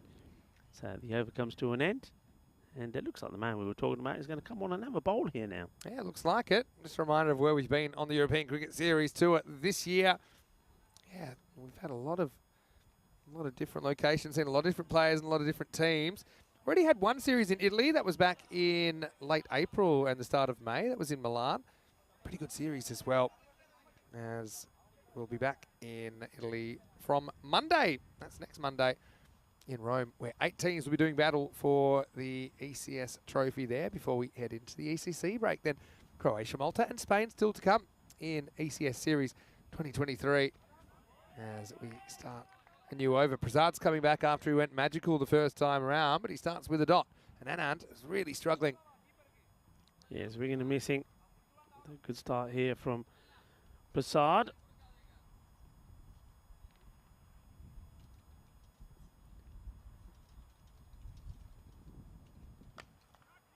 He gets this one away, but once again it goes to the fielder. I think he's quite happy just to rotate the strike. But if you have a look at both these batters, they're going at run a ball. So Madana Gopal, 16 of 16, and Nand just gets a single there, 8 of 8. So the acceleration that you're wanting at this point just isn't coming. So they've got to make a change to that. Because what's your best case scenario? I mean, you have a really good finish. I suppose you could go kind of 3 a ball from here. If you're lucky, that'd be 124, which is still looking decidedly average and not really enough against this Boosters lineup. This one pulls up. Good throw might have him in trouble, but doesn't really get the distance in the throw to the keeper. So they will come back for 2. Madana Gopal had a period where he kind of found his rocks for a second, but still, when you add up his whole innings, it's been tough going. Yeah, in run here, just, I don't know, he just, you mentioned this before, just doesn't have that little spring about him, does he? I mean, even that one there, I think if he was up and about and ready, maybe he could have made a better play on that. Yeah, well, it's a defensive prod, and then Indran, well, he does get it eventually, and he absolutely nails the stumps. The only problem is it was the wrong end, and they'll get 1. He had a bit of trouble, I think, getting it in the hand in the first place. I'm glad this hits, because otherwise where would this throw have ended up? Yeah, I mean, it's off the bat. He could have gone, yeah, he could have picked it up. And look at this. And then once he finds it, he does have a shot at the stumps. It does hit him, fair play. But as you said, the bat is already in. So he's, yeah, he needs something to wake him up a little bit. Maybe he had maybe he tucked into some of that lovely lunch we had as well. Even that shot, though, from Darmod, I mean, wasn't really showing a lot of attacking intent. I mean, it's the 8th over. Yeah, length. He might as well just try and hammer it over the leg side. Yeah. He was more concerned about keeping it out, wasn't he? Almost got caught behind. That's more like it. Is it going to go the journey? I think it is. Maximo! Anand breaks out of his little funk of form, and he gets 6 runs. Nice batting. Yeah, better this time. He actually gives himself a bit of room, keeps his eye on the ball, and instead of trying to hit the ball on the leg side, he goes through the shot, hits it clean, gets 6 runs. That will give him the positive buzz that he wants the ball to go in this, the 8th over. Now goes leg side, same result. Maximo! Back to back, and Prasad has just gotten the length wrong a couple of times there, and he's gone the distance, end of the over as well. Pretty good one that for VFB Gelsenkirchen as they creep up. That one will make it 81 for 2 after 8. Yeah, and needed those couple of boundaries, didn't they? Like I said, they need the acceleration. When we saw them earlier, they did put 124 on the board against PSV Aachen, but it wasn't enough. They got beaten comfortably with the PSV getting to the target and winning by 6 wickets with 17 balls to go. So, you know, getting the 120 doesn't mean you're winning the match. And they know that, and they know they're up against the Boosters, a team that have been scoring regularly 150 scores. They're averaging around about 153. So even that shot, I mean, he tries to hit inside out. I know that's where he plays sometimes. That's when you need to be whipping to the leg side. It's there for it. And we've seen lots of bowlers go for runs once they start getting in the leg stump. But Madana Gopal, then he's just pushing it for 1. Anand, he's been on fire in the last couple of minutes. See if he can keep it going in the night to Divakaran. Yeah, I think that Madana Gopal did there just to give Anand the bat the strike, saying he's hitting the ball better. But I think he's been out there long enough to be hitting it himself. And now you see again here, just what you're talking about, the intent to get the big shot in, not quite there. They'll take the single. Nice to see Mandrake back in the chat, and he's back in the chat as Mandrake. Well, hello to you. Hopefully you're well. And a few people asking about Rome. Will Corey be there? Yes, he will be there, at least for the first week. And then Nisha's going to take over from Corey. Gives Corey a bit of time to get ready for the ECC, where he'll be coaching Spain. Well, that would have been out with a pick up and throw. Now they might get 2. That's actually pretty alert running. And that's one thing about testing the fielder and putting the fielder under pressure. You create mistakes. You can see the fielder fumbled despite the surface being pretty perfect. He's had a mare, as Prasad. He hasn't been able to take one ball has gone to him. It's probably about the 4th time that if he picked the ball up straight away, he would have had a chance to get a run out. Well bowled. Nice outswinger. Divakaran continues to get that good movement. Yeah, so Corey will be there.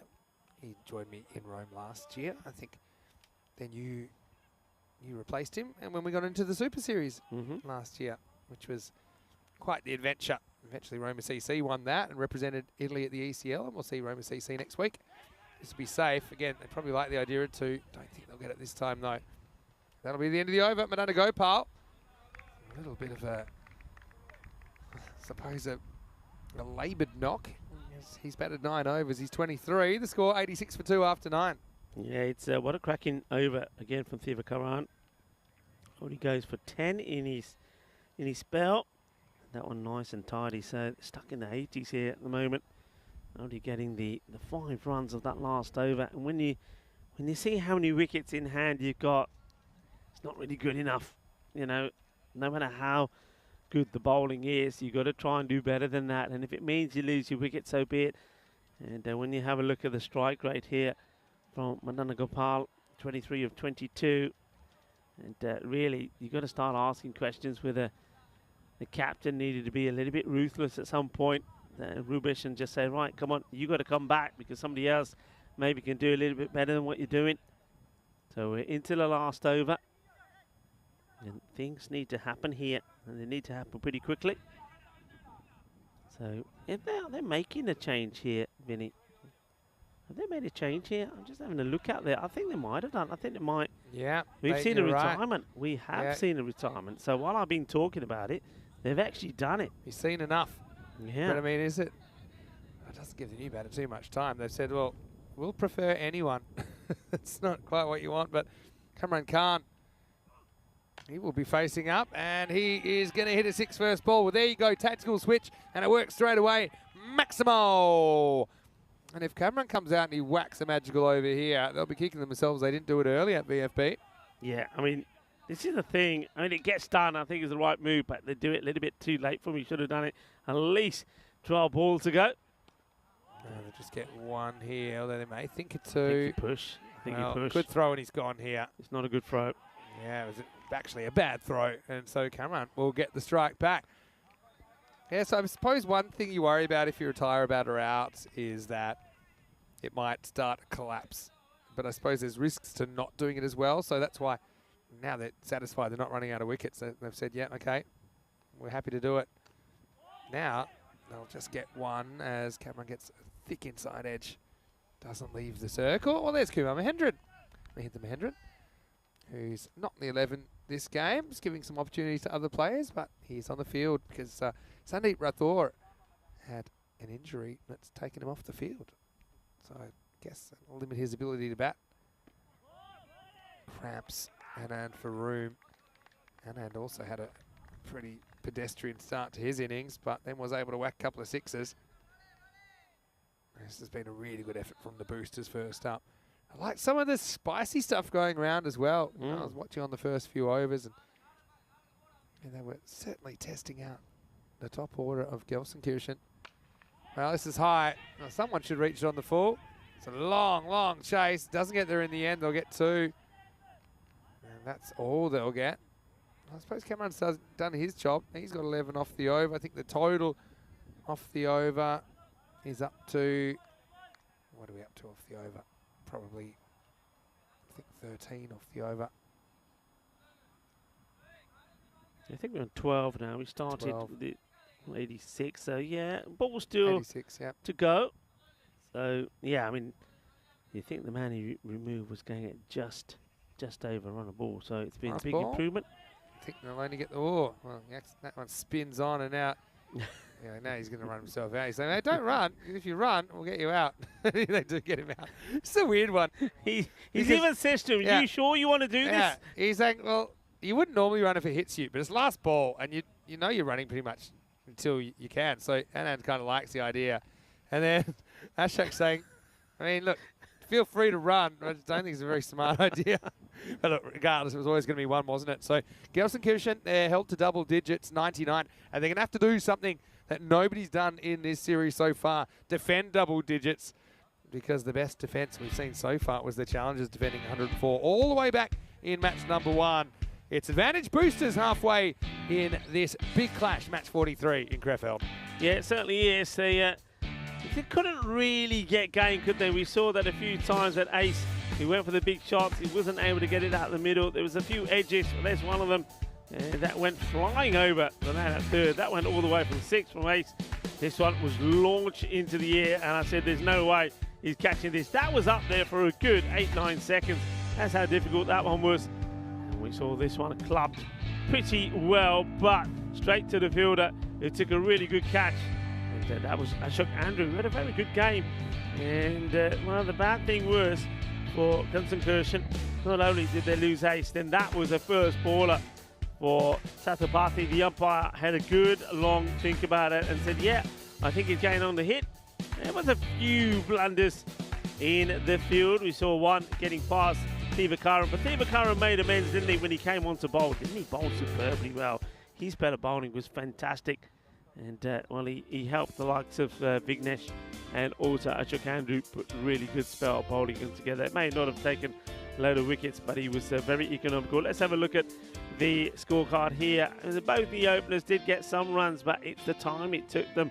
I mean, Lee's Pruss got out of the way after 19 deliveries, but, well, Mandana Gopal, 23 of 22, doesn't help the cause of his team at all. And I think Cameron Khan came out and he did the best he could for 12 of 5 deliveries, and Vishnu Anand also. One thing that really surprises me about all of that, Alam Dali, in the last match, he came in when they were in all sorts of trouble, and he went ahead and he scored 36 not out of 18 deliveries. They didn't even use him. And that's where just leaving the batter out there, Mandana Gopal, for 22 deliveries for 23, that really hurts you.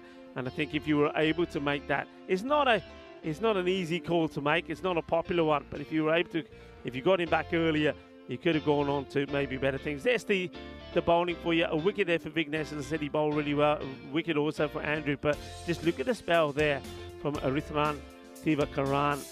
Only 10 runs off his 2 overs, and okay, he doesn't pick up a wicket, but that's outstanding bowling.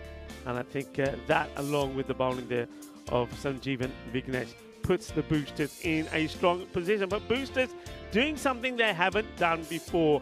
They're chasing. The captain will be saying to them, look, just go out there and go about things like you're batting first. Never mind about the score on the board. But that's easier said than done. Also, be interesting to see just what the injury to Sandeep Rathore is. Remember, he did leave the field of play, and the 12th man was on for a while. So it'll be interesting to see if he's able to go out there or not. So it's going to be an interesting run chase. I think Gunsankirchen and their spinners are going to have to be at their best if they are to defend this total.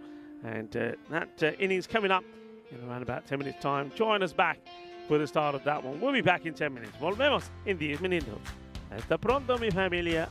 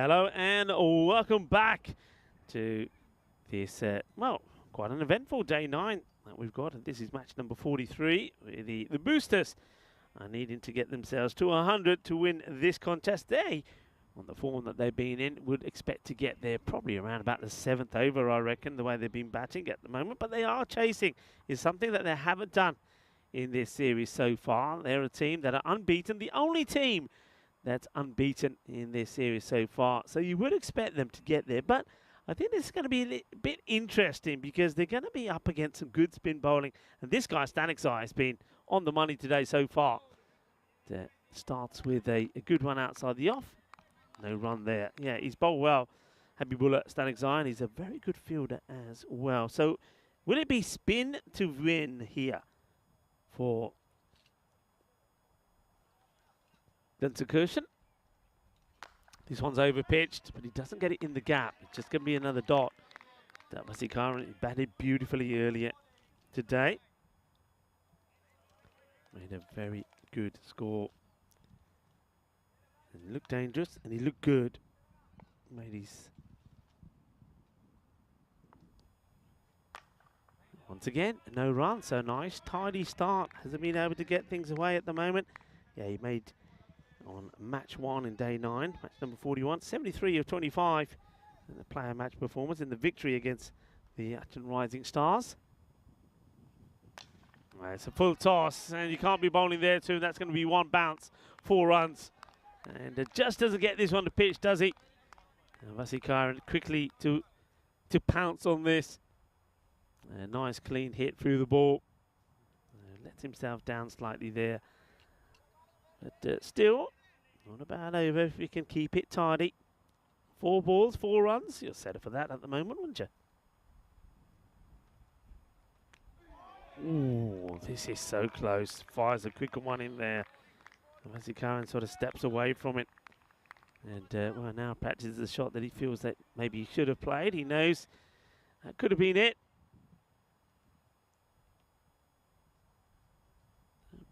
Bit of chat from Kamran Khan, and offers a bit of advice to Stanikzai, who then blasts this one short, and he's going to get clubbed for 6. Well, good job that there's a few bodies there already to find this one, because that's another one that goes into the nettles and the shrubs there. So 10 come off the first over. It's not the worst, but that's all they need. 245 matches since a golden ball. That's where we are there at the moment. And a nice shot there off this beautiful ground, Bayern cricket ground. You're watching the European Cricket Series here in Krefeld, Germany. And, we're into our 4th week of our German adventure. Of course, started there in RC Dresden, where Chemnitz were crowned the champions, beating the previous champions, the Berlin Cricket Academy, in the final there. We saw then a very good European Cricket International Series featuring the home side Germany that took on the likes of the Czech Republic and the team from Norway.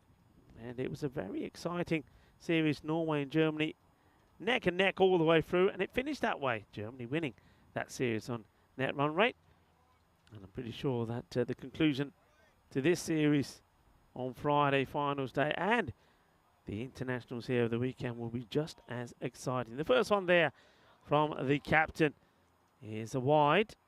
Remember the last time we saw Rubesh bowl, he was taken to the cleaners by PSV Archon. He went for 26 in that first over. Okay, Indran goes after him here as well. Doesn't get it clean, but he gets it well enough to notch up his first scoring runs, and they come in form of a boundary. And that's the area he likes to go. Does Sakishnant Indran, and he will. 6 runs. You can't be bowling short to him, and so you can't be bowling to him where you're allowing him the room to swing freely as well.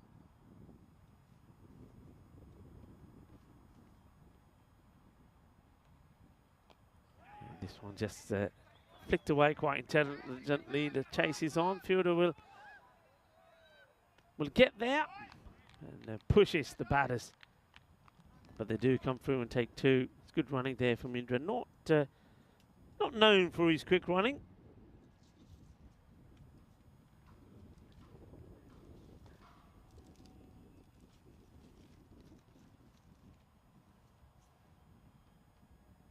Bunny up and again. Gives this one a bit more flight, and so does Indran, though. Gets it over the infield. There's something about Rubish's bowling here.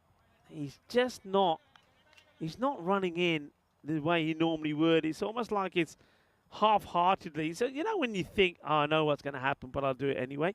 There's that sort of feeling about his bowling here. It just doesn't feel like, it's like he's resigned himself to the fact that he's not going to be good.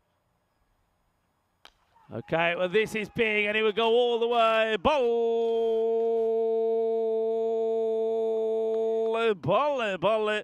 Inna zona. Shaka. Too much width, and has time and room to get the swing in, does Sakesh. And he doesn't miss out. It's another biggie. 19 he's gone for now with 2 balls to go, the captain.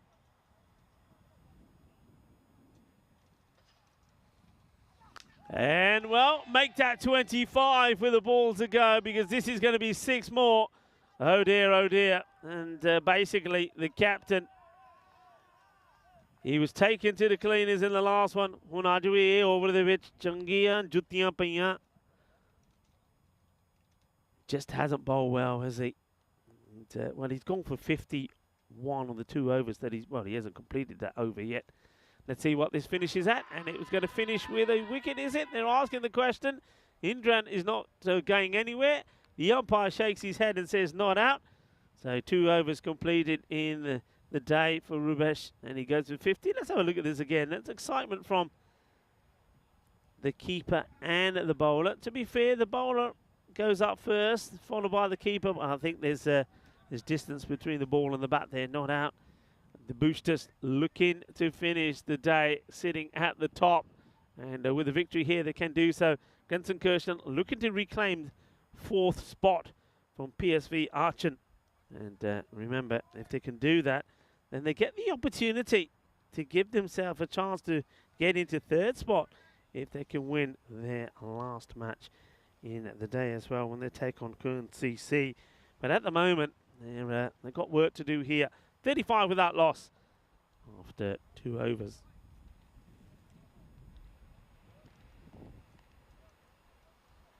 Kamran Khan is going to have a bowl.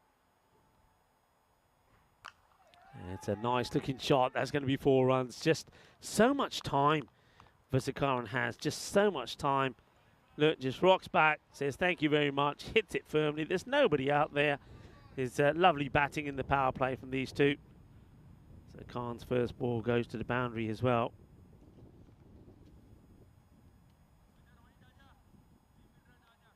Very quiet out in the field once again. VFB Gunston Kirshen had a good day yesterday, didn't they, with 2 wins out of 2.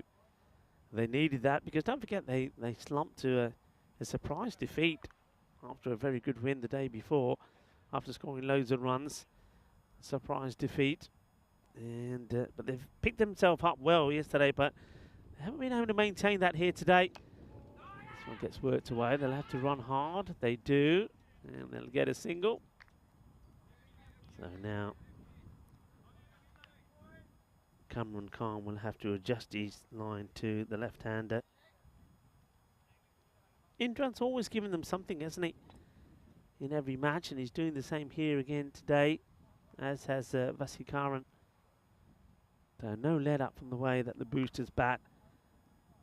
In the 40s already, with still 4 balls to go in the power play. Well, what are the he's bowled. I think the ball has gone on from the pads onto the stumps. That's what I'm guessing at here.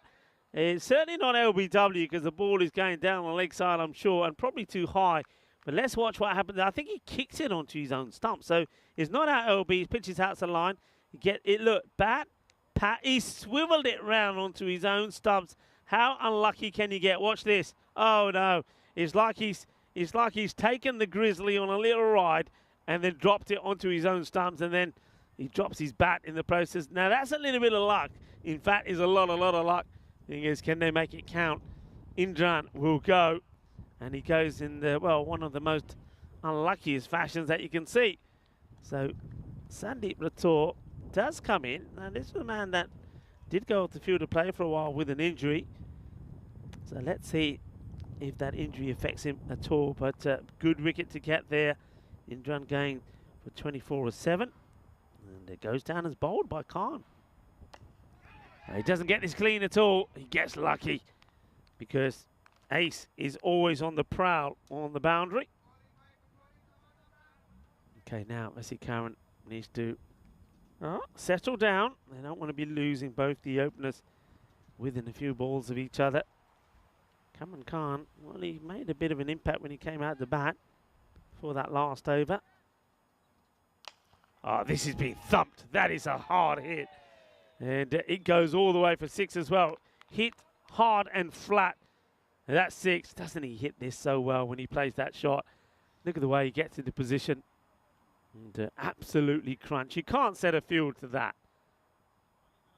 So Khan just having a bit of a discussion here with Rubish. Plenty up on the captain. And this one may take some finding because, well, we've managed to find a few balls going into that thick shrubbery, the old nettles, and well, it's not easy getting in there. You got to put on the protective equipment to get into there. I can tell you that. And well, they're looking to find a suitable Bolota to send out there. Yeah, that's what the referee and the third umpire is tasked with every time a ball's lost. Have a look at how many overs, how old the ball was, and trying to send an equivalent one out there. Okay, one comes out. How long will this stay in the field of play? 47 for 1. And the last ball of the power play. And they're almost halfway there. Kamran Khan just moving his fielders around a bit. Mid-wicket gets put in play. So the 2 men out, long on and mid-wicket. And he gets cleaned up. There's a perfect delivery. This is something that we're talking about all the time. And, well, Kamran Khan gets it right. When you look at this again, Vasi Kamran starts to move around. He's trying to put the bowler off. And what Kamran does here, he just goes full and straight. It's the perfect response to a batter that's trying to be clever. Gets it on the money. We haven't seen too much of these deliveries. Watch where this one is pitching. Right on the line, right? Yeah, perfect. Knocks him over. And game back on. Game back on because, well, we do lose Vasi Karan and Indran within balls of each other. All go in that over from Kamran Khan. Or maybe this is Kamran Khan's match. It is also the end of the power play. It's 47 for 2. So 2 of the big guns are out. But you've still got Sandeep Rathore there and a man who earlier was doing all the scoring for his side is Thanesh Raja Kulasingham is there as well. And he'll be thankful to have this opportunity as well. Will he make it count? And just needing over 50 runs for victory. So the run rate, not a problem at all. But it's all about getting yourself in. And who's coming into bowl here now? They're going to go with Anand to bowl this over. Flights it up. And once again, Sandeep Rathore just places out onto the onside. Seems to be making a suggestion to the camp that he needs another bat. I think he needs to show that to the umpire first, who will say, why? What's wrong? Show me. Anand now to finish. Ooh, wow, it doesn't really play a shot at this at all. I don't know if it catches his body at all, but they don't run anyway, so there's no decision to make for the umpire. Can they get another wicket here? And if they can do it here sooner than later, I think this becomes an interesting contest. This partnership for me is pretty crucial. Gets played out onto the onside. I think keeping the pace off works for me. I'm liking the pace off. These guys like pace on. They like to go for the big shots. Still got the likes of Ace to come on the ball. Remember, it took in the second match that they played yesterday, 5 wickets, so he will always come good with the ball. Okay, goes for it, but it's high up in the air. Is it going to go all the way? It will go all the way. And this one again, looking at the fielder, I think he thinks he's in with a chance. Then is this a win that takes this? I'll never know because the tree's in the way. But what I can tell you from watching it live, he was in with a chance, and the ball just goes back, back, and back. And by the time he does touch it and try to get the ball back in play, he's already made contact with the ground. So it was always going to be 6.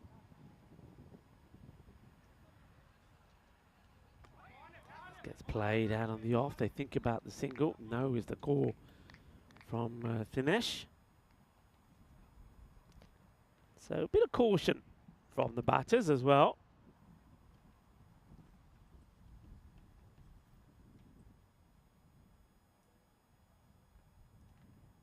Bit of flight. Hits it well. Fielder makes no mistakes. It's Cameron, who seems to be everywhere at the moment.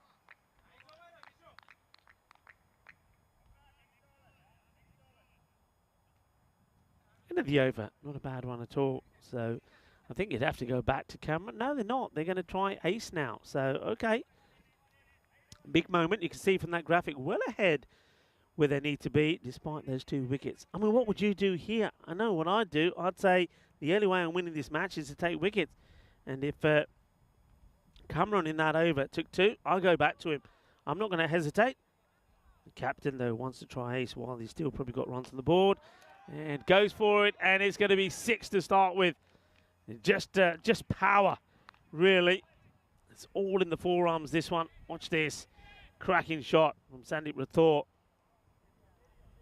I don't know if that's the same bat or whether he was allowed to replace it.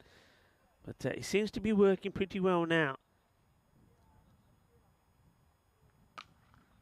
This one is hit flat and hard to the fielder, who gets a good throw in there. I think that's a static side. And he says to the batter, okay, you want to take me on? Well, I'm going to make you run for him. A little bit short there from Pruss. But yeah, there's the pickup and the throw from Habibullah Staniksai. Swing and a miss, and the fielder can't get there either. It'll definitely be a couple. And yeah, an easy couple will be taken. Get the feeling this is going to be called buys. Yeah, it will. And doesn't get the wide because he comes so far across. And that's a good call, I think, for me, from the umpire.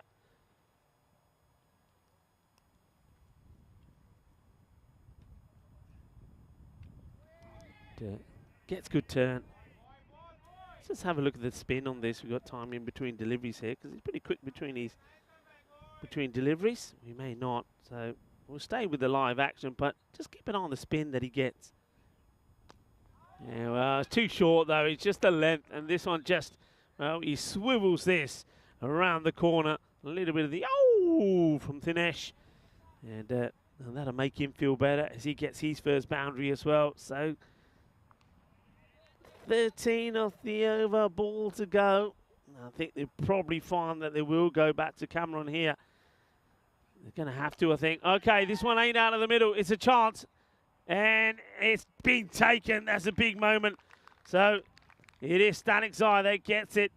And Raju Kulasingham will go for 7. So it's not been his day by any means. He just hasn't been able to get going today. He's normally a very aggressive player. Maybe he's just been a bit over-aggressive. This was the opportunity with less than run a ball required.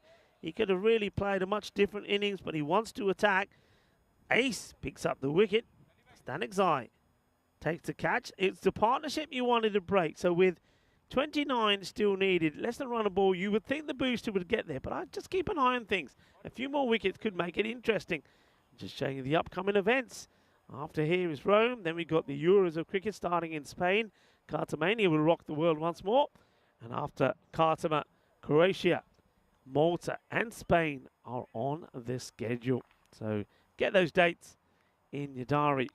But of course, Crefeld is far from done. Finals day will be this Friday. And then after that, we've got Saturday and Sunday of international cricket. And it will be Cameron that will come back on to bowl. Can they pull this one out of the bag? Andrew is the new batter. It's well bowled and well played. It'll take the single. We'll send it with Thor.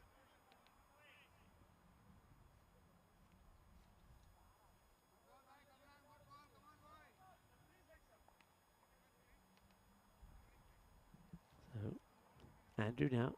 Oh, bright yellow helmet. You can tell the difference between the two batters. It's a new batter. Looking to get off the mark is Andrew. Oh, well, he may not. He's a long way up in the air. The keeper should take a straightforward catch. And he will. So this game is on. So that's going to be a golden duck. Andrew will go without scoring. And we're starting to see batters that haven't featured much from the boosters. Are they going to muck this one up? The new striker will go on strike. We're going to see a golden Derek.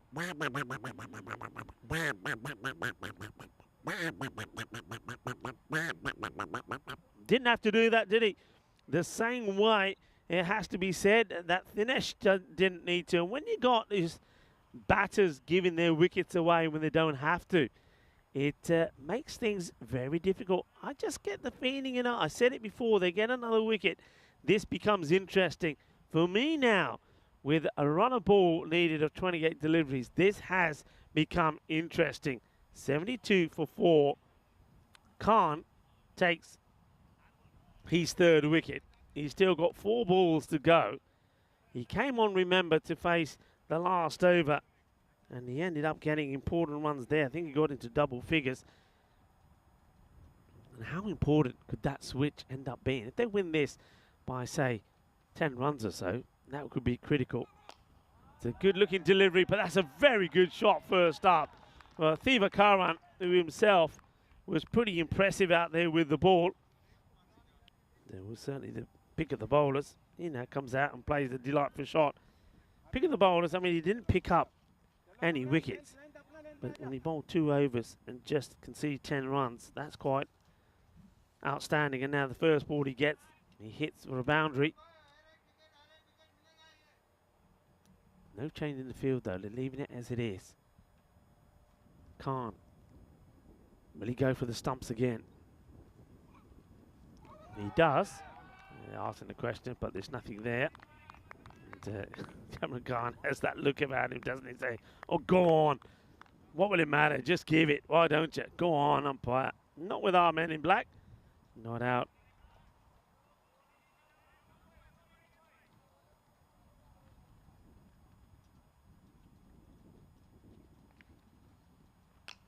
It's well bowled. Gets pushed into the gap, into the offside. They'll take the single. So, Sandy Rathore now. He becomes pretty key, doesn't he? 17 of 8 deliveries. I think he's got to be the batter now that needs to bring the victory home, and the others work around him. And what's his play going to be? Is he going to stay super aggressive? 23 required of 25. And he's going to try and be aggressive. This one will be just a single, and, well, Habibullah Stanik's eye. I don't know what he's on, but he's live and bobbly. And he's got ace there next to him as well. These two are going to be really difficult to try and get past. Great spell of bowling from Cameron Khan. 3 for 19. Score at the end of the 6-over mark. 78 for 4. I think you're at a point now with the boosters. Yeah, of course, winning easily and boosting the net run rate is something that they'll be looking to do. Now, I was saying that they'll be looking to win this between the 7th and the 8th over. And we're at that zone now, the start of the 7th. And, well, unless it becomes a magical over, it's likely to go beyond that. Sticking with the spin here, I don't mind this. I think Anand has bowled well enough. He's been pretty tidy. But he can't afford to drop short. That's the key here. Get them playing outside the off. And, nice looking cut shot. This is going to be 4. Once it gets past the fielders, it will go all the way. And as soon as that boundary is hit, you can see the body language, which was pretty upbeat, goes down. There's nothing that the fielder could do about that. So those shoulders go down again pretty quickly.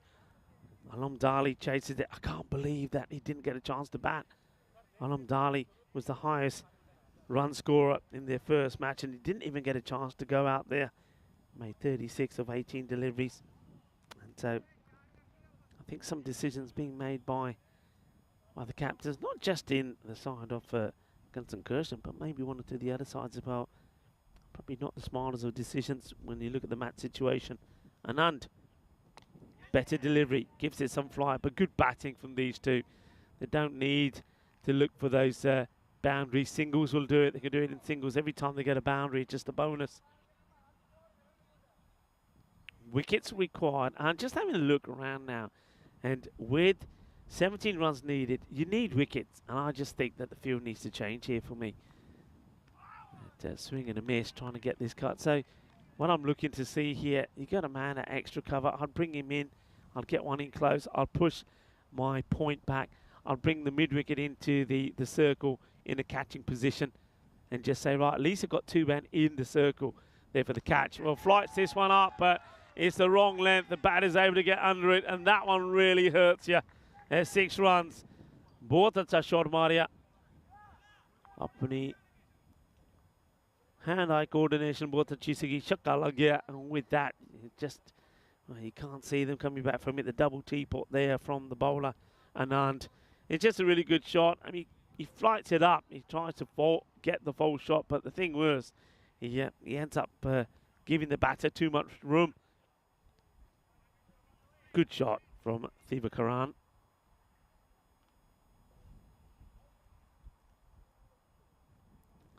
Similar delivery, similar area, and 4 more runs as the two fielders look at each other.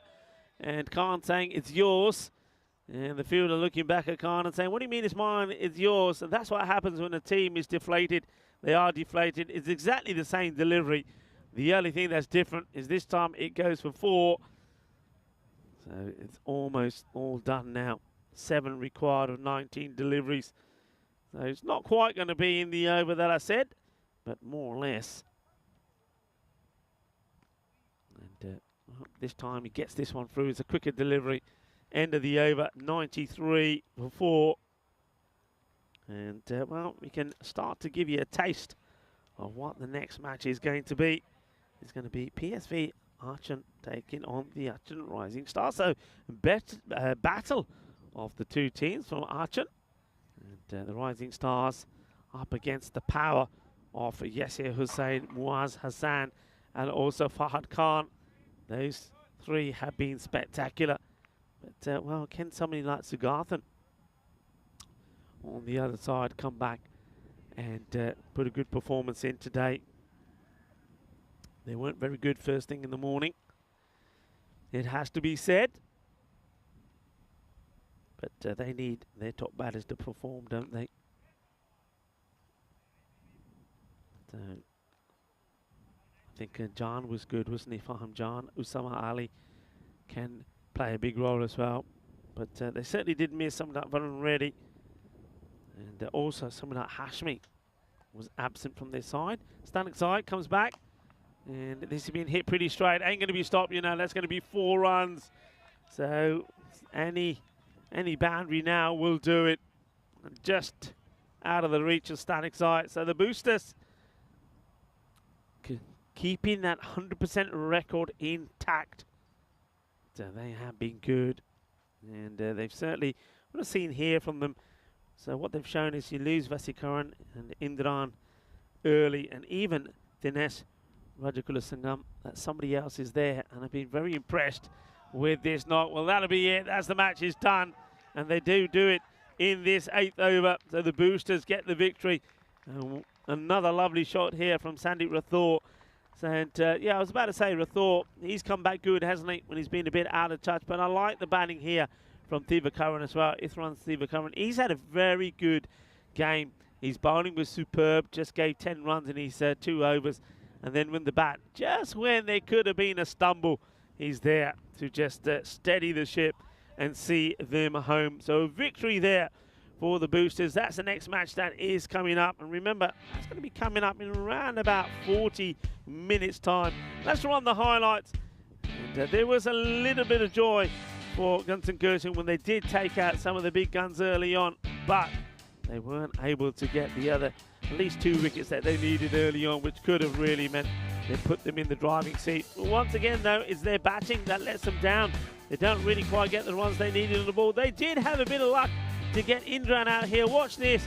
He takes the Grizzly on a little bit of a piggyback ride and drops it onto his stumps, which was unfortunate. Nothing lucky about that. It was a superb Yorker to get the wicket of Aritharan Vasikaran. A really good delivery. And Kamran Khan, he's bowled well. And, well, they then went with ace, and I thought this was going to be a bit of a mistake. I would have gone with Kamran Khan back straight again. He does pick up a wicket, though, off the last ball of his spell. But the over did go for a few runs as well, which just helped. I think the boosters put themselves in the position, and just when it looked like maybe that they might have a bit of a collapse on, we saw Thivakaran come out and play a really nice role, and Sandeep Rathore did find some of the form that we saw from him yesterday when he made that outstanding knock as well. So well done to the boosters. They continue their brilliant form, and they'll find themselves now sitting pretty at the top of the standings. That's what that win does. The other thing to keep an eye on when we have a look at the standings, not the fact that the boosters are there at the top, but watch and keep an eye on the net run rate. That will do the net run rate the world of good again. A good solid start. All of the top 3 batters making a contribution. I think Vasikaran will be disappointed, as well as Indran, that they weren't able to take them all the way home. But Indran was a bit unlucky, but Sandeep Rathore, what a good knock from him. 31 of 14 deliveries, and just when they needed some stability, Thivakaran came out there and gave him the support that he needed and the partnership that he needed to get home. The bowling figures, 3 wickets for Kamran Khan. I'm looking forward to seeing more of this man. I think he's somebody that needs to be elevated higher up the batting order as well. He certainly bowled very well. And thing is, though, when you haven't got the runs on the ball, there's not that much more you can do standing side. I think it didn't bowl badly at all. And Ace Press was given an opportunity, did take a wicket, and went for 13 off his over as well. So we've got a little bit of a break. We've got about just under 40 minutes before the next match. And it gives you an opportunity maybe to make yourself a cup of tea, or why don't you get yourself a few samosas on this World Samosa Day. And if that's too technical for you, it's very easy. Just get yourself a pizza, because it also is National Cheese Pizza Day as well. You can take your pick, or maybe have both. But remember to join us right back in just under 40 minutes time when we get ready for the next contest. And it will be a battle of the 2 teams from Archon. It'll be PSV Archon, the new boys, up against the Archon Rising Stars. Join me, Rico Bull, and Mr. Maximo when we return in 40 minutes time.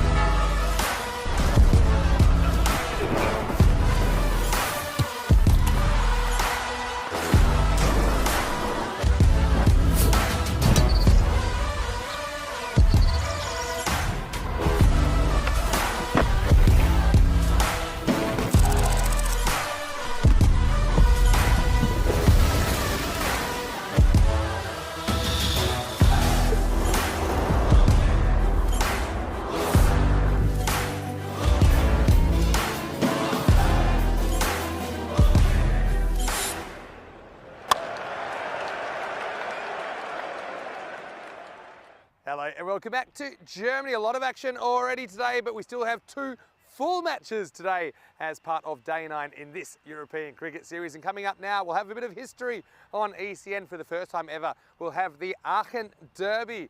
It will be PSV Aachen taking on the Aachen Rising Stars. Huge coin toss, and well, huge man to take you through it. It's Tyrone Peters with the 2 captains. Let's see who wins the coin toss here in match 44. Aachen Rising Stars to call. It was a very late call, unfortunately it's a tails. So it is PSV that have won the toss, and their captain Wakasta here has elected to bowl first. No real surprises there. I think they chased really well earlier on. I still think Ruiz looks in very, very good form. He was striking at 400 earlier. Don't forget, he struck a century in the series already. Who's to say he can't do another one? Depends how many they're chasing, of course. Against an Aachen Rising Stars team that really have been struggling. They're 1-7. Couldn't really have gone a lot worse for them. They are a better team than their record suggests, and we certainly have seen them have some success in the past in the European Cricket Series. But it's the new kids on the block this time around, PSV, that have been stealing the headlines. So it should be a pretty entertaining match. I'm sure there's no love lost between these 2 teams, and well, there's plenty of love between me and this gentleman that'll take you forward here towards the start of match 44. Rico Full, news from the toss is it's PSV. They've won the toss. They're going to send in the Rising Stars. It's over to you. Let's get ready for the start. Thank you very much to Mr. Maximo. Yeah, let's get ready for this little derby. The 2 Aachen sides, PSV Aachen against Aachen Rising Stars. And as Vinny said there, the Rising Stars, things just haven't been happening for them, have they? They got, let's just say that the Bayer Boosters just blew them away in the first match of the day. Day 9 here, match number 41. The Boosters 151 for 5 and the Aachen Rising Stars 89 for 8. So it hasn't really happened for them, but it has happened for PSV Aachen. They've been in good form, and they beat the VfB Glensenkirchen. Glensenkirchen 124 for 5, and well, Aachen knocked those off with 17 balls to go. And this time around it was Yasir Hussain, 59 of 21. You have a look at the 2 like-for-like top batters and the bowlers there. I mentioned Hussain, he's there with 220 runs, but 321 now to was Hassan. He has been in top form, hasn't he? And Fahad Khan. But the thing is, after those 3, there's not a lot else, and you could probably say the same with the likes of Aachen Rising Stars. Ali, he didn't really get going earlier today, but he's been in good form, as has Zain Ul Hassan. He needs to be good with bat and with ball. And the guy who played really well in the last match, Fahim Jan, let's see if he can maintain that good form. Shazad being good with the ball, 10 wickets to his name. And then, of course, a man who's taken 5 wickets, as we know already here, has been Rashid. He's had a few issues with getting the ball in the right areas earlier, but still, when he did, he's dangerous. Gets the ball to swing away quite sharply. So we're getting ready to start. The umpires are ready. We're going to see Samit Nanda out there with Guru Chanda. Soraya is the 3rd umpire. Here's the first delivery from Mohammed Arif. And aggressively played, but the fielder will be able to stop that. No real pace in the shot. As the throw comes in into the gloves of the keeper, Muaz Hassan. Watch out for him. Such a talented player, and he just seems to be getting better every time that he's out there. So he certainly is one to watch out for. So Sugarthan and Harsh are the 2 batters.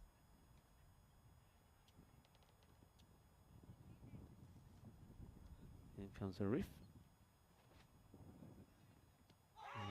Just hitting outside the line of the leg stick, hits the pad. They're taking him on here, and a better throw, and he would have been in trouble. It's not a good throw, is it? So Harsh does come back, but just watch the throw here from the fielder. I mean, it's a big hard chase, isn't it, from Hussain, but it's a wild throw, and just look where the batter wasn't in the picture, so anything in the gloves, it would have been curtains early on for Harsh. He would have been, well, run out for 0, because that was leg byes. So wants to go on the hit, and we'll take the single. Bowled very well in the earlier match, did Arif. So certainly a bowler that's creating few problems for a lot of batters. His angle, his approach. Sugarthan. Well, he whips him away pretty well. It just strays down the leg side, doesn't he? That's always the danger when you're bowling this angle. And strays down the leg, gets plenty of it. And that that will go all the way to the boundary. So first boundary of this match. It's an opportunity to say a big welcome back to everybody. Hope you enjoyed your little break. Maybe you did. Have a little bit of something to eat. Let us know. Well, we were quite naughty. We were sneaky. We actually had an ice cream as well, just to cool us down a little bit on this very warm afternoon. And thank you to Nilkesh Patel, who went sourced those from somewhere. It's a nice looking shot. Has it got the legs? Yeah, it has. It's going to be 4 runs. So good batting here from Sigarthan. Puts away the loose delivery on the leg side and then gives himself enough room to play this one away. That's a top shot. It's not really that wide from Arif. The team that has abs on their shirts. I do like the look of those shirts when they walk back. It's like you can see the old abs there. It's a bit like when they're running into the batter saying, you see me? I'm a bowler with abs. It's muscle against you. And asking the question, he wants it. I get the feeling he ain't going to get it. Fielder makes a good stop as the batters will come back for another 2-leg buys. I think when we have a look at this, it's not a bad appeal. I think this ball, if we have a look at it again, is it pitching outside the leg? I would say yes it is. And then is it going to go and hit the stumps? I get the feeling that's going to get you going down the leg side. It's a big appeal from the bowler, but I think that's very good umpiring. Not getting intimidated, getting it right. And we can remind you that it's 20 days to go to the Euros of cricket. Tomorrow will be less than 20, I can't believe it. Of course, the European Cricket Championship starting on the 25th of September. So getting closer by the day. 14 off the first. Oh, well, it goes high up in the air. It's a chance if he can get there, and he does, and takes a really good catch. That's nicely taken. I believe that is Yasser Hussain. It is indeed. That's a really good catch, and I didn't think he was going to get there, and he's taking this catch away from his body as well. So Mohammed Rashid does it again. This guy has already taken a 5-wicket haul, which included a hat-trick. And off his first ball, thanks to that very good catch from Yasser Hussain, he gets a wicket straight away. So disappointment for Harsh. He's going to go for one of just 3 deliveries. And it just wasn't the shot to play, really, was it? Trying to play this on the leg side. It was something he should have been playing out on the off. Nice catch, though, from Hussain. He's had a good day so far. Remember, with the bat, he brought up a very fine half-century. 59 of 21 in the player match performance against Gelsenkirchen. Rashid, well bowled. This is where Rashid is dangerous. Not too much pace in the ball, but he really gets it to move big, and Zain has a bit of a swing at this, but misses it. The issues with him come when he starts to drop down the leg side, and that's when he gets put away. Nicely hit. Fielder will have work to do. Does well. Gets down. Puts down the long barrier. Makes it look easy. Does Fahad Khan.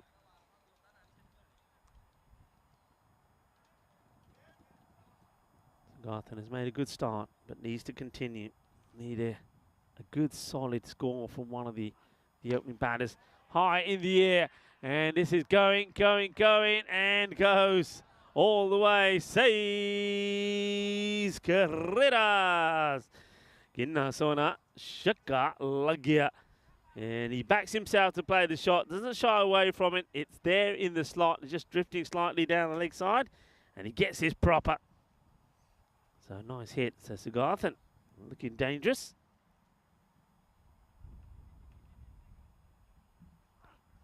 And it's going to be back-to-back. This one is even bigger, even better. Watch out in the tower. And that's a nice strike. So 6 more, back-to-back 6s. Doesn't quite get the movement that he wants, does he? There's a Rashid. The other thing is he's fuller. So he does go fuller. As a result of that, that goes all the way. And, well, they're going to try and find this ball now. And they do find it. Yeah, we've got to try and find as many as we can. So wicket has gone, but the score is good. So the Akan Rising Stars, solid start, 27 for 1. Rashid wants to finish well. It's shorter this time. Will this get over the fielder? It's going to be a test. Yes, it will. So it's going to be 3 sixes to finish off the over. Well, it's a typical ECN over, isn't it? Wicket off the very first ball, then a dot, then a single, and then a hat-trick of sixes. Shaka, shaka, Calypso star. No hay dos en tres. And, well, what a way to hand the over. It'll go for, and that goes for in the end. 19 come off the over. And the score at the end of 2:33 for 1. So started with a smile on his face, did Rashid, but it didn't last there that much longer. Huckan Rising Stars, of course, they know the chances of making it through to finals day is not going to happen, whereas Huckan Rising Stars only got themselves to blame. But PSV Huckan, they know they have got that opportunity. And well gone. What a good delivery this is. And you can see that the bails are on the floor. A great ball from Arif. He comes back to bowl his second and he gets it on the money. And it's going to be the end of another batter. Zain will gets bowled by Arif.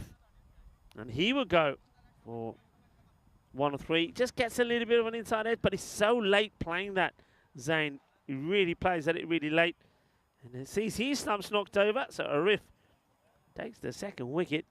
And now number 4 comes in, Fahim Jan. And this now becomes a very crucial and very important partnership. They've lost 2 wickets, but they've got the runs on the board. But a partnership now desperately required. Arif picks up a wicket at the first ball of his second over.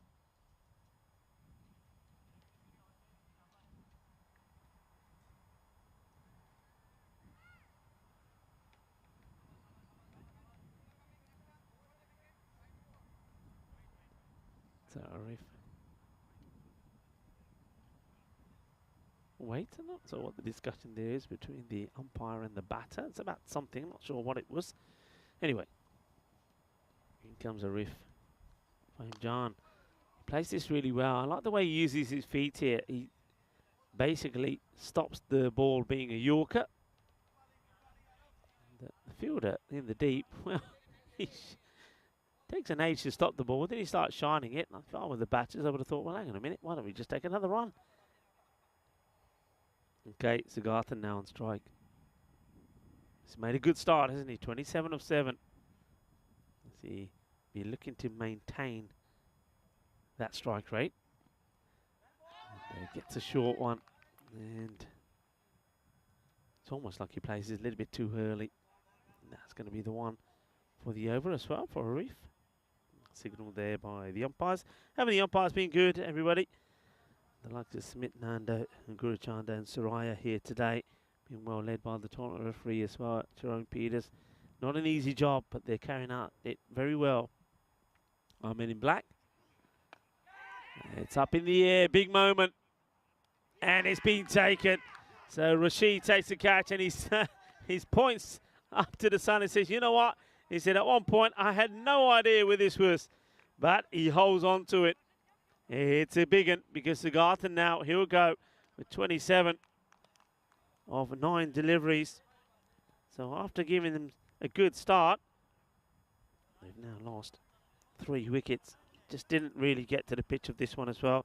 He wanted to take on Arif and gets it wrong. Rashid doesn't, despite the issues of that big ball of yellow that's shining down on him. Nice to see the batters hurrying to get out there. It always makes a difference. And, I know that we had loads of trouble with time in Dresden. There was quite a few penalties actually in Dresden, but well, they've been very good here as we see Abdeeb Asghar sort of semi-sprint out there to get strike. And he's straight into the firing line. 34 for 3. It's nicely played. Just a little bit over pitch this time from Arif, looking to get that Yorker length delivery to work its way or swing its way round the pads of the batter. But Asghar plays it well. Fahim Jan made 48 of 21 deliveries, 48 of the 89 that the Rising Stars will manage to make in that earlier match. So he's pretty key. That's a crazy appeal. That one's going well down the leg side, but what a good over. And what a good spell of bowling there from Arif. It takes 2 for 12. The score at the end of 3 overs, 35 for 3. So only the 2 come off that one and that wicket as well, the all-important wicket. 2 wickets fell in that, of course, didn't they? They lost the wicket of the set, Sagarthan, and then also that of Zain. Rika Full here, the European Cricket Network, and joining me back in our rather hot and sticky cube this afternoon on a beautiful sunny day is Mr. Maximo Vinisandu. Yeah, thanks, Rico. Yeah, it's hot and sticky here, but the ice lolly I just had was pretty cold and sticky. I enjoyed it. Right, time for over number 4, and it could be a catch first up, and it will be well held down there by Raheem Mohammed. So we're building on a very good third over from Mohammed Arif. The 4th starts with the wicket too. Fahad Khan with some immediate success. And the wickets continue to tumble for the Rising Stars in this Aachen Derby. It's 35 for 4. Yeah, disappointment for the likes of Asghar. And, well, too many batters just not getting going. We've seen Harsh, Zain, and now Asghar all falling for just one. Hits it pretty well, but he's not able to get it elevated. And Raheem makes no mistake, taking a very good catch. Yeah, Rising Stars falling like shooting stars at the moment, aren't they? And it's the slot machine, Husama Ali 777, to come out and see if he can rescue the job. Look, the run rate they're going at isn't too bad, actually, 11 and over or so. So they just need a partnership. They need a couple to stick around. As we see Husama start with a pretty extravagant drive, gets the end of the bat net and gets one out to the skipper, Marcus Tahir. Good to see a lot of discussion in the chat as well. A few people trying to organise their travel plans to get to Khartoum, trying to organise their lives. If you can't get down there, don't worry. We will be bringing you all the action here on the European Cricket Network. But it is a very, very unique experience, cricket watching experience, that one. Oh, he does well to get back onto this inning. If that hits the pads, I think everybody would have been up. Well, I would have been giving it out from here. It's a good delivery, but he does well to get back onto it. I'm going to try and find the link. There was a bit of a documentary that was done in during the ECC a year or two ago. That's Alfie Brown from the UK put together. Right, skied. Is this another chance? Maybe not. Just falls ahead of the deep third fielder. So Osama, another one. It's not out of the middle of the bat, but he does get a run. Yeah, he does. So just swings hard at it, but the thing was, he seems to have been taking his body away from it. If he went into the shot, may have got a bit more success, probably would have gone more towards that backward point area rather than sort of slicing it up towards third. Wow, Okay. This is straight up in the air, and it should be an easy catch for Fahad, and he won't miss it. So they have caught well, haven't they, Rico? And that's 5 stars back in the shed already. We're not even at the end of the 4th over, 38 for 5. Yeah, it's a very good catch on the bowler. Puts his name on it, says, leave it to me, Fahad Khan. And, yeah, just losing his shape. The head was nowhere, was it, from the batter? And up it goes in the air, and it's another good batter that will depart. Yeah, that documentary is called Cricket in All Corners. And, yeah, I'll actually put the link in the chat if you like. And it's about, I think it's about 20 minutes long. And it kind of looks a little bit behind the scenes of what happens at the European Cricket Championship. So if you think of coming, you'll get an idea of what to expect. Of course, we're improving all the time. And this will be our 5th trip to the Khartoum Oval to bring you our marquee tournament.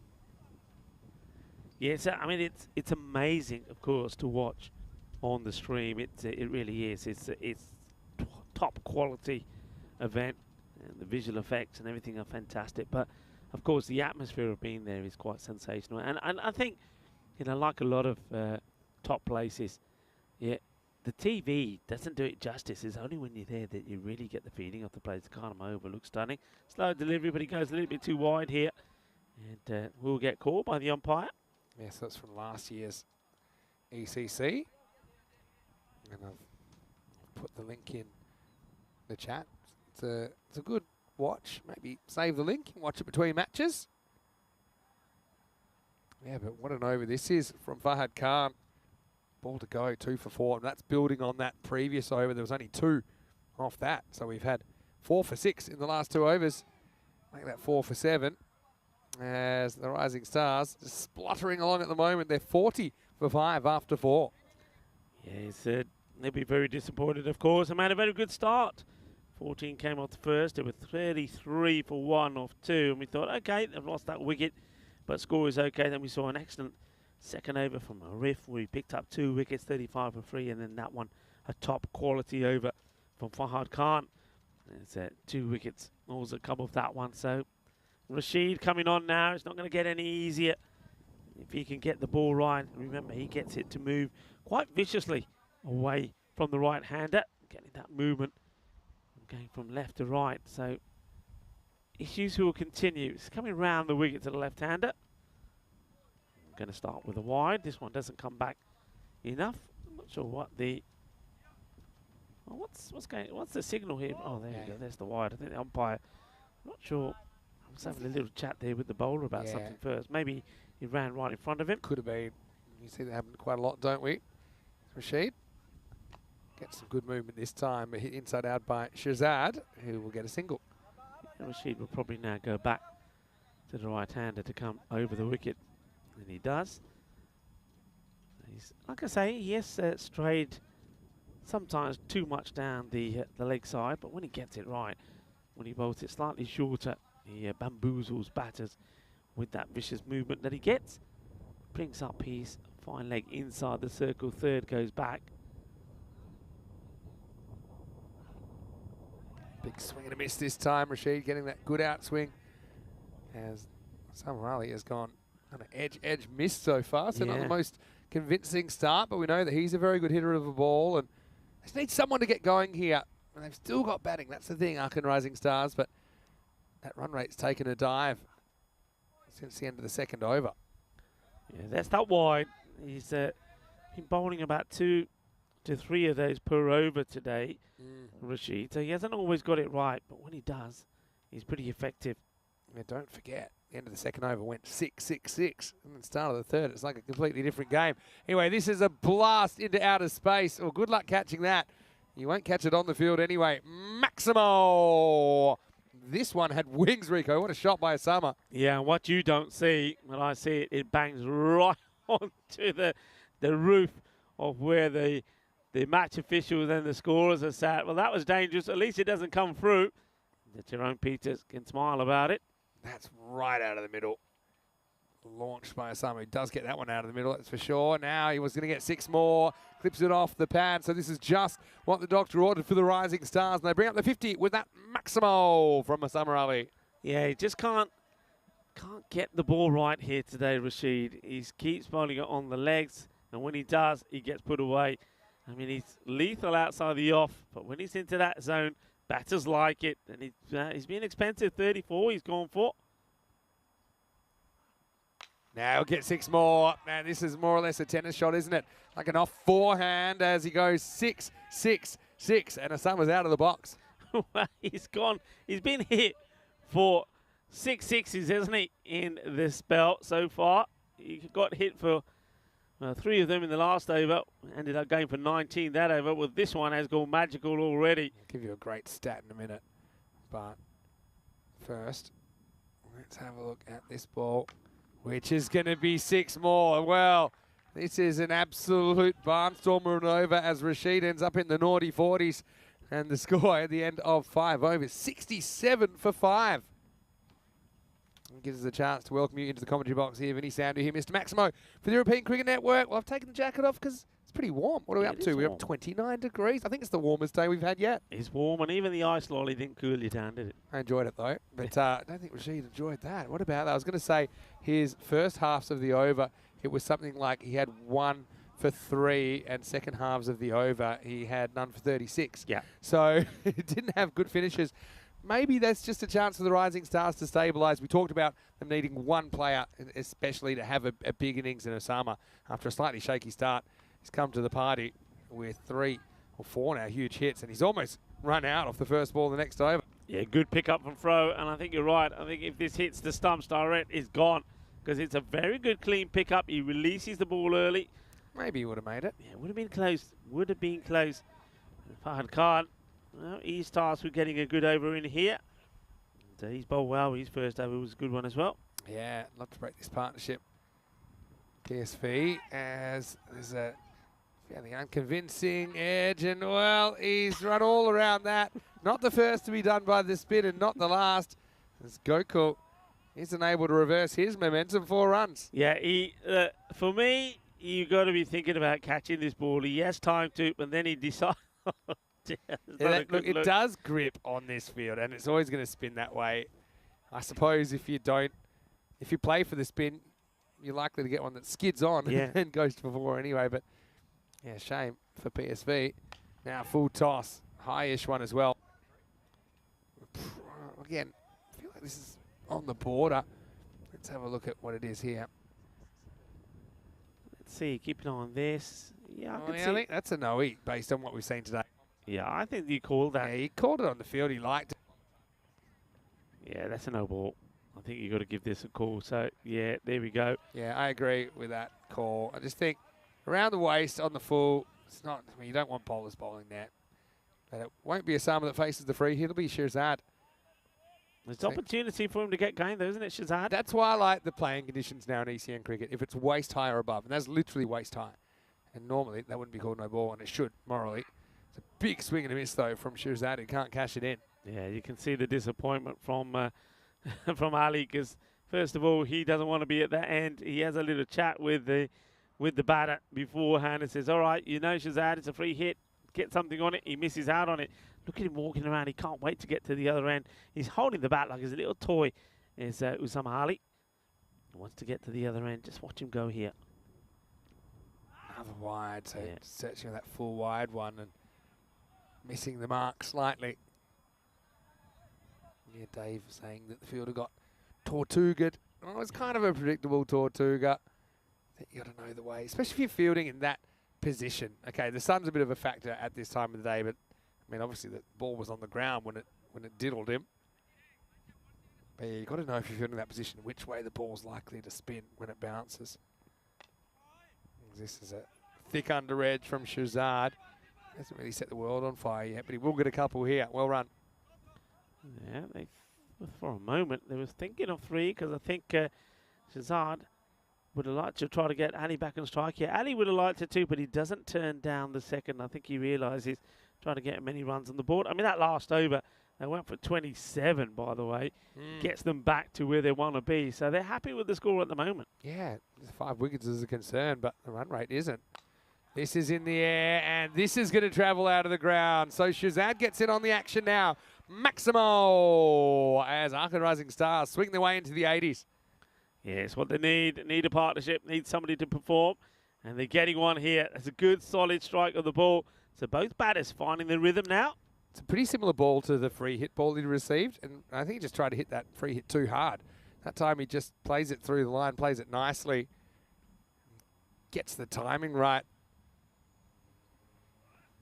It's a wide again. Yeah, so you know, it's a definite plan, isn't it, from Fahad to try and go full and wide, but once again, just missing the mark. Hello again to everyone in the chat, and hopefully enjoying this contest. First time the 2 Aachen sides have met in the European Cricket Series. Aachen Derby. Last ball of the over, we hope it is, and Shirzad's out of ideas, so he just blocks it out and says, right, Osama, it's over to you. As Fahad will finish with 2 for 22, and after 6 overs, the score 84 for 5.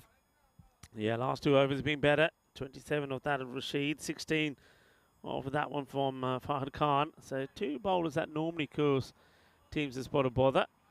They've been dealt with well. So they're in a, I would say, in a good position here. I mean, they've still got plenty of overs to go. 4 overs, so 24 deliveries. They should be at least looking to be going at least 2 a ball. Yeah, well, the thing is, they're kind of on the higher wire without a safety net, though, with the 5 wickets down. Because you get quite concerned, I think, once you got number 8 and below coming out with over 3 overs to go. But like I said, this partnership so far so good. And Osama, who, like I said at the beginning, he went edge miss, but the last 4 balls he's hit have all been huge sixes, so he's come good pretty quickly. Raja Mubashir to bowl, and he gets 2 leg stump. He's going to go to the boundary. So again, slight bowler error, cashed in. Osama Ali to 35 in no time at all. Yeah, this partnership now with this boundary is worth 50, and it's come in a good pace as well. So nice shot, and the 50 partnership between these two. Yeah, it's come up very, very quickly. Ark and Rising Stars losing wickets at an alarming rate. They lost 5 of them in 13 balls, but they've recovered well. This nutmegs the batter though. This is just a case of Osama Ali probably not getting his footwork right. If he gets it, if he starts across, but then he backs away. So if he just held where he was and seen the line of the ball, then he wouldn't have messed that up, and he would have got a wide. He would have got a run and an extra delivery for his team.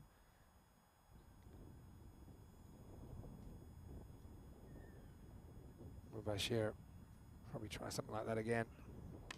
Same sort of line. This time he does get the hands through it. That's what he was trying to do. This time he gets plenty of willow on it.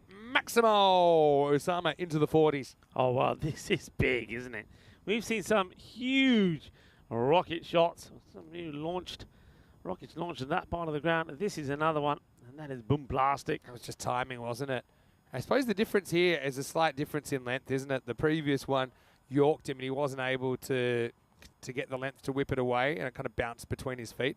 Whereas this time, with the length to work with, he got a good look at it and he got the timing just right. 41 off 12. Osama's been a game changer. That means he scored his last 40 off about 9 balls. And similar sort of footwork every time. He just waiting to see where the ball is. This is well run. In fact, he'll get 4. Well, I'm amazed that has rolled all the way for 4. I was looking to see if they'd push for 2, but I suppose it was into the gap. It's a sign of how quick this outfielder's gotten out. Hottest day we've had so far. It's constantly being mowed, and yeah, although we don't see it there on the camera, it ends up going for 4. Yeah, he needed to really get down onto that one. Wanted to try and stop it with his foot, a riff. If he got the slide in, he would have got there. 45 then for Osama Ali.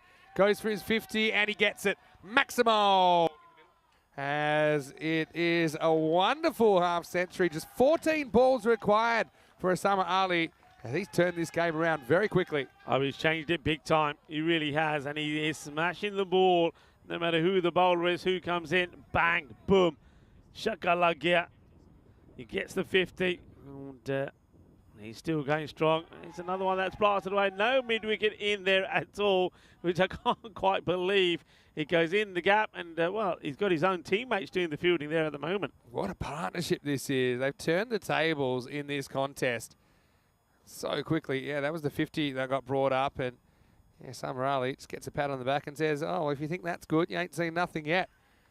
There's that to Amachar Shahzad, who then will get the chance to face up into 7 overs. It's 108 for 5. Mubashir goes for 24, so another magical over. Let's have a look at the squads. Let's talk about the Netherlands 11. I mean, you got some really high-class players in there. Sebastian Bratt, he was the player of the series in the ECI in Portugal earlier in the year. You got Musa Ahmed there, who, again, is a sensational player. We've got Kyle Klein, and I believe that's Ryan Klein's brother, who's in that in the side as well. So first time we'll get to see him. But, yeah, looking forward to this. Uh-oh, this is trouble with a capital T, and that's 4 more. Well, you know you didn't see it, and you probably don't want to see it, but I'll tell you what happened. The fielder went around, he got down, but he fumbled it, and it just dribbled off his hands into the rope behind him. Arif is having a mare over there, and Raheem Mohammed, he comes on to bowl and finds his first goes to the boundary. It shouldn't have, but it did. Slow ball, kind of ties up. Shahzad, probably looking for 2 here. And I think that Shahzad really wanted it. And I think Osama Ali really wanted the strike, but in the end, Shahzad wins out, makes it back easily. Yeah, see, he's trying to put the stop sign up, but Shahzad saying, no, don't worry, I'm up and I'm going now. Right-hand combination, right-hand, left-hand combination working nicely here. Yeah, Raheem goes back to his mark. Shahzad has another go. This time he gets fresh air. But I mean, from nowhere, they're now on 150's pace. It's quite an amazing turnaround. That 1 over started it all off. And as soon as Usama Ali gets his eye in, and Rashid helped him do it, he hasn't looked back, and he's playing some lovely hits at the moment. Shazad is playing his part as well. It's important that he stays there, because what could happen, and you mentioned it, you lose another wicket here, number 8 batter comes in, and a wicket could fall quickly at the other end, and you can leave the likes of Ali stranded out there. So this is quite important, this partnership. I bet that Summer wishes he won the argument about having 2, because there's been 2 dot balls since, and then Shazad's asking for a wide there. Good luck. That was in by about a foot. So strike 2. This game, it's more twist than a stick of licorice. Now he's late on this, but he's going to get 4. Well, Hagen Rising Stars getting the luck factor going their way as well. As he really wasn't quick enough to get his hand through this, but he'll still get a boundary. Yeah, it's a good delivery, really, from Raheem. He's unlucky. He sees the batter, thinking, okay, well, I'm getting no luck. I'll just charge at it, Shazad. He does. He gets an edge. And Raheem thinks, well, it's not going to be my lucky day. I think it was the right ball to bowl when he sees him coming down, and he kept it nice and straight at him.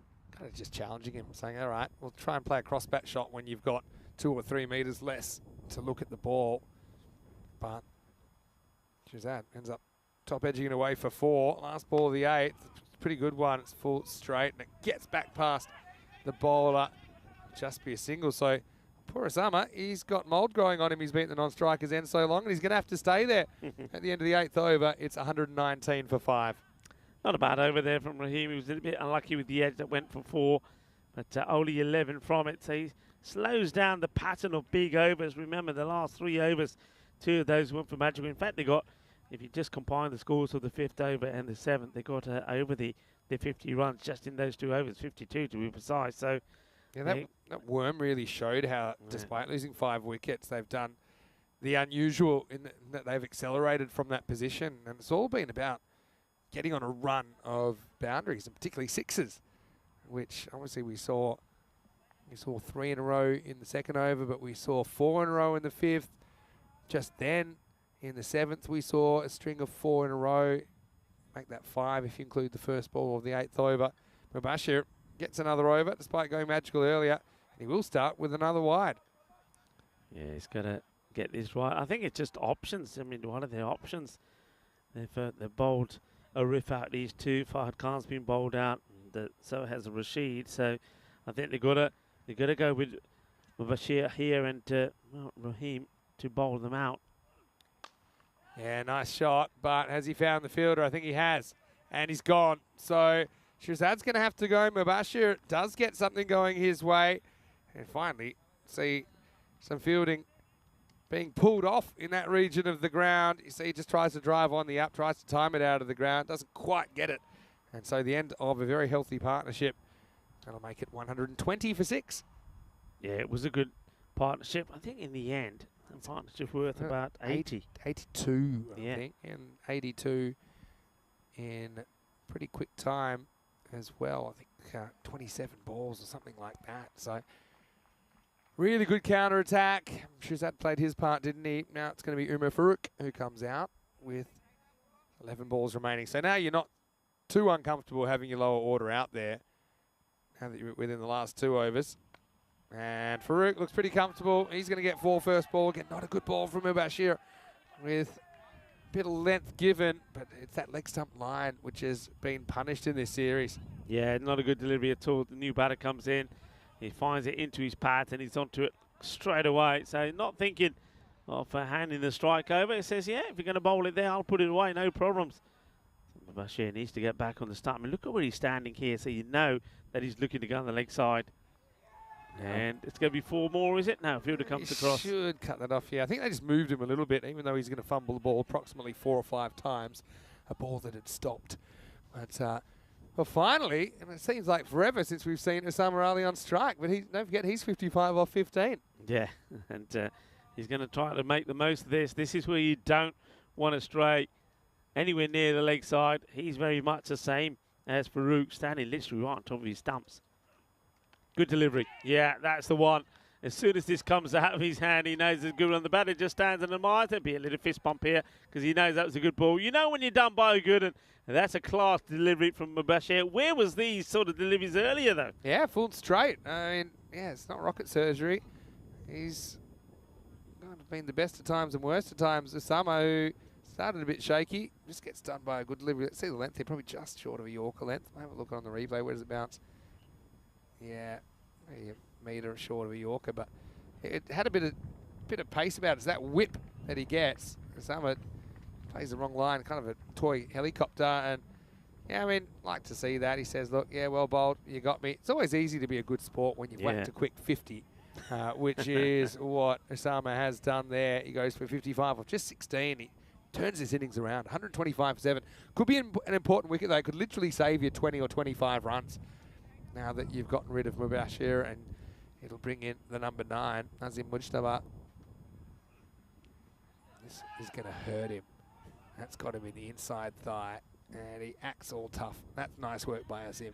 Yeah, and look at that grin there from the bowler, because it's well, it's not that so much. It's that it's a crazy appeal as well. Ow. Yeah.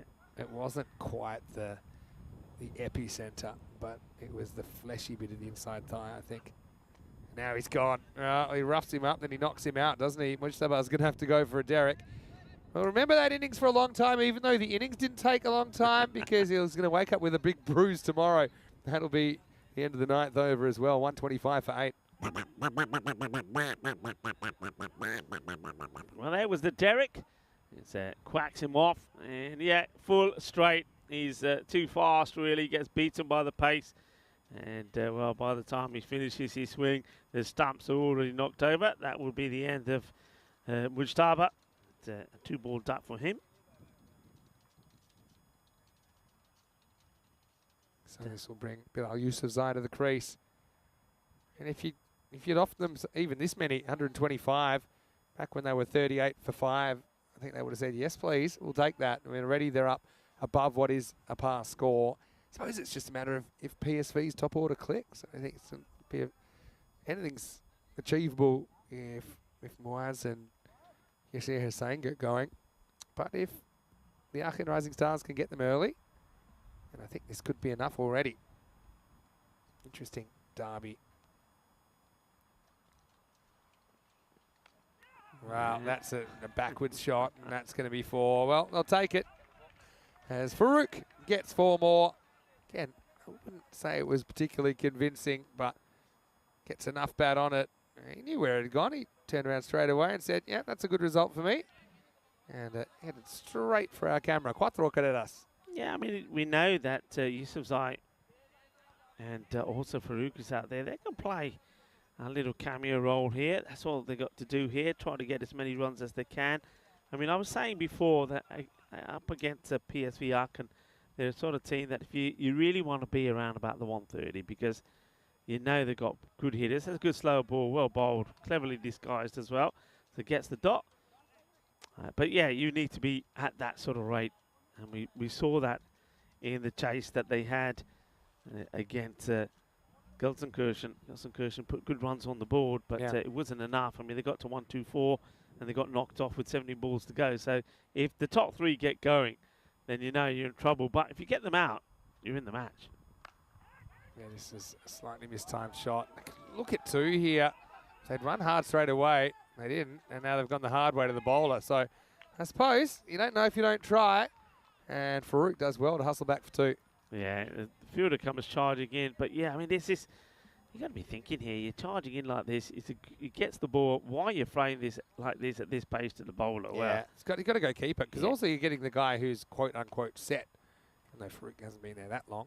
Yeah, you can see the keeper there saying, "Yaar ki kar de minnu ball diya karo, glove mein paaya." Well, he's top edge this, and it's to the fielder. In fact, it's over the fielder. And I think that's gone for 6. It has. Maximo. Another Maximo. Well, accidental batting at its finest. He's deep in his crease. Almost top edges it into his own snout. But in the end, it goes over everyone, and it's 6 runs. Yeah, 6 crazy runs. 137 now. 2 balls to go. And well, what a change round this has been. It's been quite amazing. Really has. They were 40 for 5 at the end of the fourth over, where Fahad only conceded 5 runs and took 2 wickets. Yeah, gets a wide. They'll get an extra one if they want one. They will. They can take every run possible at the moment. Now they're going to go for 2. Well, Clever. no one, Excellent running. No one took the keeper's end, and that was the key end. So slightly asleep at the wheel, weren't they? PSV Aachen, who've been knocked around despite that big run of 5 wickets in 13 balls. Apart from that, it's been all rising stars. Excellent running. I mean, got to say, very lazy from the keeper, Muaz Hassan. He needs to take that in his cover. Just have a look at that. He just that's a good shot of the man who should be backing up. He's just a bystander. He doesn't flinch. He could be a statue. That's Gokul at point. Somebody better check his pulse because he didn't move a muscle there. 2 to come. I think you should always be doing something. Or do you try to here just for fun? We're thinking about it. Probably would have gotten away with that as well, based on the throw. As I think we've got 1 to come. Yes, I mean, all 11 people in the field should be doing something every ball. So, I mean, if you're in the infield there, if there's no keeper, I mean, probably an opportunity to help out, try and cover the stumps or something like that. 141, though. It's just going to take some chasing. Last ball coming up. It's high, you know. I think this could be called. It may not be the last ball. The fielder does well to stop it. They'll get 1 and then stay at that. But I reckon this could be a no. He shouldn't be bowling that high at this pace. Let's have a look at this. And, yeah, for me, that's a no ball. He's deep inside his crease. Got to be called. I think it is, yeah. And that's consistent with what we saw earlier. Again, I like the playing condition in ECN cricket because high field tosses are dangerous. You're not really padded in that area. You've just got the essentials covered. But I think that's a good call. Yeah. So bonus runs. A bonus run and a bonus ball to come then. I don't see too many chases in the 140s. Again, they've got an informed batting lineup. They're going to have to bat well. 143 and the last ball's a free hit. It's a slower ball. A big swing and a miss. He'll get run out by a fair distance. As Yusuf Sai said, well, you're on your own there, buddy. But they do get the extra run for the no ball, at least, even though they don't get any extra runs off the free hit. And they're going to end up 143 for 9 off the 10 overs. Yeah, it's a great turnaround. As I mentioned before, they were 40 for 5. So they've scored 103 runs in 6 overs. And, well, some of the hitting that we eventually saw from Usama Ali, and he was supported there well by Shazad, was, well, it was quite breathtaking, really. But this is what happened early on. That was a really good catch from Hussain when he came round to get the wicket of Harsh, who went for 1. And that was a problem. Batters, well, they were getting out pretty early. That was the end of Zain. He went for 1 as well. And that was a big wicket. Arif, he was happy about that one, wasn't he? Right on the money. And at this point, when they were taking their catches as well, that was one that Rashid sort of found in the sun as he got the wicket of Sagarthan for 27. Then you thought, okay, well, at this moment in time, it looked like that the Aachen Rising Stars were going to slump to something like a score around about the 80 or 90s. But then we saw some good hitting, first of all, from Shazad, the left-hander. He found his range pretty well, and he got a couple of big ones out of the way. Well, that was when we saw the 50 come up from Usama Ali. He played some really nice shots. It's all about the support and backing up that he got from Shazad. But that was a good catch taken there by Arif, who had a few issues there on the boundary, but he was able to hold that catch. And this is a great delivery. I have to say that over there from Bashir was really good. Got the ball on the money, knocked the stumps over a few times. And we thought that maybe that could just slow them down a bit. Maybe the score would stay around about the 125. But no, the batters who came out towards the end as well also swung hard. And even the edges, as you saw there, were flying all the way to the boundary. So even the tail did its job there and wagged well. Let's have a look at the scorecard. You can see there, apart from Sagarthan at the top end of the order, it all happened towards the end of the order. Usama Ali, 55 of 16, 22 there from Shazad. Umar Farouk got a valuable 18 towards the end there as well, and run out of the very last delivery there by Muaz Hassan. Muaz Hassan, well, he's a man who's going to have to get going here now. Because, well, they've got a bit of a run chase in here. 144 they'll need. Just look at some of the bowling figures there. Rashid was very expensive. He went for 46, and not really too much better there for the likes of Rahim Mohammed. He went for 29. Raja Mubashir, even though he did pick up 3 wickets, he went for 30 himself, though his second over was a pretty decent one. The only one bowler, really, you'd have to say, bowled very well and tidily as well, and picked up wickets, was Mohammed Arif. 2 for 12. So we're going to have an exciting run chase in this one. Look, it's a team, you wouldn't put it past them because they've got 3 batters that are in very good form. But at the same time, the 3 batters really have been holding the fort. If the Arkan Rising Stars can get the likes of Yasir Hussain and also Muaz Hassan and Fahad Khan early, then they'll be looking to get a very good victory under their belt. Look, we know that the chances of them making it through to Friday's finals is out of the question, but well, it is a local derby, a derby between the 2 Arkan sides, and if they can get the win here, they'll be gloating about it, that is for sure. So everything to play for.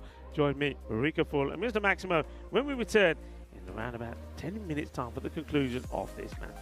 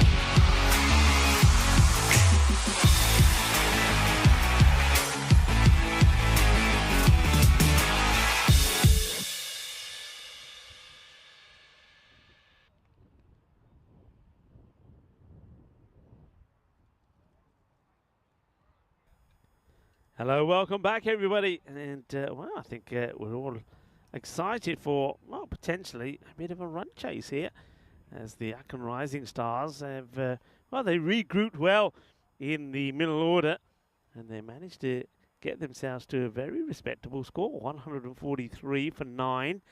And mainly thanks to a very good knock from Usama Ali, brought up his half century, 55 and 16. A partnership of 82 between him and Ahmad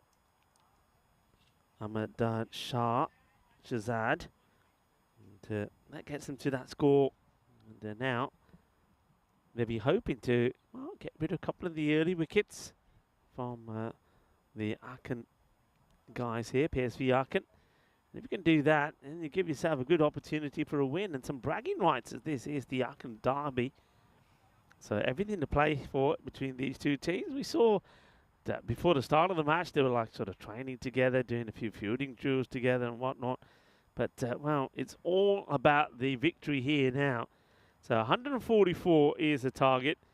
You got two batters out there that we know have been in really good form.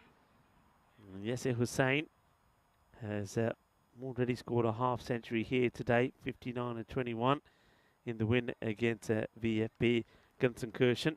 Moaz Hassan was in good form as well.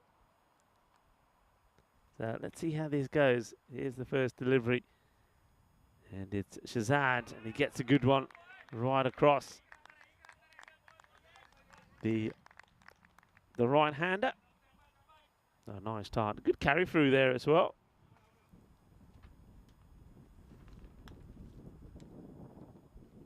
Gets back to his mark. You know that Moaz Hassan has posted over 300 runs in this series. He started the day with 289. This one just bounces before the fielder. Good hard throw. Really fires this in.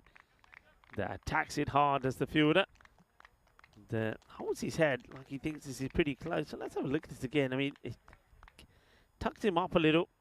Fires in the throw. And he feels that if he was able to hit the target, it would have been close. That's Akil Sugarthan.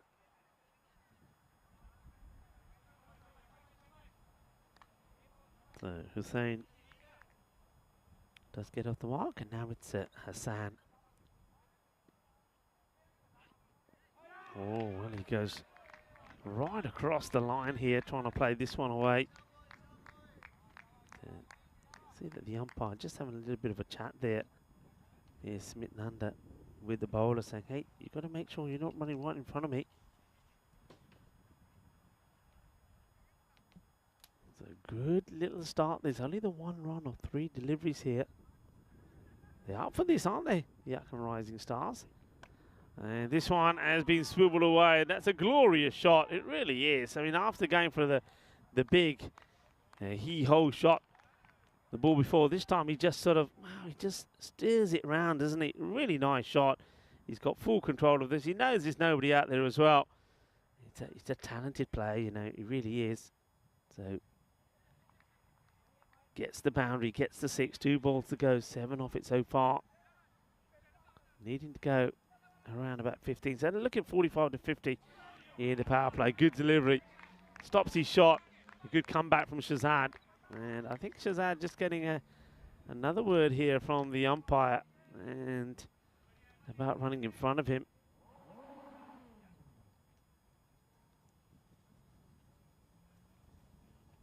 Big delivery this. Ball to go. Batter will want a boundary. Bowler will want a dot or no more than a single really. And that's beautifully played. Very good shot. And intelligent cricket from Moaz Hassan. He knows there's nobody back there. Doesn't need the power. He knows he's going to get the pace from the bowler. So he just uses the angle, gets the elevation in, helps us over the infield, and gets a delightful boundary. 4 runs from it. A little bit short of where they need to be, but they're on 11. And as long as they've got those wickets in hand, we know they can they get the acceleration in. 246 the matches since a golden ball here now. And, well, could this be the one? Now, got to this match and one more, of course, to come in the day, match day 9. And the final match, well, we welcome back Kern CC. They're coming just to play the one match, and they will be playing VFB Gunsenkirchen. As this one is blasted, and it will go all the way. Balle, kinna sona. Shaka lagya, and Hussein gets his first boundary. He just gets low, doesn't he? That's the way he bats. He gets low, gets down. Watch this. Normally gets down on sort of one knee and goes bang. That's the way he hits. And this one, well, does this take any of the bat? Let's see. This is all pad. There's not an appeal there from the bowler at all. There's a bit of appeal from somebody. I think it's too high. Let's have a look here. Ball is on the up. And yeah, it's probably the height than anything else.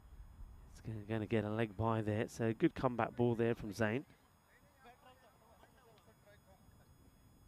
A good time, or fine time to welcome back into the cube for what could be a classic run chase here on the European Cricket Network. It's Vinny Sander. Yeah, it's a good game.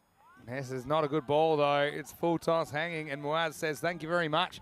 Licks his lips twice and then whacks it away to the deep backward square leg boundary. Easy pickings, PSV. A slightly cautious start, but they have gotten rocking now, and they're right up at the rate. Yeah, he's a classy player, isn't he? I mean, you saw him score that century, but when I watch him bat, he almost looks to me sometimes like he thinks it's too easy, and he ends up getting himself out. Yeah, hits this over the top as well. Not quite all the way, but it'll be 4 runs.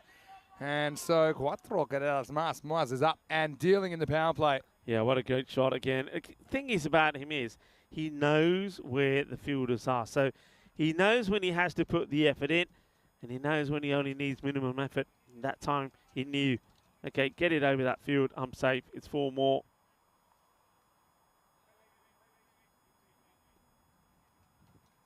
To wait for the fielder to get back inside the circle. The 2 men out at the moment is long on, and a sweeper out sort of in the point area. Now it's going to be pulled too wide, and I understand what he's thinking out there, trying to get, was reaching for it. Got the deep point in place, so a bit of protection to the left of the screen, but they'll have to bowl that one again.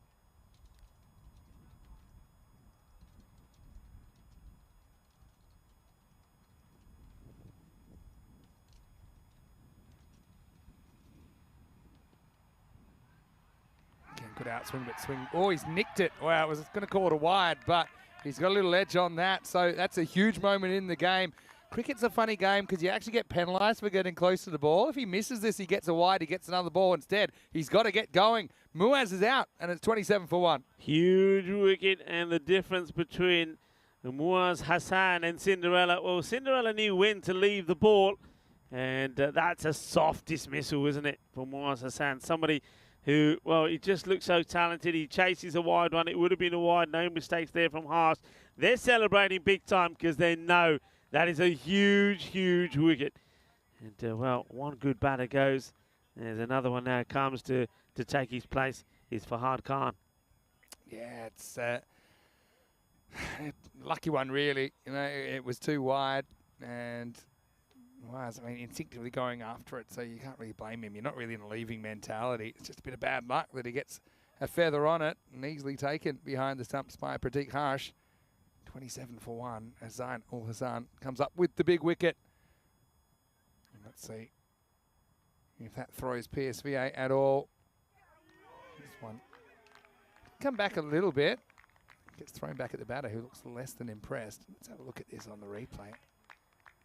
I mean, that's wide really as well. So gets away with it, and it'll take us to the end of the second over. It's 27 for 1. Yeah, I think that one is one that I think the umpire's probably focusing on the batter and the movement there, and misses out the fact that he does catch the line. So a bit of luck there, but no luck there from Muaz Hassan. He has gone. He goes for 18. Well, for just the 7 balls that he faces, but that's the big wicket you need. You need 3 big wickets. That's one of them. And you can see that one of the rising stars, it's just about if they can finish somewhere mid-table with the remaining matches they've got. But PSV Aachen, they've got a real opportunity to finish in the top 4. This will certainly dent their hopes if they don't get this win. Well, it's whacked. Now 6, forget about it, as Yasser Hussain is left holding the baby. That one's in the trees. Maximo! It's not quite in the trees. Where did it end up? Has Tyrone Peters and I think that's Suleiman Saeed running for cover. Both the scorers and the tournament referee were on the run because this crashes into the roof of their marquee. Oh, they're in the danger zone here today. Oh, yeah, squares them up this time. Indecision. They're coming, they're going, they're toing, they're throwing. They end up thinking against the run. So dot ball. A good comeback from Shirzad. Yeah, it's a good comeback. They were not too sure what they were doing there for a moment.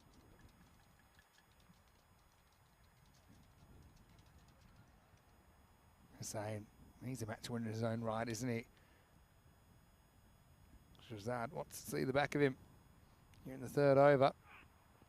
Well, that one didn't really bounce too much at all. I don't think it was a deliberate change of pace, but yes, he misses out, understandably.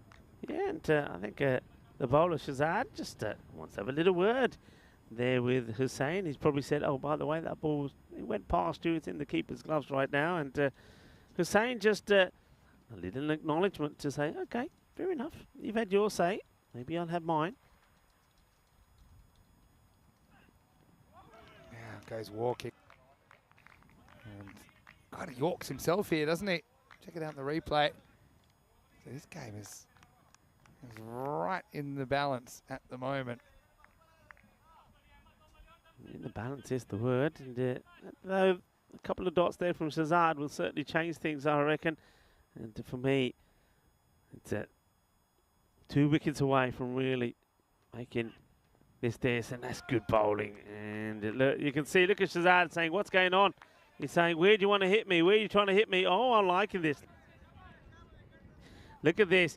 He bowls it, and it's another swing. And watch Shirzad. He's saying, hey, where are you trying to hit me? What are you trying to do? You trying to hit me over there? And you missed again. Oh, well, look, he's got some swag about him now, doesn't he, the bowler? Look at this. Lip readers out there. You can make your own judgments about what was said there. Last ball of the over. Oh, well, it's the perfect reply. Giving him some back. Give him some back, Sunshine. Go on, give him some back in his face. Rub it in. Oh, well, yeah, this is a chance for Hussain to have his say. But Hussain just said, nah, I'm better than that. I'll just let the bat do the talking. Well, I mean, if anything, Shirzad's handed him some free advice. He pointed in that direction.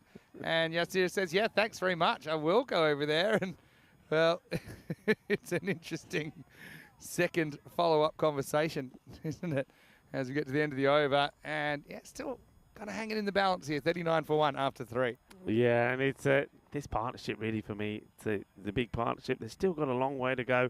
105 runs needed in the 42 deliveries. They're still staying at around about the 15, so they haven't fallen behind. That's the important thing. Like for like, I could tell you 39 for 1 as opposed to 35 for 3. So you know that the Yakan Rising Stars were able to rise, weren't they? The middle order were able to rise and get them to a big score, 143.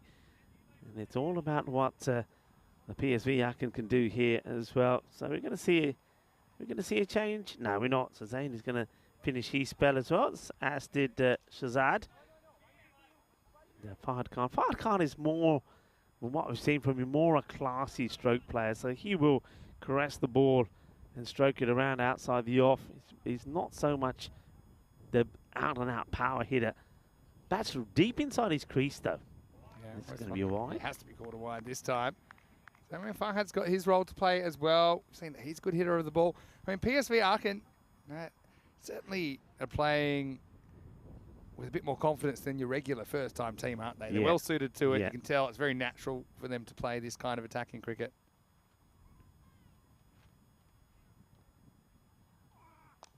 Yeah, hit leg side. That's probably 4 as well. It's rolling, and it's 4. So Fahad's off the mark, and the runs keep on coming. And right now, it's the Rising Stars who need the breakthrough. Yeah. Any boundaries that you get will help, and of course it's a good run. They've got that area wide open as well, so it looks like they're making a bit of a switch round between the two fielders here. I'm not sure how that and why that would help. Maybe one's quicker than the other. Not sure that anybody would have got to that anyway, but they keep the field as it is. It was just into a huge pocket of space. Didn't really matter who was out there. They were never going to chase it down. Zainul Hassan pushes this one, but he pushes it too far outside off stump. You've got to stop chasing these. I mean, that was the issue, wasn't it, with Moaz Hassan? He chased a wide ball. It would have been called a wide. Gets us, and it gets out. And look, it shouldn't be chasing these at all. Leave them alone. Mean, it's a hard thing because you don't want to leave one that ends up inside. A lot of the time, they fly off the edge and go for 4 or 6 as well. So I just, I don't know.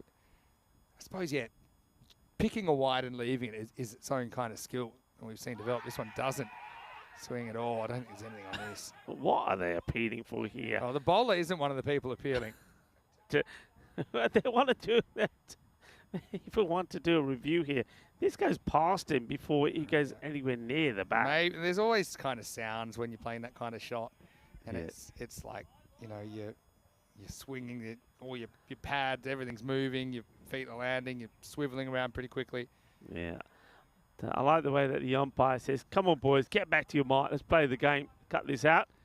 And I think a bit of a word there being said by the umpire to Usama Ali, who was the one who instigated that appeal. Too high, that hurts. Yeah, that does hurt. And didn't like the sound of this at all. Ooh. And he's walking around trying to, well, he doesn't want to, well, he's giving it a rub now. I think he was saying, don't want to show any pain. And I think the umpire heard that as well. And he's there straight away saying, you all right? There's no protection on that side, that gets him right on the bone. Inside thigh / hip is a nasty place to get hurt. And most of these guys wouldn't be wearing that protection. Yeah, nice to see a few locals and bystanders coming by and watching the action. It's a father and son looking in, wondering what's going on here. And this one, I think he hits it pretty straight. He's going to get a boundary. Yeah, he will.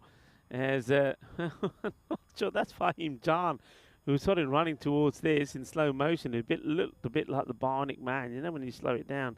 He just doesn't want to run, does he? He's like, you can see him coming to the shot there now. He didn't get any quicker than that. Yeah. Well, 50 up. He certainly wasn't the Rick Astley song Never Gonna Give You Up, because he gave up pretty quickly when he saw where that was headed, and to be honest, he was probably right. Anyway, Zainul Hassan still half an over to bowl, and he's going to get a thick edge on this, and it'll run away. Will just be a single. Yeah, good work there, the fielder. He gets down, makes a stop, and that's Bilal Yousafzai. And that's the edge. It's nowhere near.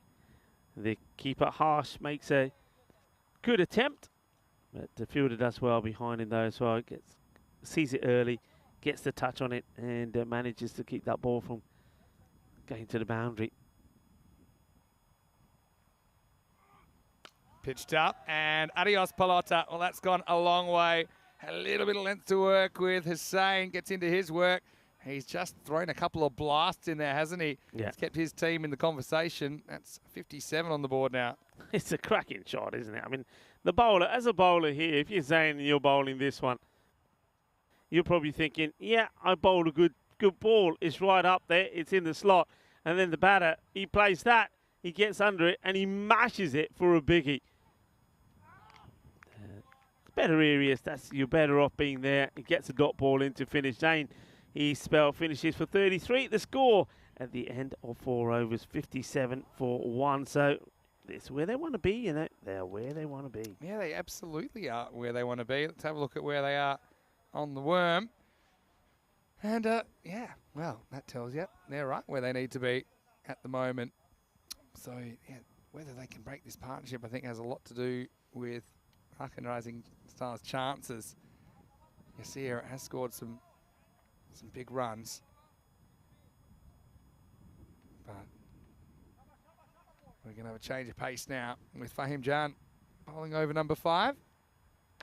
Steps across, hits. Now, does he have the journey? I don't think so. Fielder goes back, and he catches it eventually. Well, I know you lost that in the trees, but it was a little fumble from Mubashir Inayat, the captain, but he was able to get it on the second opportunity. So, yeah, big wicket there, because Fahad is a good hitter. He'll go for 9, and the second wicket falls. It's 57 for 2. Yeah, that's a huge wicket. I was saying all the way along that this is the partnership for me. It's the top 3 of PSV Aachen that you need to get. You can see he's certainly feeling that the hit that he got. I mean, even when he's walking off there, you can see he's got one hand on that side because there's no protection there. That did catch him on the bone. but he doesn't catch this right. He gets caught. Who does catch it right is the captain, Mubasha. He's been good out there and takes a good catch.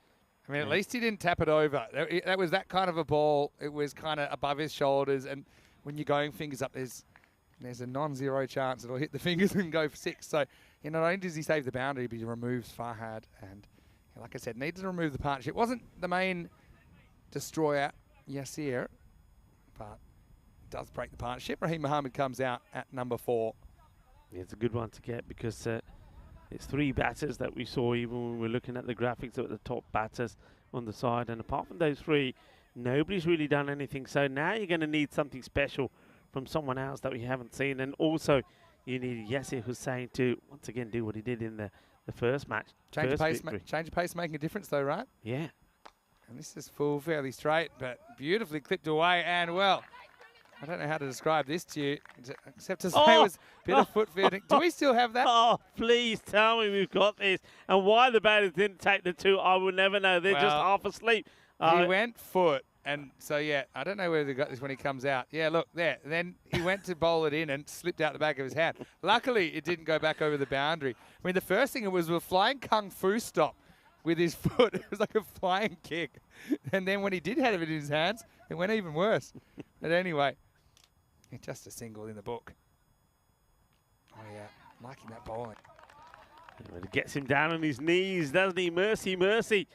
And just watch this. He likes to go low and hit, but it's just wide enough and it's out of his reach. Look, down he goes. That's pretty perfect, actually. Yeah. Back to live action. Same ball. Nice bowling. I'm liking this, John. It's just drifting away from the right-hander. This is where I'd be tempted to sneak across a little bit. The thing is, with that line, most of these guys, they're pretty good at kind of slicing it away over point. Because it's a Yorker, just can't do it. All we can do is get the bottom of the bat on it. This has been a brilliant over.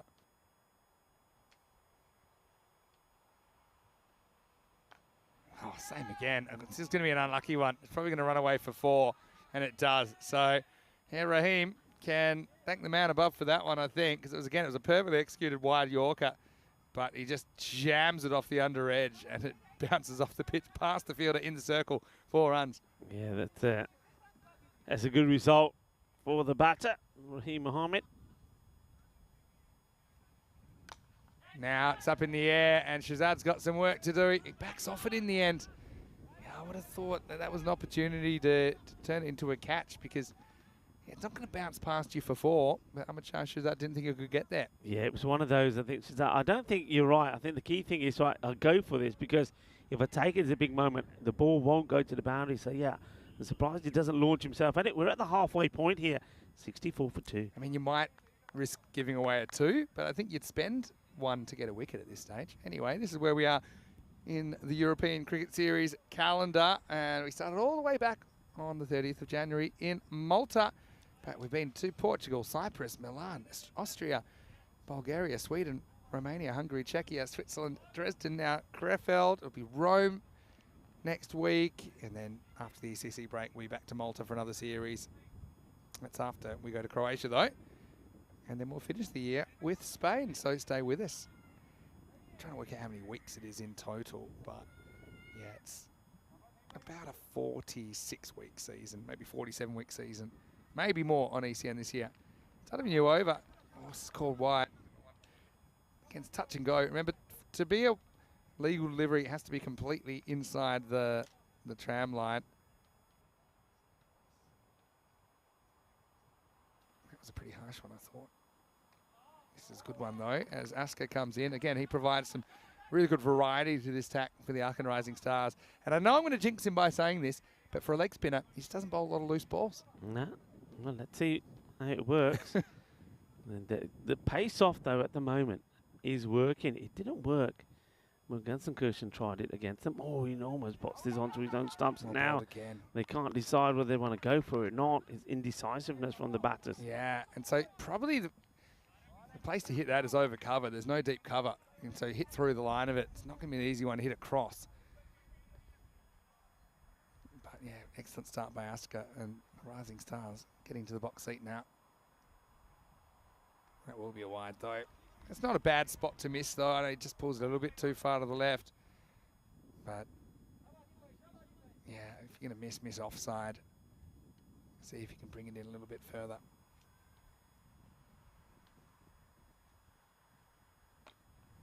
Yeah, low full toss, and they only get one here. So, yeah, Yasir hasn't had too much of the strike lately either, has he? And this game just seems to be drifting away. Needs to do something pretty dramatic to get them back in it. Yeah, well, he's got, well, those sort of deliveries you can't bowl to Yasir. I mean, that was a full toss. That, well, we know Yasir would have put away. But again, he hasn't got the pace to go behind it. And this one goes right through his legs. He misses out on this one. That is on the leg side. Just moves too early, doesn't he? Just watch him here. He's moving around rather than staying still. As a result of that, it goes through his legs. Yeah, if keeper had taken that, I think there's a fair chance that he would have had a stumping opportunity, but wasn't an easy take. Yeah, he sets himself up. I don't think even he realises where he's trying to hit this. Yeah, so he's just swinging hard, loses his form. So, yeah, really doing a good job here through the middle overs of keeping things quiet, the Ark and Rising Stars. Well, they needed, put it this way, needed 30 of those last 2 overs. It looks like they're going to get, well, at the moment, they're on 10. And now there's the wicket. That's the big one. And for me, that's the match. And it is Ashkar that gets through Hussain. Hussain getting frustrated. And then it's a straight ball. And it's through the defences of Yasir Hussain. He'll go for 26 off the 16th ball that he faces. And that is it for me now, because I don't see anybody else that can come out for PSV Ark and keep them going at the rate they need to, because that rate also goes up to 19 and a bit required per over. Yeah, you're exactly right there. The power of runs on the board as well when you need to make them second innings. And you can see just stringing together a run of dots and ones. Okay, the occasional wide in there as well, but just kind of taking the boundary away. And the result is a rash shot. Probably warranted, but it's good reward for Ashkar, who bowls a pretty good over there. And the score now is 67 for 3. Well, let's see now where they can end up here. I suppose the one thing that could be pretty important, I mean, if this match is out of their reach now with the key players gone, and the key that they've got to do is trying to get close, because net run rate could be key.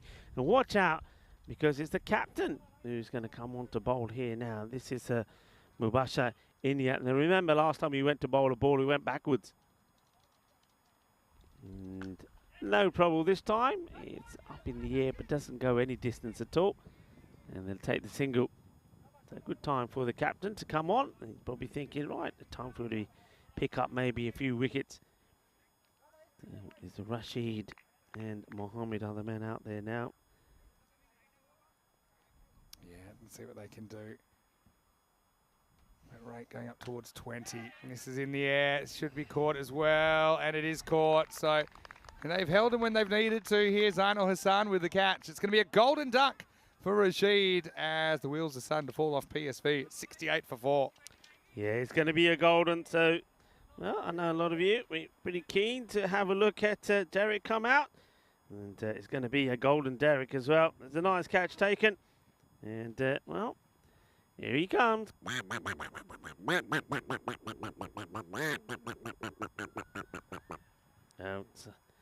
he had to go for it. He doesn't get it right. I don't think it's the first time that he's gone for a first baller. So he's going to make his way back. And, yeah, I just a feeling that I had. I was saying it all along. They're on a team that have entertained us. Have PSV Aachen, but the main batters are the top 3. Once they disappear, it's very difficult for them to get going. And we've seen that there. That was a Rashid going first ball. So the captain in on the at now as well. In the at. Yeah, captain to captain action. But I think if this was a heavyweight prize fight, the referee would have stopped it, Rico. As Inyat comes in, searching for another. Oh, it's a good little off cutter there. Gets past the bat.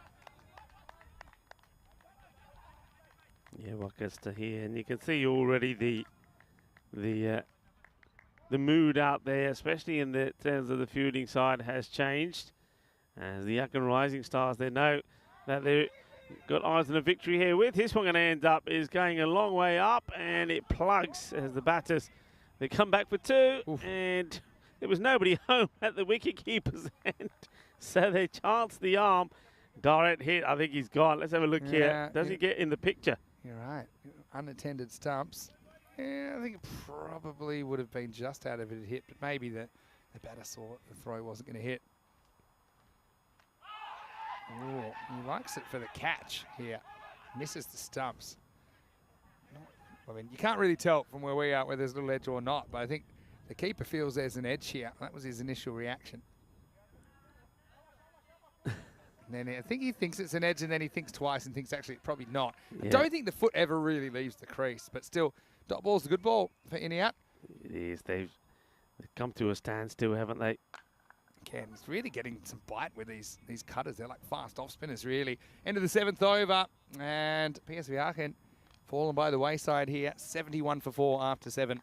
Yeah, and this is what's coming up next. The final match of match day number 9. Match number 5 is Kern CC. Well, it's been good to see Kern back in action, and their captain Sasanka Sanka, and they're up against VFB Gunterkirchen, a team that have been here all day, but they've had no joy so far.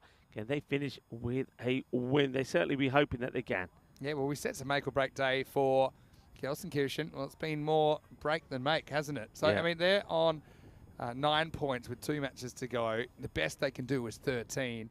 May or may not be good enough for the finals, but I think these last 2 are must-wins for them. But this result, if it goes this way, is super for them, helps them out a bit, that's for sure. A long chase here for the fielder. And a successful chase. It'll be a long single. Yeah, but you're right about that. So I said the magic number often is about 14 points to get in, but we've had some rain that's affected some results here. So 13 can sometimes get you in when there's a few lower teams winning games. And yeah. I suppose you'd have to class the Aachen Rising Stars, where they are at the moment, as a lower team winning a game. So that's where you can start to get in. As this is in the air, I think it's got just enough. It does. Maximo for Rahim as he takes Asker downtown. Again, they feel like empty runs at the moment for PSV, but maybe they're not, because let's just say that they're on the bubble. If they're tied for 4th place on points, let's say the net run rate's important, so they still got to get as many as they can here. Yeah, I'm with you there. I think net run rate is super cool. You've got to try and get as many runs you can, so shots like this will help. And that's a nice one played there by Rahim Mohammed. And just flicks this off his pads. So even if they get to, sort of like a 110 to a 120 score here, that will help them. So I often say, if you're going to lose a match, then try and lose it well, try and lose it so you help your net run rate. And it doesn't take too much of a knock. That's what they're trying to do here. Oh, tight call here. I think maybe the ball just no complaints there at all from Asker. But he never does seem to complain, Asker. Not that I'm saying he should complain. Yeah, fair enough. The spin takes it away. Yeah, well, that's better. He's been really good here, Asker. Just shut the gate. Aachen Rising Stars. This is more what we expected from them, really. I mean, there's a lot of talent in their team. We know that. They've had success in the ECS before. Just hasn't happened for them this time around. Too short and blasted. And that is going to sail into the car park. Well, I'm glad we didn't park there, but that's the end of the over. Maximo! And, well, what's even worse is, upon review, it's not the end of the over. So I think Asker's going to have to bowl that one. Not that one again, but another one. Yeah. As Rahim moves into the 20s. Yeah, that one is not coming back. That's a biggie. Not the biggest we've seen in the day by any means. I think Yasser Hussain, in the last time we saw PSV Aachen, was the man who hit the biggest. Short again, but this time out of the off, and it's the same result. It's going to be 6 runs. And this one should be found. It's just on the edge there. There's the fielder. Usama Ali will find this one. And yeah, he does. He retrieves it well. But 2 boundaries at the end of that one. It was just his 3 overs that really hurt them, didn't they? It was the over number 5, 6, and 7. And not got any runs there. The lost overs, really. And yeah, the pressure built up and cashed in with wickets. It's been a pretty good effort from the Aachen Rising Stars, who look set for their crosstown rivals, to be conquered here as this is driven away. It'll just be a single first up. Yeah, the first ever Aachen Derby. We say Derby. I keep trying to adjust it. But in Western Australia, we say Derby. Everywhere else in the world, you'll say Derby. Yeah. Even though it's kind of spelled more like Derby. Mm-hmm. Anyway, in the air, won't be an easy one. Basket catch, and he takes it. So Tahir's going to go. He didn't hit too much. In fact, that's Raheem who's going to go for 30 because they get a single off the first ball. And that'll be a wicket for Fahim Jan, who has been very good so far. As I believe that will make it 96 for 5. Yeah, it's not a bad little knock there towards the end. Like I say, it's a quick 5:30, 3 6s and 2 4s. And it's unlucky ball number 13 that gets him in the end. But at least it means that the score should end up looking more respectable. And like I say, it's all about damage limitation, isn't it, this innings? They know they're going to get that defeat. It's great news, though, for VFB. Gelsenkirchen, if they can win the last game here, then they will feel that the day ends up super productive, because this loss here for PSV Aachen is like them getting a win. Yeah. So it's almost like them thinking, all right, it's like we've lost 2, won 1, and we could win another, because this is a win for them. Keeps him in the frame. Oh, is there a nick on this? Maybe. He looks pretty guilty, the batter. In fact, he is going to go. So Jan's on a hat-trick. Arif goes without scoring, and it's 96 for 6. Well taken behind the stumps as well by Pratik Harsh. I liked his day. It's going to be, we're going to see a golden duck first, and you know what that means? That means that we could see another hat-trick here today. Yeah, he gets a good bit of edge, and this is a really good take from Harsh. So Derek's been busy today. He's going to go first baller. And so it's going to be a golden. Can we change him to golden quickly? Well, no, can't, because we're going to have a look at this first. And it's Hall of Fame. And we've seen plenty of action from the bowlers. Plenty. I mean, the number of 5 wickets were there. Yes, yeah, it was a golden. Next page, let's have a look. Well, there we go. Golden Derek's back. Yeah. Yeah, he's here. So Shahzeb was the last man. Outside chance for 5 as well. Yep. For Fahim Jan. Needs 2 wickets in the next 3 balls. So it's Gopan who's facing up to the hat-trick ball. Can Fahim do it? No. And rattle on the carpet, Gopan will get off the mark. Yeah, so he plays someone out. Nicely done. And well bowled for John as well. 3 for 8. But like you said, he's not finished yet. He's still got a couple of deliveries here. He'll be looking for more. And, well, not with this one. This will go the distance. That's a good hit from the captain. Well, look as to here. He hasn't had too many opportunities himself. So this is one that, well, he could end the day with a few hits himself. This was just there. He waits for it and he clobbers it well. It goes all the way. Nicely struck. Good hit. Yeah, nicely done. Consolation runs, though. Could be important. Well bowled. That's where he's done his best work there, Fahim. I think full wide. He's hit his spots for the most part. He takes 3 for 15 in his 2 overs. And the score is 103 for 6 after 9. Yeah, he's bowled well, hasn't he? In fact, the slow bowlers have done the trick, haven't they? It's quite interesting, isn't it? Because I know that we saw VFB, Gelsenkirchen, they put their spin bowlers on right from the start up against when they were playing PSV Aachen. It didn't work because you still had the big hitters like Hussain, Hassan, and also Fahad Khan there. Whereas once those guys are out the equation, the spin has been really effective indeed. So well played, you've got to say, to Aachen Rising Stars. And it's going to be Yusufzai Bilal to finish off here, bowling the last over. Yeah, could see him getting a bowl. A little bit short first up, and that's going to be hit offside, and that's going to be 4. So nice shot by Gopan. It's up to 107. This looks like it'll be more or less an average score. I think I mentioned that we haven't had too many first inning scores that have been average. They seem to be way above or way below. It's just been a funny kind of high variable or high variation tournament so far. But I think Gopan gets that away. Yusufzai needs to pitch it up a bit.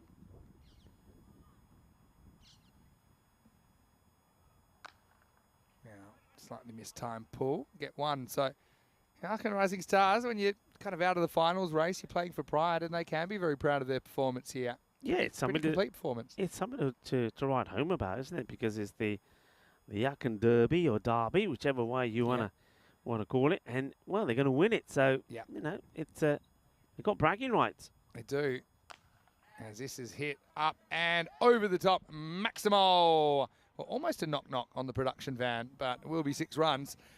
And yeah, don't forget the way they did this as well. Remember, they had lost 5 wickets really quickly in the first innings, and so it was looking pretty bleak for them. They were 38 for 5 at one point, but they rebounded through a good partnership and then got a few runs at the end as well to get up to 143, and they've never really looked back. Been good in the middle overs in both of the innings, and that's where the game's been won and lost.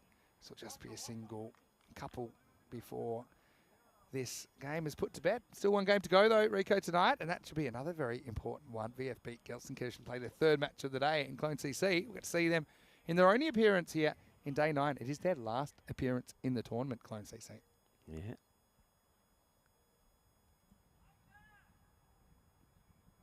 I think that one's okay. It's a Sneaky. bit of a nothing shot really here from Gopin. Sort of plays it really, really late. So last ball. We'll just remind everyone as well before we go to the break that you can throw your random questions in. Last game of the day, we always love your random questions. As random as you like. Here's the last ball of match 44. And it's going to be a swing and a miss, and that will do it. So final score, 143 to Aachen Rising Stars, 115 to PSV Aachen. And it is the more experienced of the 2 Aachen sides that have the better of the derby in the end. And PSV, well, they just seem to keep hitting a speed hump, don't they? Every time they seem to getting ahead in the tournament, they get pegged back. And yeah, look, it wasn't their best batting performance, but you can't take anything away from the Rising Stars. Yeah, they will love that result. Yeah, they will. That's nice there from Marta Maria, who's giving us the love from the tower. So big shout out to our girls and boys, Spring Productions today. And we've got Alvera, Marta Maria, and also Valentine. Well, that was good. I'm liking this. And then, what are you trying to do? And then, well, he said, this is what I'm trying to do. You said, put it there. I put it there. The thing was, though, he needed to do it on more than one occasion. This was a good stop. They were pretty tidy in the field as well. Fair play to the Aachen Rising Stars. Well, what we didn't see there was a stop, but we saw what happened when he went to bowl it in. The captain, Mubasha Inyat. The good thing was that when he came with the bowl, he didn't make the same mistake. And wickets just fell at the wrong times, I suppose. Pace off was a trick, and then this was the big one, wasn't it? And Yasser Hussain, who we know had a very good knock earlier on when he was the player of the match in the victory over VFB Gelsenkirchen. He wasn't able to find the same form again in this one. That was a good catch. Running in from Zayn, got there, takes the catch. Slow stuff working. Then we saw some nice little response. Good little innings there from the likes of Raheem Mohammed, who ended up top scoring actually. He just had 13 deliveries, and he scored 30 quick-fire runs. That was a really good sharp take there from Harsh. Nicely done. Getting a wicket for his El Capitan. And ended up a little bit short. We'll have a look at that scorecard in a moment. But just to remind you, the match that will be coming up in just over 20 minutes' time will be Kern CC. And they're playing the last match from them. Another team that's really just looking to try and see if they can get another win on the network. Then we're not going to see them on Friday. And of course, they're up against the FB Gelsenkirchen. They're a team that we could see, but well, this result has done them a huge favour. If they can get a win against Kern TC, well, they give themselves a chance once again after losing 2 matches in the day already. This that scorecard: 30 from Raheem Mohammed, into 18 from Muaz Hassan, a classy batter, but chased the wide, didn't he? And gets out, and Yasser Hussain and gets cleaned up by Abdeeb Ashgar, who bowl really well, the slow bowlers, and you'll see that when we have a look at the bowlers' scorecard. Good, tidy bowling, 3 for Fahim Jam. And we saw, well, Ashgar 1 for 27, 1 for 33 for Zain Al Hassan. And then the captain, Mubasha Inyat, came on to bowl there towards the end. He's one over, only went for 4 runs. A good tidy one right at the end from Bilal Yusuf Zai as well. Shazad, no joy, no wickets, but economic. 23 coming off tee. So well done to the Aachen Rising Stars. They win this Aachen Derby, and they will be the team that will be doing all the bragging tonight, that's for sure, even though we know we're not going to see them on Friday's finals day. PSV Aachen, they're going to have to wait and see what happens in the next match. They'll be hoping that Kern CC can do them a favour. Well, let's wait and see. That next match coming up in around about 22 minutes time. I'm Rico Full, and joining me will be Mr. Maximo when we return. Well, get yourself some drinks in and let's get ready to party for the last time on day 9. And it's the 5th match coming up in just over 20 minutes time.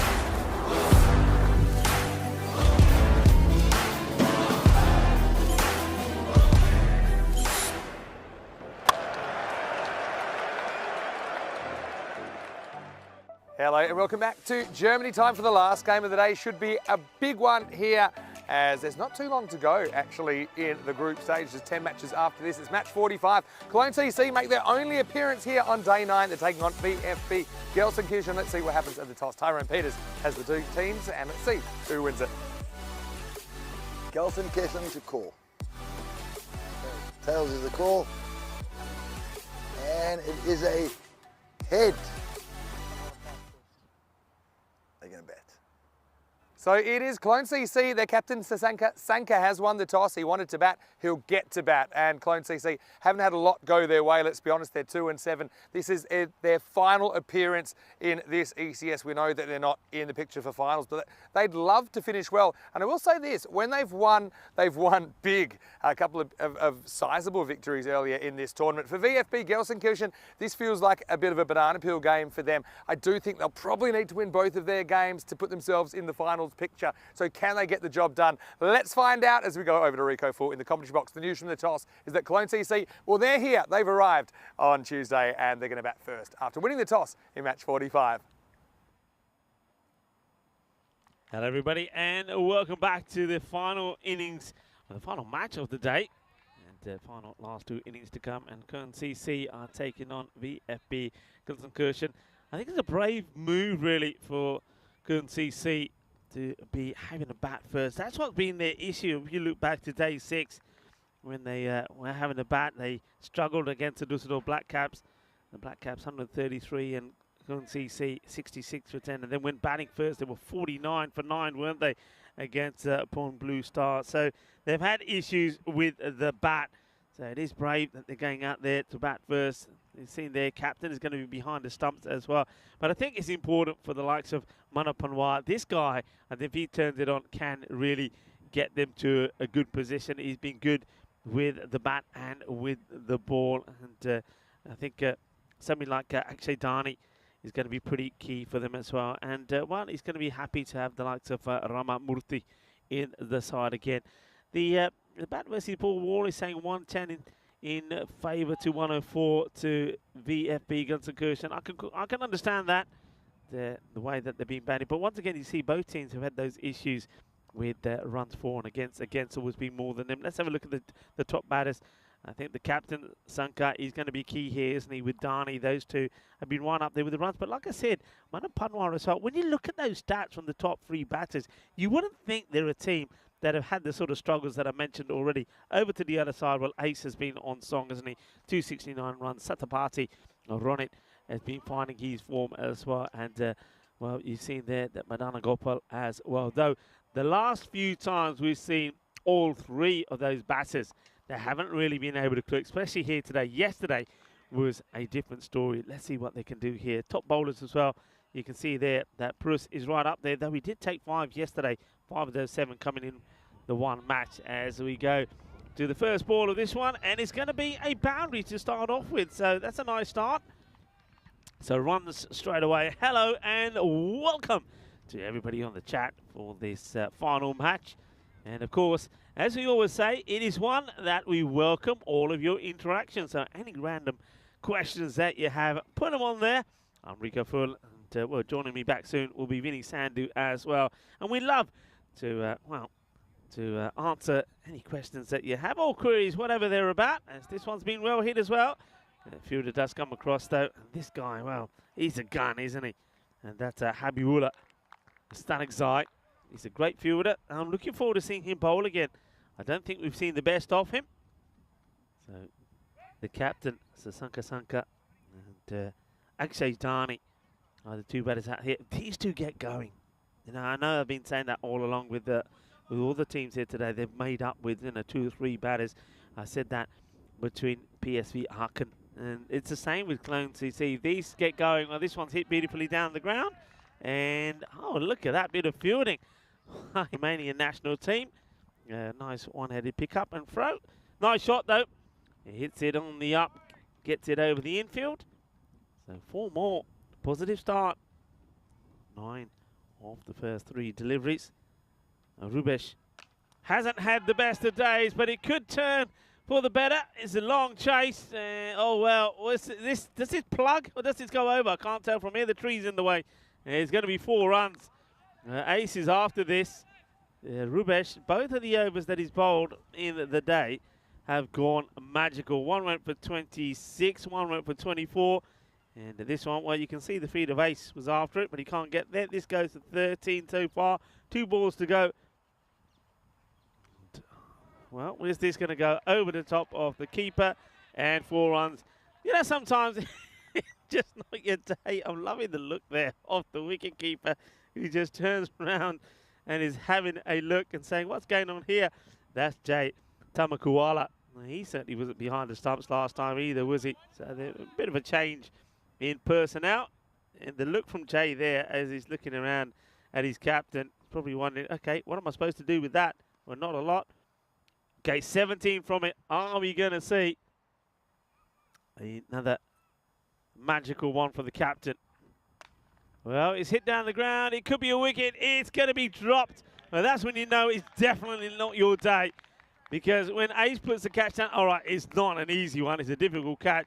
But when somebody who's been catching everything that's come his way puts it down, then you know it's not your day. At least the one good thing is it's not going to be a hat-trick of magical overs for the captain. Great effort from Ace. He comes a long way, gets down on it, but not able to take the catch. And that is the end of the over. 18 come from it, and well, it's a good time to welcome back in to our cube, right on cue, because if you've got any questions, anything you want to ask us, you can go onto our social media. Welcome back, yeah, Mr. Maxima. Nice to be back. You know, I think I might do an Instagram Live because I know there's a lot of viewers that might not be able to get into the YouTube chat. It is random question time, last one of the day. So, yeah, why don't you get involved? And don't forget, there's lots of moments that are going viral from this tournament, particularly involving teammates hitting teammates with the ball. I saw that made an appearance on Australian TV tonight already. That's been sent to me as we get the start of the second over. And it's going to be Zadran to bowl. A good stop there from the fielder. Has to get down, has to get a hand onto it, and he does. He makes the stop. And I'm loving the look of Jay here behind the stumps. Jay Tamakuwala. He's got that Jesse James look about him with his cap. I reckon after this delivery, maybe you can have a close-up of him. I just love the look. There he is. Oh, yeah, I like it. Oh, how about this? But he could be out. Oh, it's another one that dips viciously on the fielder. He does. It's a great effort from Stanik's side to try and take the catch. Well, it's the old, sort of the half a chopper shot. Where here we go. Yeah. And here's the effort from Stanik's side. Almost takes it. Ball just bouncing before him, though. Yeah, it's good effort. I think he's fielded really well today, hasn't he? But he couldn't quite scoop under that one. This is going to be 4 runs. It's a loose delivery down the leg side. And adios. There's going to be cuatro carreras. And, well, this is one for Dani to put away. It's a good start from both the openers. Yeah, it's just an error in line, isn't it? But, yeah, I did spot something on the Logie award winning. Now, Logie won't mean much to you, but I know from growing up in Australia, Logie is kind of like the Australian version of the Emmys, like the TV awards. So the cheap seats, I think it's the most popular program there. I think this is the 3rd time that we've featured on it in their sports segment. And unfortunately, it's often for those suboptimal reasons. Some of the bloopers, I suppose. Yeah, but I mean, it's all part of the story, isn't it? Yeah, this one gets past the infielder, and I think if he's not stopping it, that's going to go all the way to the boundary. 4 runs. The thing is, though, we always say, Vinny, okay, you're going to see some trouble. Look at yesterday. Yesterday when we saw that century, 100 of 22 deliveries. I mean, that's sensational. Look at some of the hat-tricks he's seen 5 wickets. There's sensational stuff as well But what we offer you is crickettainment, Yeah. and that incorporates everything. It is. It's kind of a blend of sport and reality TV. I think it's very relatable cricket. There's lots of mistakes made. There's Rico. He's behind me. So throwing your random questions, and we're both in green today. Yeah. This could be. Oh no. Well, just got over the bowler, didn't it? Zadran was a bit slow to get the hand up. He was slow to get himself up. Look at him. He was like doing a squat. He just couldn't get up.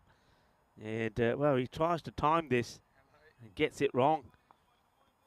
I just saw that Jared Wilson from the Island 11 is in the chat. He said, can he join us in commentary in a few weeks? Yeah, I'd love to. If you're at the ECC, Jared, will you be there? It's going to be a wide delivery. Okay, so throw your random questions in. Yeah, Jared Wilson, very good player. Sabun Davitsi is in at the moment as well. Hello. From the Czech Republic as well, from Czechia. And Czechia having a good time and a not so good time in the ECIs this year. But, I mean, it provides invaluable experience going into Group A of the ECC in just 3 weeks' time. Yeah, there was a random question, actually. I know you got the Instagram on there, and I'll raise it. It was from Chris. It's a great question. Oh, yeah, I like this one. He's saying, what is something you predict will exist in 10 years that doesn't exist today? Oh, that puts your thinking cap on, doesn't it? Well, that's really good. Okay, end of the second over. It's 30 without loss. Something that will exist in 10 years that doesn't exist today. Well, I suppose things like self-driving cars, they're already kind of coming in. So I suppose they do exist today. So something that in 10 years, I might go something like, we were talking about this the other day, like hypersonic kind of air travel.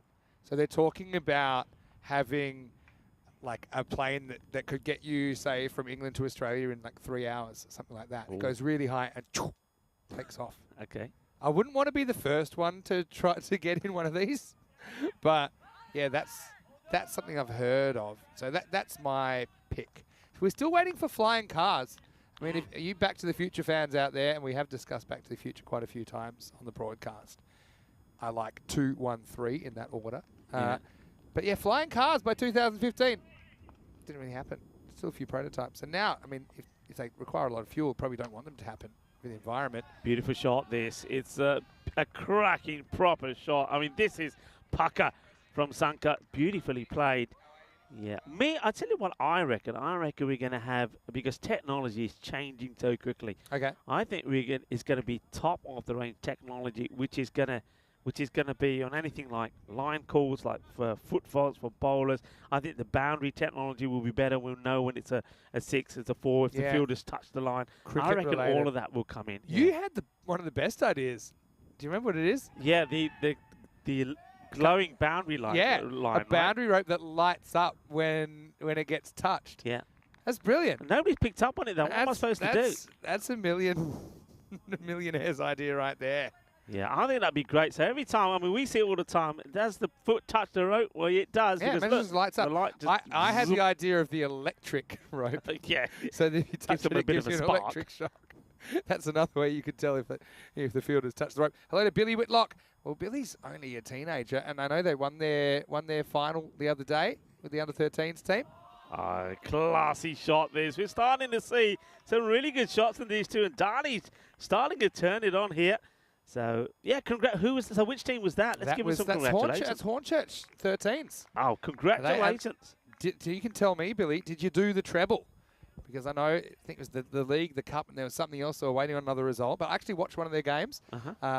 Day one of this tournament, actually. It was during match 1 and 2. I had this on my phone, and I was watching the Hornchurch Juniors live 2020. Really great game. And, yeah, nice to see them in boundaries in so the kids can hit 4s and 6s.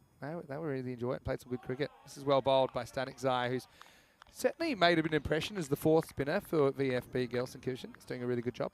Yeah, he is bowled well. I just liked him in general, and especially in the field as well. He's a burst of energy. So he's good out there. He's bowled really well. Let's see if he can finish his over well. Floats this one up there. It's another really nice shot. That's the only thing, though, isn't it? When you have something like Stanik Zai bowling, he doesn't have to bowl a bad ball, but when the power play, the batters can pick and choose. And when you've got proper batters like this out there, they're just picking and choosing the areas where there's no fielders out. So it's difficult to bowl a spinner in the power play. Yeah, good shot selection, though. Yeah. 46 without loss after 3, and it's turned out to be a pretty good start for Clone CC, who only have 2 wins, but their 2 wins were 2 pretty big wins. So, yeah, I want to thank everyone for your comments and your questions. We've got Mossam saying, no questions, just want to say thank you for bringing so much energy in ECN. Well, that's very nice of you to say, Mossam. And so Billy said they didn't quite do the treble, but they did do the double on a count back. They didn't get the treble, but still a great season for you. Yeah. Of course, he's Mark Whitlock's son, the flying bus from Hornchurch. And so, yeah, Rajbir is saying maybe smart glasses will do everything for you in 10 years' time. So, yeah, hello to Charlie Hunt as well. I'm going to wave to Charlie in there.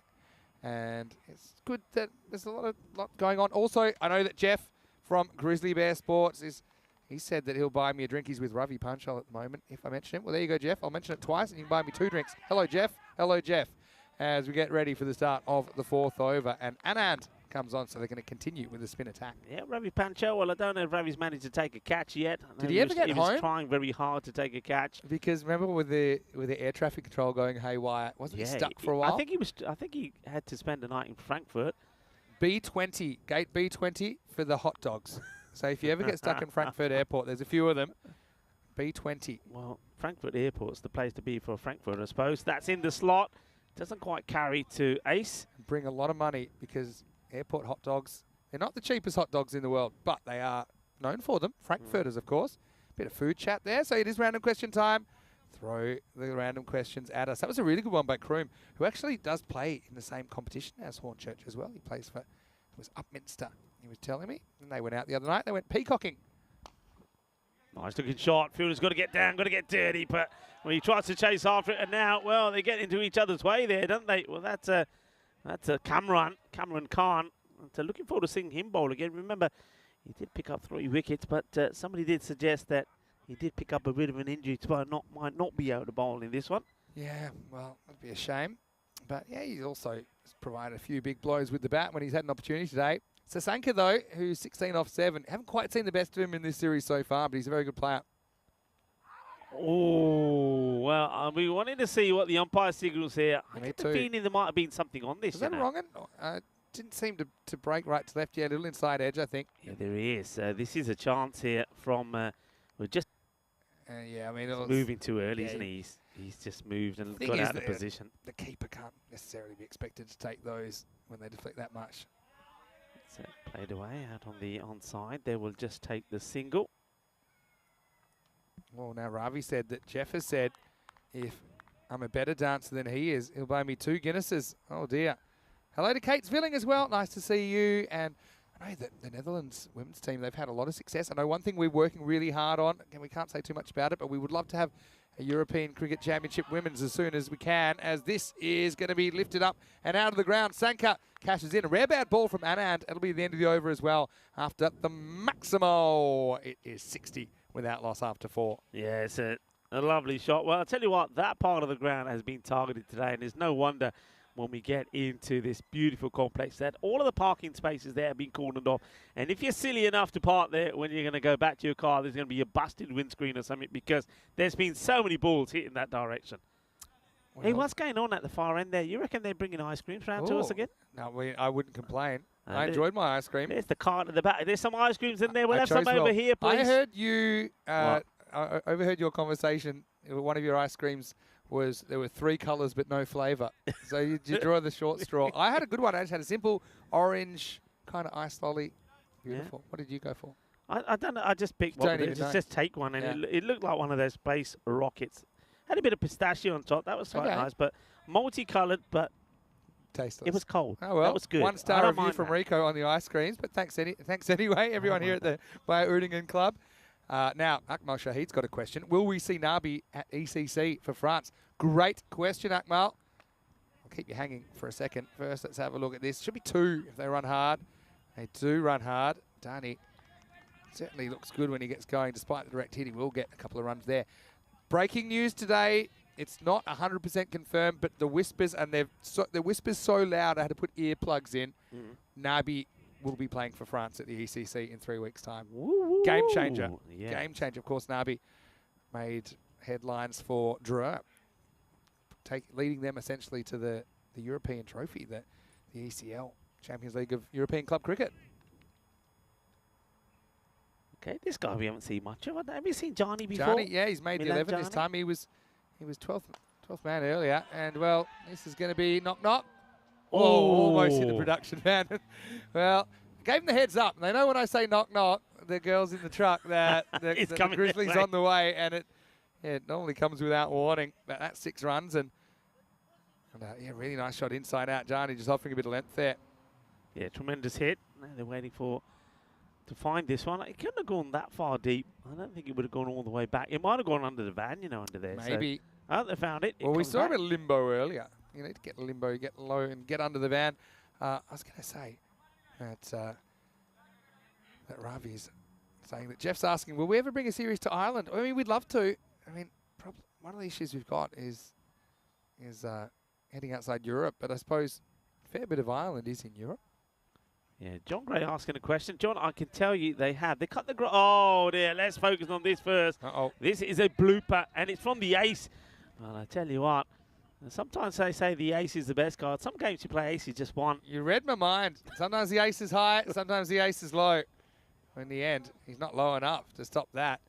Oh, look, even the best fielders, they make mistakes. That's one thing you got to realise. Even the best fielders in the world, they make mistakes. You just got to shake it off. Though, isn't it? Rare error. We've seen put a difficult chance down as well of the bowling of his captain, and then that error. It's going to be a wide, so this partnership keeps going. Yeah, so going back to John Gray, yeah, what they do, they did cut the grass this morning, and what they did also, they moved the rope to one side, cut the grass, and put the rope back. Because what happens sometimes, because especially when you're in a ground like this that has a lot of dew in the morning, the rope also starts to sink. So in. that's why you can see it pretty like well. Some of our cables around here that are now underground cables. Yeah, they didn't start as underground cables. You cannot see those to the right of you now. This will be 4. He gets a fair bit of bat on this. Well, there is what we hoped was the ice cream truck. But meanwhile, Darnie, he's brought up his 50, and he's done it very, very well so far. Cologne CC, only 2 wins in the series. And he gets a good ovation from his teammates as well. Oh, look at that foot fielding from the boys out there as well. Oh, dear. You're on camera. You can't be doing foot fielding.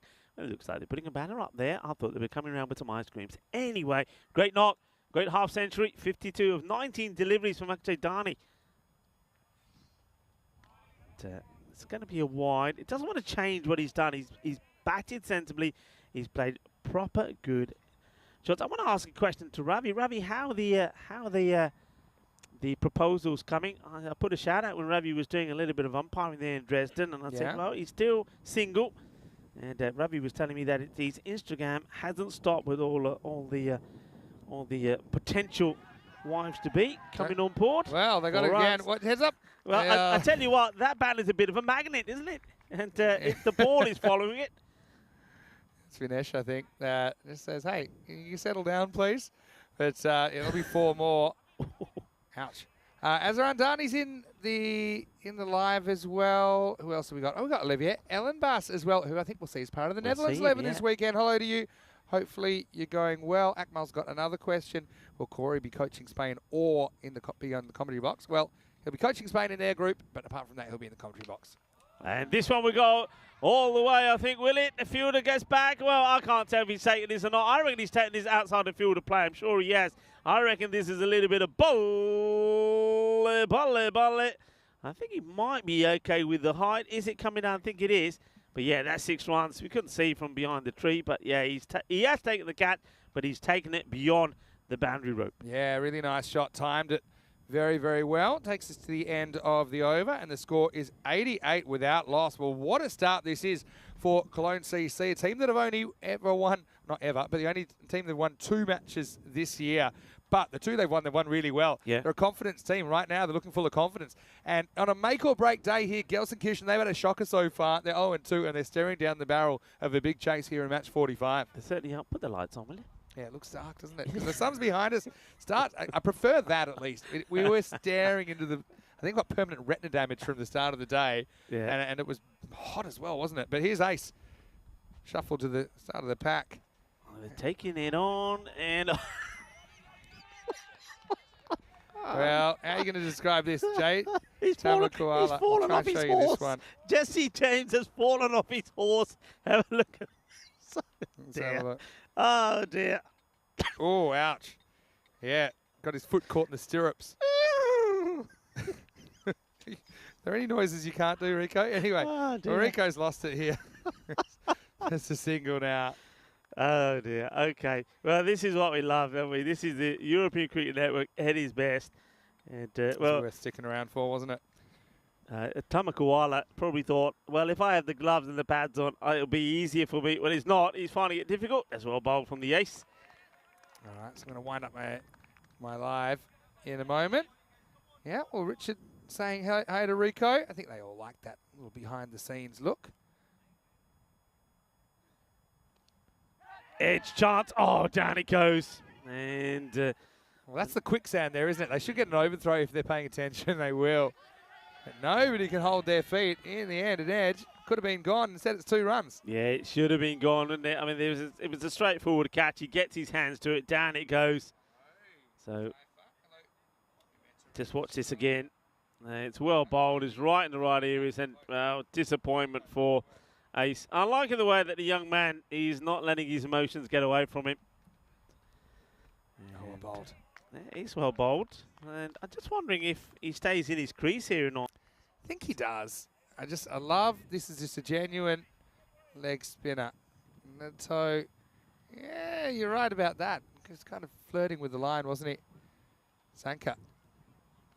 Oh, again, that's a genuine outside edge. Of course, there's no chance of staying on your feet in that part of the ground as Gopal goes down. And just be a single this time. End of the over at 93 without loss. More people in here. We've got Umed Tariq, who, of course, started the season with our first and our second hat-tricks in the same game. Hello, Umed. Hopefully you're well. Rana Huzaifa is watching probably from around Bologna, if I'm not mistaken. Hopefully you're well. We've got Toby and Jack, I think, from Cricket District, who are in the chat as well. What do you got there? What are you doing behind? What is that? Rubber snake. Ah, where do you get this stuff? Look at this. Again, lucky you're not on camera right now. But hello, everyone. Thanks very much. Yeah. And he's just reminded me, Mr. Double Hat-Trick's in the house. He didn't have to remind me because he's giving me the snake. I don't know. We'll have to get this on the camera in a second. So this is what Rico's tried to scare me with. The old, here we go, the old rubber snake. Where did you pick this up? Oh, well, you know. You know what it's good for. There you go. No, you know what that's for? That's for karma. Don't spoil it, because we know somebody who is very, very frightened of snakes, don't we? So, well, there you go. Well, you can have your rubber snake back. Yeah, we have had a few. Remember, we had some spiders before. Remember the Spanish supporters gave us a little spider. It wasn't little; it was huge, actually. Anyway, we're back, and we're good to go with 4 overs remaining. 155 pace at the moment. They're flying, aren't they? Hello to Atul Patel as well. I noticed in the YouTube chat, Nico Fernando's there. He'll be part of the series next week, playing for Kent Lanka in Rome.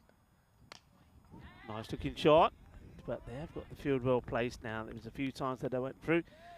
So the boys are doing well with these banners, aren't they? They're putting them up all over the place. They're pretty good job. Yeah, they're. I've got a good random question from Kroom. What's that? Does your family or friends have any weird traditions? Good question. Any weird traditions? I'm trying to think. Yeah, I've got quite a few. Mine was like, one thing was that you never cut your nails in the night time for some reason. You can't cut your nails at night time. Yeah, you can't cut your nails at night time. And can't cut your nails at night time. Yeah, you can't cut your nails. I never know what that was about. So maybe somebody knows that in the chat why you don't. Okay, this is going to be taken, surely. Yeah, no mistakes this time. So the first wicket finally goes, and it's going to be Akshay Dani who will fall for 63. But what a good knock it's been from him. And, well, the ace, he goes back to hiding behind the tree. But he comes out, he pops out. It's like a little creature that's hiding in there. He's camouflaged and he pops out to take the catch and he goes back in hiding. There he goes, takes the catch. Nice one, but a good partnership that comes to an end of 94. But well batted to Dani, gets a half century. Yeah, the ball chases the ace and it's a simple catch that time, really. You know what I'm going to do? Okay, I'm going to put this. You know those guys are coming this way. I'm going to put it in the grass over there. Yeah, do it. And all day at the cricket, all the daylight hours. Rico's, he's just gone to hide the snake and try and spook the guys putting up the banner. Maybe we can show the guys setting the banner up in a moment. Zanad gets the wicket. Now he's going to get 2. So Demiwal is going to go first ball. And it's a nice catch. Madana Gopal has had a few issues in the last few minutes in that area. But that is a golden duck. And again, it's just a thick outside edge. easily taken, even though he was kind of looking into the sun there. And so 1 brings 2. It's 94 for 2. And Panwar will come out number 4 to face hat-trick ball. Here comes the duck noise. He's back.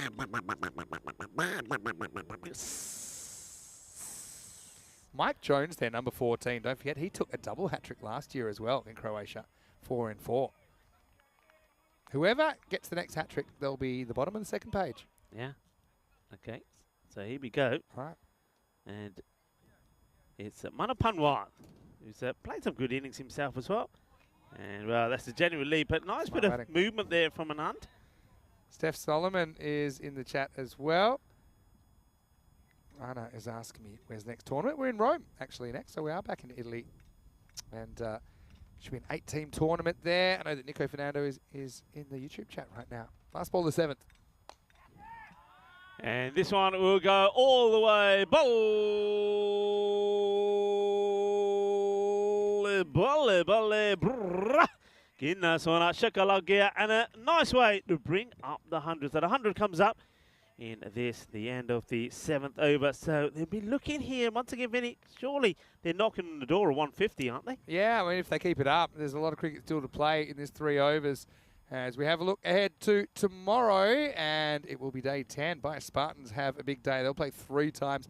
Clone Challengers, again, they've had an interesting time. They'll finish their tournament first up in matches 46 and 47. We'll also see the boosters again. But Blue Stars are here as well. Kelson Cushion finish their campaign tomorrow as well. Join us same time as Ace bowls a leg spinner and gets driven away. This will take some catching. In fact, it won't be caught. It'll be 4 runs. Sanka has batted through at the moment. Hasn't faced a lot, but he gets 4 runs to start the over.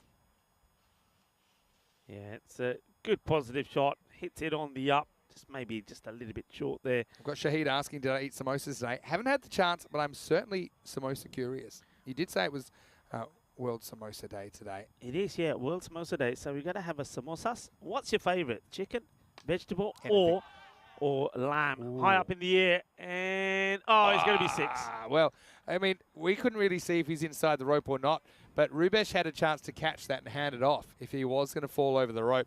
Again, it's in the sealed section, so we won't be able to see this on the replay, but yeah, it was almost a catchable ball. Instead, it goes for 6. Maximo time. Corey Ruckers is in the chat right now as well. Hello, Corey. Hello, Hopefully Corey. you're well.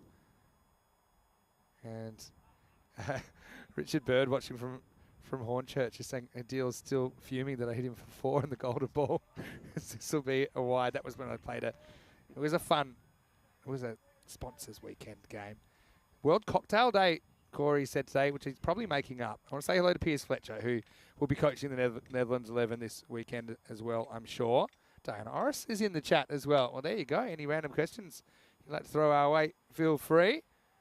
And, yeah, Rana wants to know that, well, he's leg before stumps here. Have a look at this at the end. And Ace has got pretty good hands. Unfortunately, they let him down this time. Don't know if we got this right at the end. He just thinks, right, that's the end of the action. And the ball comes in and... Okay, this is catchable. Fielders comes in and he puts another one down. Well, we don't want to see that again. So can we go back to Ace getting hit in the kneecaps? Let's have a look at it. Panwa gets lucky there. And it's Usman Zadran that puts it down. Yeah, here we go. This is the one we want to see. Here it comes. And ow. Yeah. So he's had a bad minute. So that's happened. And then the next ball was a pretty easy catch down to deep square leg. And it gets put down. And we get both replays because our crew are amazing. This one is big. And I think it's going to go all the way. It does go all the way. Manos arriba, arbitro. Porque eso es 6 carreras. Qué grande, qué guay, qué genial. 6 más. Well, the runs are coming thick and fast. Yeah, it is World Samosa Day today. It's also National Cheese Pizza Day as well. So you're going to have a feast tonight, really. And if it is, I'm sure it's not, as Corey's telling us a lie. If it is cocktail day, well, you can have a few cocktails as well. Definitely got room for both. Last ball of the 8th over coming up. 119 the score. Okay, up in the air, chance, and of course he takes it, but he takes it lying down, and that is going to be the end of the captain, Sanka, who unfortunately goes just short of his half century. It's not the first time he's missed out on getting to it, and he'll go for 44 or ball number 20. Good catch taken, because once again, it's that area. It's got to be called the sticky corners. I mean, down he goes. Yeah. But he holds on to it. That's a nice catch. Well taken by Madagonpal. Yeah, Mananagopal. Yeah, did you get him with the snake? Yeah, all right. So, well, you see, he always pops in there. Well, it's all happening here. Last game of the day. Did you get him with the rubber snake? Yeah, got him pretty good. Sounds like. And hello to Uzair Shah. Nice to see you as well. And yeah, Rana wants to know when we're in Rome. Starting Monday, so for 2 weeks, starting September 11, and we'll be there until September 24. So yeah, come to the Roma Cricket Ground, home of Roma CC, and yeah, get involved. All right. We missed the reaction when the buyer guys have been spooked by the rubber snake, but it sounds like, Rico, for once, a practical joke has come together. It worked. They saw the grass in the snake in the grass, and they were slightly frightened in the same way that the fielder was frightened of this one coming the way. That's the 120 that goes up on the board. So a good start to this, the 9th over. It all happens on the 9th, doesn't it? Stanikzai comes back and he gets blasted for a 6. Mozam's asking, what's the most loved sport in Germany? He's put a whole list of them. Probably football is going to be number 1. He wants to see cricket in the top 10. Goes for another. This is a good hit. Well, 2 out of 2. Well, this is fantastic hitting here. Yeah, I mean, it's just muscled, isn't it? Just reaches, doesn't dance, keeps his back foot in the crease, but he's such a powerful guy. Hello to Mark Best as well. He's watching from Ireland, and we know that CIYMS, his club, have qualified for ECL 24, so big congratulations to you, Watch out for the snakes. Watch out for the snakes. Yeah, well... That's where I should put one. Just there. How's he got there? What's the implement he's got? Little. It's a poop scoop or something like that. Yeah, it is. That's exactly what it is. These balls are so hard to find in these bushes. Oh, look at that. There's some action there for you. There's Zorro in action. It's like Tarzan, isn't it? You won't want to swing from those vines. And Vasi, he's actually lost a few balls. Nice look at the old draws there as well from Vasi Karan. Bit of action for you. Anyway, that's what we have to go for to find these balls. And it doesn't manage to get this one away, does Panwa, but 2 really nice strikes. Stanikzai just keeps this one to the 1. It all happens in the 9th, and it has so far 6-6 and a single. A few people arguing on the spell. Wow. Well, I'm going to say, Diana, take the snake over there. Just throw it in there. Just throw it. I want to see you on your camera. Go on. They must see it. Go on, do it. If you're going to try that hard, you must see it. This is going to get past the back. So, yeah. Hello to Sora up. Top 4 teams for the semis of World Cup 2023. Oh, tough. I'm going to go out on a limb and I'm going to say... I'm going to say Australia won't make it. There you go. Oh, yeah, really? I'll just you have a feeling throw that out there in India. I'll go India, Pakistan, England, New Zealand. There you go. Throwing that out there. But I don't know. I only really get to see highlights of matches that are ECN matches because of the schedule. So, I kind of go on the results. It doesn't always give you the full impression. Even that's hard to do, right? Yeah. Because when you have a full day of cricket, there's so many other things you need to try and do. Yeah. That sometimes cricket is the last thing that you want to watch. I must admit, I'm enjoying watching some of the football these days. The Premier League has started again early days. So enjoying the football. Watch some of the German football when it was off as well. Okay, high up in the air, Jesse James after it, and he... Oh, no! Boy! That is a big-time wipeout, but he's taken a catch. And it's not Jesse James that's taken it. Oh, this is a crazy catch, and it's Stanikzai, Habibullah Stanikzai, and Jesse James. You saw him fall off his horse once before. This time he's been, a sniper's had him. That is a big... I'm glad they're both okay, but have a look at this. They crash into each other. Oh, and how does he keep the ball in his hand? That is a tremendous hit. And Stanikzai, well... There's not much of Stanikzai either. He's not the biggest human being. But, I mean, it's actually Tamakuala, despite having more padding, that has come off worse for wear in that collision.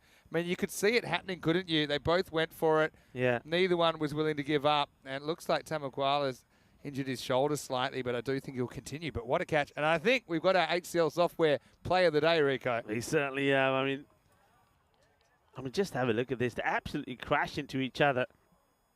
And well, Jesse James was after it. Giddy up, giddy up, giddy up on the Eba. And then, well, this happens. Static Eye, bang. And look, he's been absolutely hit proper. He's been sent a mile. And he holds onto the catch. That's quite an amazing catch. It really is because, well, he got the full force of Tamakoala there. But well done to Static Eye. So 133 is the score. That's 9 over score. Well, we say it all happens in the ninth, don't we? Nobody believes us when we say it all happens in the ninth. Well, it does. 1, 3, 3 for 4. And how many came off that ninth over? 14 off it, including the wicket. A couple of sixes it started off with, but he came back well, didn't he? Did the bowler. And, that's quite an amazing... How did he even get... How did he get there? That was unbelievable, actually. I want to say quick hello to Ilias Bartas, who's watching from Greece. Very good spin bowler. Rubesh is back, and he almost misses the widest pitch in European cricket. They're going to take the extra one. Some of our South African viewers have lip-read what Ace said when he got hit in the shins as well, and it's not fit for broadcast. I want to say hello to Atul Patel. Nice to have you joining us as well. Rob Levers watching from Romania, and FSV is enjoying the commentary. That's very nice of you to say. Be a wide, I think. Oh, he's got to... He calls okay. it. Good call. Yeah, it has to be a wide, and it gets called. Rubish doesn't like the call. Rubish is saying that rubbish. It's not rubbish. It's a wide. Saurabh is saying Team India desperate. 2 Indian grandparents. I don't think it's that easy for me, and I'll give that as the reason that I can't. Not just the fact that I'm 42 years old and haven't played for over a decade. Rubesh, again, struggling with his control, isn't he? Yeah. He's slowing it down a little bit just to try and get a bit of control, but of course now in the 10th over, he's not getting the same kind of swing. Hello to Billy Palmer as well. And it's been fun. We'll have to wind it up in a second. Yeah, I don't know if you touched on a question if somebody was asking earlier, will Ace be playing for Germany? Yeah, he Regan, will be. He's on the list. He gets this one through. Yeah, we'll get away with this one. Yeah, so Ace certainly wants to play cricket for Germany. And he does qualify on account of his father being German, even though he was born and raised in South Africa. But yeah, he's enjoying his time here. Crunched. And Gia, Shaka, Lugger. one of the batters who's due to come in.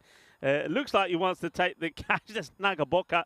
And then he says, nah, I think I'll leave it. Of course, we won't see it because the tree's in the way, but that's a good hit. It was pretty amusing. I will say that. Yeah, Naga bailed out of it. Hello to Stan, who I think we'll see this weekend as well for Netherlands 11. Hello to Sean, who's in the chat as well. All right, this is coming our way, and it's going to be 6 more. Maximo Shazad has lifted them up, and it seems that 150 is a certainty now. They're 149 with 3 balls remaining. Yeah, good hitting this. And Kern CC, well, they came up here knowing once again that really the hopes of finishing and getting into Friday's finals on. But they've put on a show, haven't they? 149 for 4.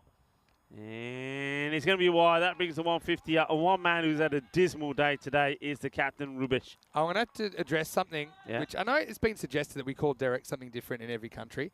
But here's the thing. It's the same cartoon, and we've bonded with Derek. So I like the idea of it. Unless we were going to have separate cartoons where like they wear a beret when we're in France or whatever, then I'm for it. But otherwise, I think we just know him too well. All right. Well, this is going to bring rain. There's no chance it's going to be caught. And it's so high, they'll probably get 2. Good throw, might be interesting. And they are going to get back for 2. So that's why, as we see the 150 coming up now, I think Derek's Derek. We just, you know, it's like saying you're going to call your child something different in different countries. Yeah, it's been suggested that we should. I like the thinking of it. And if we can get more animations, sure. Yeah. But we all know Derek Speaking of, there are a couple that we've got to work on, right? Are we going to get them ready for... Because Derek will make his debut. Well, here's the thing. ECC, we don't actually know where Derek came from. So... Do we not? No, we don't. Stork brought him. So I'm unaware of who to ask to do it. But I do like the idea of a Royal Derek. Yeah. The laughing Derek, I mean, we'll see him pretty much every game because it's just wicket off the last ball. That's true, actually. But I guess for a duck. What about Peacock Derek on a Friday? I like that. Yeah. All right. This is the last ball of the innings, and it's going to be coming down with snow on it. Oh, he takes it. He takes it. I mean, look. I love it. I mean, he's more hair than man, isn't he, out there? But he has taken the catch. Look at that is a proper. Yeah, he thinks. But first of all, congratulations for taking the catch because he put one down earlier. Yeah. It comes out of his hand and he holds on to it. And that's the biggest smile that we've seen on today. Do you love the European Cricket Network? Of course you do. Well, he loves it. Oh. Look at the smile. It was But look my at the Zadra. hair as well. There's a bit of the, well, what was it? What would you say here?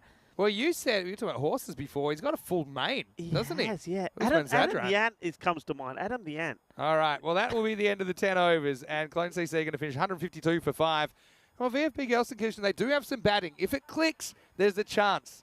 You know, we have seen some pretty high-scoring games where we have seen 300 runs scored. Will this be one of them, or will VFB be staring at a winless day on their biggest day in the ECS so far? Still to come as we look back at the highlights of the first innings of match 45. Yeah, I mean, look, it's in their hands, isn't it? Because they did get a big result that went their way in that Aachen derby when the Aachen Rising Stars beat PSV Aachen. So get a win here, and it will feel like they've had 2 wins in the day as opposed to just the one. But of course, the last thing that you need is another defeat, because then you think the chances for making it to Friday's finals day is not going to go their way.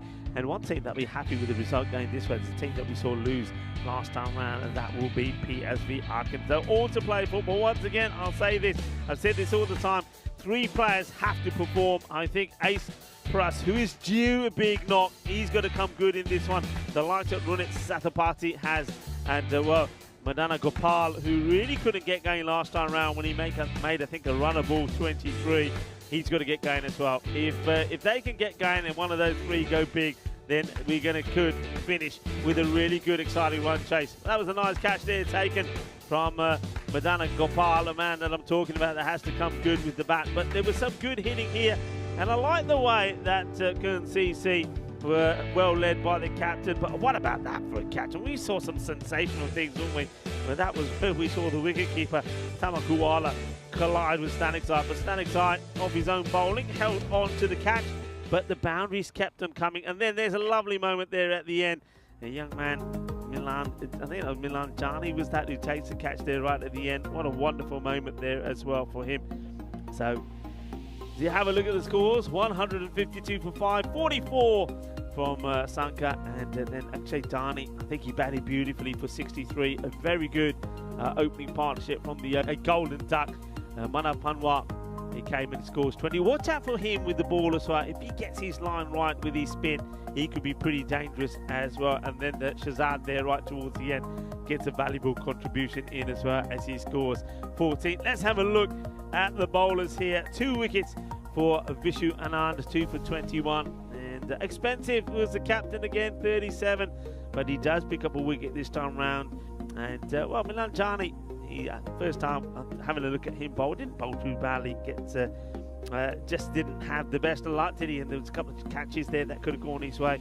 And Ace Prus, he picks up 1 for 23. But Ace has got to be the top trump when it comes to the batting this time. If he bats well, and the likes of Satapati and Madana Gopal bat around him, then they could go on and get a good score on the board. They've got 1 or 2 others there, and I like to see something like Alom Dali.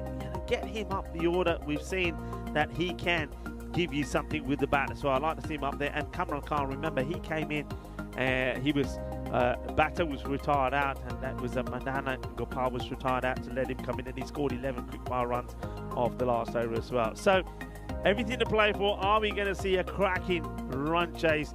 The last match of this day, number 9.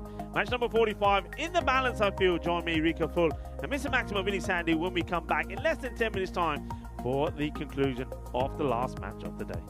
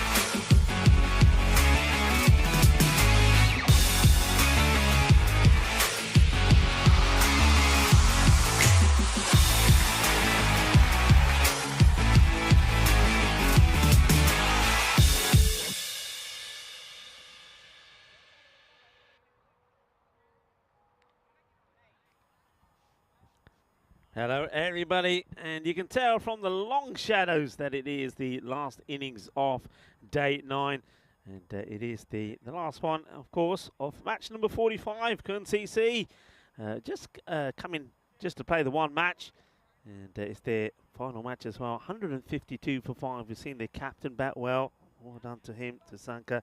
Get some good valuable runs on the board for his side. His team to this score, and looks like they're going to go with maybe a little bit of spin to start off with. It's going to be Vinay Kashyap. I don't mind it. The thing is, though, you've got two dangerous batters out there. Madana Gopal, let's see if he can find his mojo again. He sort of went a bit off the boil, didn't he, last time round? It was just like a runner ball, 23 or 24. He ended up with almost bats. Well, he had to be retired out in the end when he batted all the way out to the last over. Going to start with a wide. It gets chased by the batter. So a wide to start from Kashyap. And Ace is the non-striker.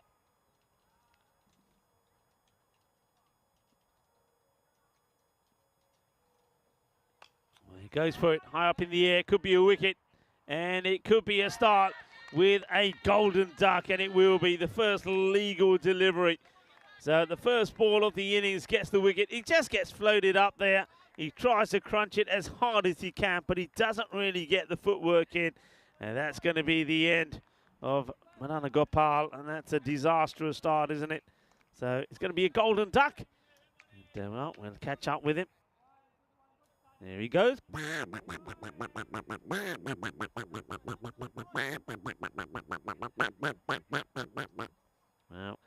I suppose he had to go.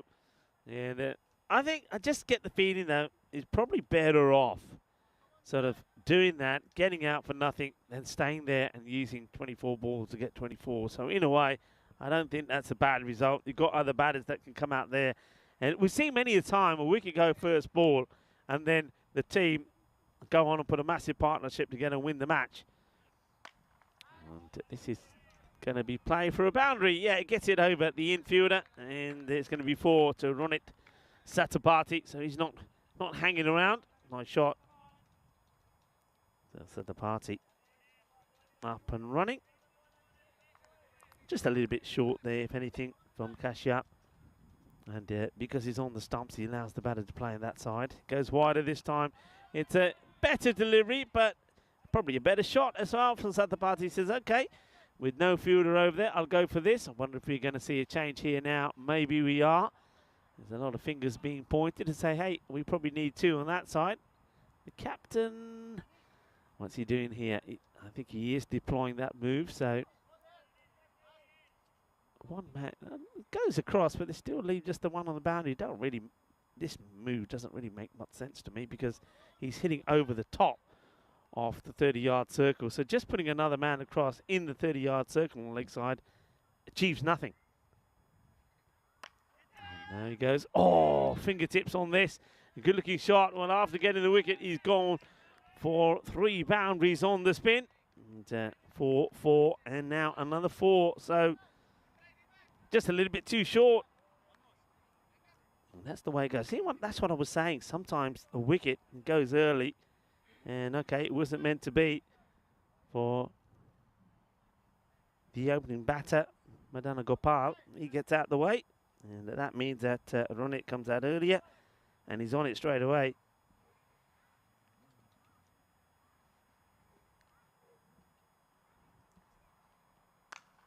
And this one will go all the way. Balle, balle. Ginna sona. Shaka lagya. Well, this is ending up being just another normal over on the European Cricket Network. And welcome back to everybody as well. A lot of conversation in the chat. And remember, it is the final match of the day, the final innings as well. So any random questions you got on there, fire them through. And myself and Vinny Sandy, who will join me shortly, will do our best to answer them. A few people were wondering, well, what happened to Derek? Well, he is there. Oh, this one's a bit of an inside edge. I don't think it has the legs to go to the boundary. They will take just the one. That will be the end of the over. And that one means that over Well, it gives us a little bit of everything. We see a wicket. It also goes magical. So 20-1 after the first. So though they lose that wicket, they're on touch with where they need to be. In fact, they're ahead. As we have a look at this, 247 matches since a golden ball. If this ends up being one, well, it will be the best ever. With the scores, what they'll be. We could have one here. Why not indeed? I don't mind it. 152 to 152. Bring it on. What a finish it will be to the day. So a great start. Satapati, 19 of 5 deliveries, and with that single, he'll stay on strike as well. So they're now going to go to a little bit of pace, and it's a Sharifola Shazad to bowl.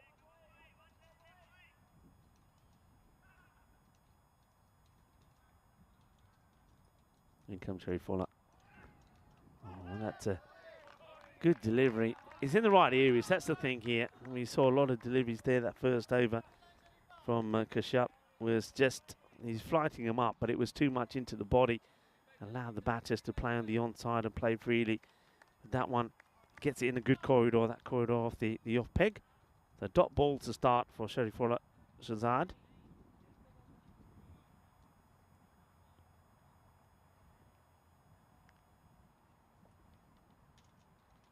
And thinks about the throw, then doesn't, and that's a good thinking because there's nobody there at mid-wicket. If he throws this and misses the stumps, it's just going to go all the way to the boundary.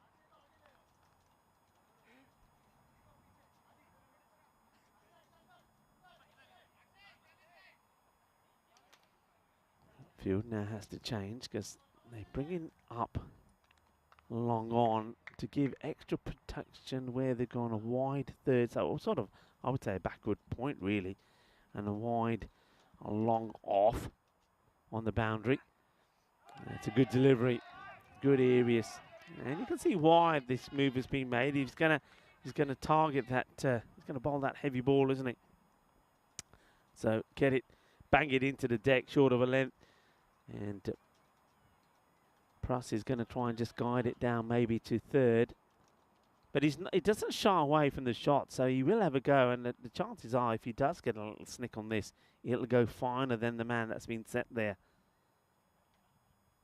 Shazad. Good delivery. But so far, it goes exactly to where the player is. So good field set here from the bowler and the batter combining. Of course, the wicketkeeper is the captain, Sasanka Sanka. So he's got a good place to be, I think, to set the field when you're in that wicket-keeping position. He's happy with it at the moment. They'll take the single. And it doesn't change to Ronit, which surprises me a little bit. Ronit is more likely to target the long on stroke mid-wicket area, but they keep the field the same. Yeah, okay, well, this is a pad, I think. It's a shake of the head from the umpire. So you can see where he's giving it a rub. He said, if you like, I'll show you the bruise. And yeah, a little bit too high as well. Sasanka starts the appeal and then withdraws. I think he realises straight away that is not off the bat. But the good, sharp delivery as well. What an over this is. And, well, when, as a captain, you see the first over go for plenty, what do you need? You need a good one.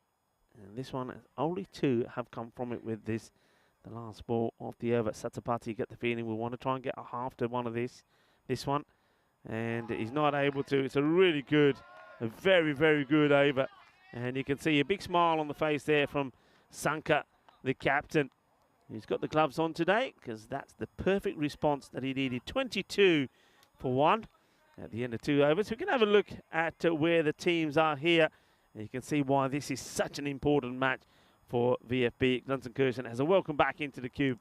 Mr. Maximo Vinisandu. Well, it is, because if they lose this, it's hard to see them getting through. The best they could do is 11 points, and you already got, you know, the 4th place being 10. So it's a real tough one. But on Blue Stars, again, they could end up on 13 points. You can just see it's far from settled, isn't it? Yeah. I think, yeah, Buyer Boosters and Golden Star Bond looking pretty good at the moment because they're in the top 2 with, you know, game in hand over, at least a game in hand over who's underneath. But yeah, there's a lot of pressure on Ace's shoulders here, I think, as we get ready for the 3rd over. He's facing Dani. Oh, this is a good shot. He backs himself. He's almost like he's preempted this shot. He says, I'm going to play it, I don't care what. And he gets the ball that he wants as well. Smashes it away. Good hit. 6 runs. Thank you very much. Yeah, Ken has some length to work with. He's got real fast hands. He's got a really solid technique. It's been great to watch him. And yeah, I'll be really curious to see how he goes this weekend. I hope he gets some opportunities in that ECI against 2 of the strongest teams in international European cricket, in Belgium and the Netherlands 11. Belgium, don't forget, they made the final in 2021 in the Euros. The Netherlands won it last year. So he's going to have to take on some of the best players in Europe, and I'm looking forward to seeing how he goes. Yeah, he's certainly got the technique, and I think he's got the mindset as well as a young guy. And oh, he's going to go. That's really good bowling. I don't think, you know what, this is a surprise. That fielder was on the boundary, and I don't think that Price has realised that he's been brought in. So he plays his shot thinking the fielder's on the boundary, and he's looking to run and take a single. He can't believe that he's there, and he's put it in his hands. Yeah, it's just a little dab, isn't it? You're probably right. You know, he's been brought up, he's inside the circle, and it's a big moment in the game. It's a big blow for VFB as Ace is shuffled to the bottom of the deck, and he's going to have to go. It's 28 for 2. Yeah, good catch taken. A good reply there from Dhani as well. He gets smashed for a big 6, and then he gets his man. Just bangs it in a little bit shorter outside the off. You can see what Ace was trying to do. It's one of those, isn't it? I think a lot of people, when you're talking about this shorter format, would say, well, why don't you just swing hard at that one, be more aggressive? Because as we've seen so many times, if you're aggressive on it, you get an edge, it flies over that man. But sometimes, if you are naturally a correct player, then that's the sort of shots you play, and he's just unlucky. He just forgets where the fielder is. A good wicket for Dhani into the pads, and well, you can see what this means to Kern CC. They want this victory, and he gets their smiles on their faces at the moment, and so they should be, because they've got 2 dangerous batters out. Yeah, well, Dali has done some good things, and so Satapathy, but they need a big partnership, don't they? Because otherwise this is drifting away, and you just get the feeling that their finals hopes are drifting away with them. And PSV had a stumble, but I think that if that was a minor stumble, VFB have kind of wiped themselves out today. Big swing. Gets a little bit too excited here, sees it short, plays it far too early, and doesn't really get himself in a good position either. Yeah, Dhani's a good player, isn't he? He provides a lot at the top of the order for Clone CC. And look, for Clone CC, they're a team, we saw them make the top 4 last year. They're a pretty good cricket team. Just hasn't really happened for them this time around. It's a heartbreaking loss in the Clone derby that kind of hurt them. Hurt their chances a lot. No, now we'll see the bowler threatening to field it, which is enough to stop the single. Dali starts with 3 dot balls. Yeah, I mean, you've got to back yourself to go here. The bowler's not going to get it. Even if he does, he's got a lot to do to try and get it back to the keeper or hit the stumps. But they just stay rooted in their creases, both the batters. Okay, hits this pretty well and should get a boundary, and he will get a boundary. So 4 runs into that vacant mid-wicket area. So it will be the end of the over, but still, even though that boundary comes off that one from Dhani, he'll finish with just 10 coming off it, and just 2 boundaries, the big 6 from Ace before he was caught very well by Deepak. And now that one that goes for 4. Doesn't this ground look absolutely amazing? And because we're so used to it, we don't really focus on it so much. Just look how good it looks. It's picturesque. It's a beautiful ground. And well, I think if you're playing on that anywhere in the world, you'll be more than happy to turn up every morning to play cricket on that ground. It's just fantastic. It's made for cricket lovers. It really is. It's a little bit of everything there. The pitch plays so well for the batters. That's why we've seen 3 centuries here. Bowlers have enjoyed it as well. We've seen plenty of hat-tricks and 5-wicket hauls. Fielders like it. You can dive around. Yeah. Make some stunning catch. It's just a great pitch. It's a great venue. It is a really good venue. That's why the German national team are doing a lot of work here. As we see this blasted away. Well, what a shot. They need something to happen, and that happens pretty quick. Satapathy lasers it over deep point out of the ground. Maximal 6 runs. What a shot that is. And I'm liking the look of Ronit Satapathy as well. Look at the shades there. Oh, yeah, he looks like a man on a mission, doesn't he? He's got the shades on. It's like he's got the Speedway shades on. Actually makes sense when you're basically looking into the sun. We have seen some international batters batting in the shades. I mean, it kind of makes sense if you field in the shades, and I can understand why you don't necessarily bowl on them because they might fall off or bounce around. But if it's bright enough to field in the shades, I'm surprised we don't see more batters batting in the shades. Yeah. Asanka Guru Singha was one guy that used to always wear them for Sri Lanka. In fact, he started wearing them in the night matches as well. True story. Seriously? Sometimes. Good pace to the fielder, no run. Yeah. Well, there you go. That's it. So basically, our message to our friends from Belgium and the Netherlands is to bring your shades. Bring your shades. Yeah. And it's good that they'll need them, I think, because the weather forecast is pretty good. In fact, tomorrow we're expected to hit 30 for the first time. I don't think we quite hit 30, although right now it's still 29, you know. Yeah. And yeah, so the weather for the rest of the week, 30, 30, 29, 29, 30. That's pretty good.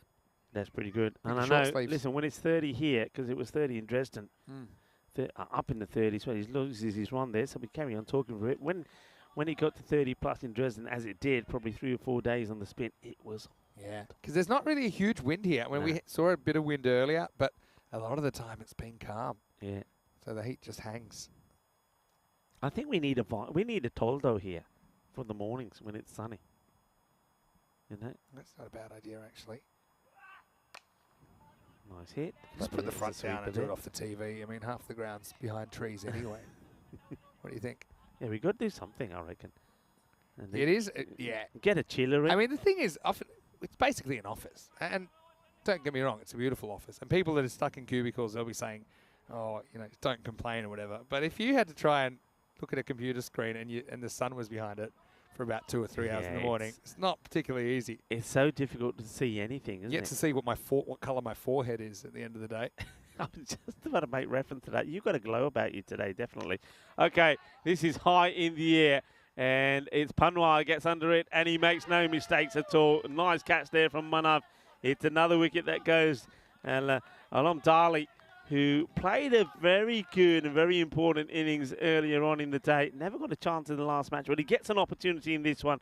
But you see here, he's leaning back. Yeah. Because he's leaning back, that ball is only going up in the air. And he didn't really fight the instinct to hit it up. He just thought, hopefully I can hit it far enough to get it up and over the rope. But it wasn't really that close, as Panwar did well and kept his nerve. I suppose we saw a bit of wind earlier. I remember that Ace Pross actually took a catch down long on where it was kind of blowing all over the place. But this one, although it's high, doesn't really move around in the air. And so it'll be the third wicket to fall, 39 for 3. This will bring Vishu Anand to the crease. But yeah, Gelsenkirchen had a promising partnership there, but it's nipped in the bud.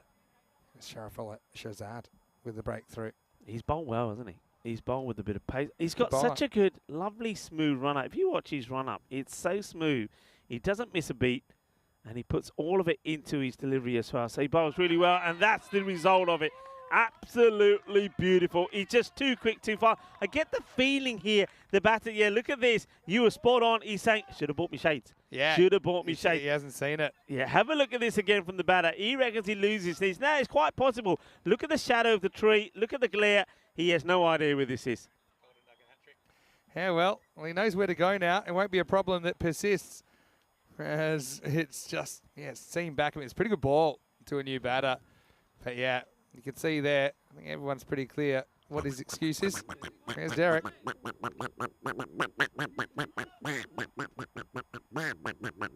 And Derek, well, he walks right onto the Hall of Fame. Gonna keep walking. Yeah, let's flip the page over. How big is it's the last game of the day? Can we make a huge Derek? What's the biggest Derek you can make? Go on, this is... We want to see a big Derek. Yeah, go on. Okay. Even after this ball, which is a hat-trick ball. Could this be hat-trick number 30 of the season? Here comes Shahzad. Oh, it's a good delivery. It's right on the block hole. And look at this. Wow, how do you misfield that? All right, this is Elvira in the truck.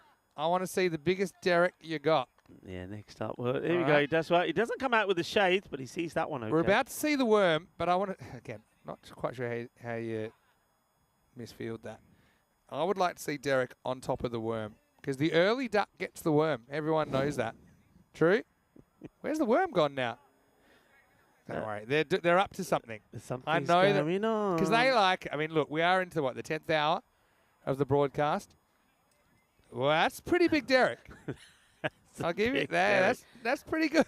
I mean, that's like it's a premise for a movie, Attack of the Giant Ducks. Yeah, that is big, isn't it? Well, that Derek has Goodbye. certainly enjoyed the How- some of the potato salad you get here. How in deep would Germany. that quack be? Oh, that I would mean, be that'd be like oh, a dinosaur. that'd be a roar. You could It would be like a lion's roar. Great work by our crew as well. Aren't they brilliant? they're superb. They're absolutely brilliant. And they not just make our day. I think they make all of our viewers' day as well.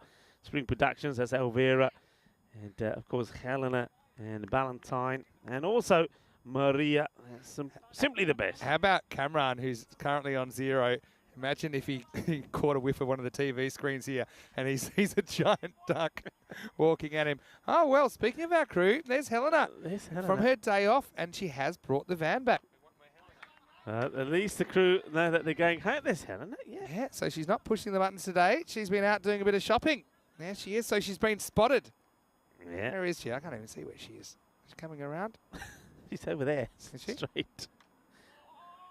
Oh, well. Behind the wicket keeper. Come on, Okay. behind the wicket keeper. See you now? Let's have one more shot of Helena. Come on. Let's see if we... Helena, can you see us? She's a long way away. These cameras are very good that we use. There you She go. looks lost, doesn't she? Flights it up there. Does Panwar. And he's starting to find his form, isn't he, Mana Panwar? I mean, he's been a good introduction to the side. I've enjoyed watching him. A good bit of spin, and he's made some important knock to the bat as well. Panwar not going for too many at all here with his leggies. And is he going to get this in the gap? Yeah, yes. It's a nice looking shot. Finds the gap. It's going to be 4 runs. Cuatro carreras. Nice looking shot. Well, there you go. See? Breaking news, Helena's picked something up, and I don't know what it was. Let's have a look. What is that in her right hand? She picked up a bit of trash, has she? That's really nice that she does look lost, though. Maybe someone has to go out there and save her. Yeah, she's lost in the meadows. enjoying her stroll. Something about watching an unsuspecting spectator through a telescopic lens doesn't feel quite right. But anyway, this is just going to be a single to finish the 5th over. And I think the moment's passed for Gelsenkirchen, who'll need 100 plus in the second half of this innings. It's 46 for 4 after 5. Yeah, I mean... Els boys called it Derek Zilla. I love our community. They're hilarious. Nice one. All right. That's a nice one. Well said, Els boy. Well, Rico, do you want to come to Rome with me? You can't, because you need some rest, because you've been going pretty hard in Germany. I know you'll do 4 big weeks. This is your 4th week on the trot. So we'll give you a breather, but you got to come back. Promise me you'll give me 110% in the ECC. I'll give you 110%. More. Don't you worry. I'll give you that and the rest. I know why you want me to come to Rome with you, because you need somebody to stop you eating the carbonaras. Yeah, well, but I've given up. If I thought that you would stop me, then I wouldn't invite you, because I love the carbonara in Rome. And I have to go find that rooftop. Helena's back. Hello to Helena's Helena. back. Hello, welcome. We saw you walking around the boundary. And, well, that's what Helena's picked up. She's come back. Look, what did she pick up? Here's show Helena. us. It was What a did you get? feather. Very good. You've got a How was feather your in day? your cap. You had a good day shopping? Yes, I did. Yeah, I went to Netherlands. Went to the Netherlands. Okay. Well, this is great, because Helena isn't on the clock today, so she can be in the commentary box. Normally she's locked in the truck, waiting for a knock from the ball. Yeah. I want to know if you bought anything. I did. What did you buy? Oh, so many things. I can't even remember what I bought. High up in the air, this one. And a catch has been taken. Well, Helena, you might have brought some luck to the fielding team. NCC pick up a wicket, and that's the end of Khan. Well, at least Khan gets a run. Otherwise, he would have seen a giant duck. We want all giant Dereks. Derek Zillas for the rest of this game. But Naga, remember, he jumped out of a ball that went into the dugout in the first half and didn't want a bar of it. But when the pressure was on, he does take the catch. So Helena's bought more than you can poke a stick at. And you've got a nice feather back tomorrow. I think that could be the first time that we've had one of our TV crew on, because normally they're so busy bringing you the pictures.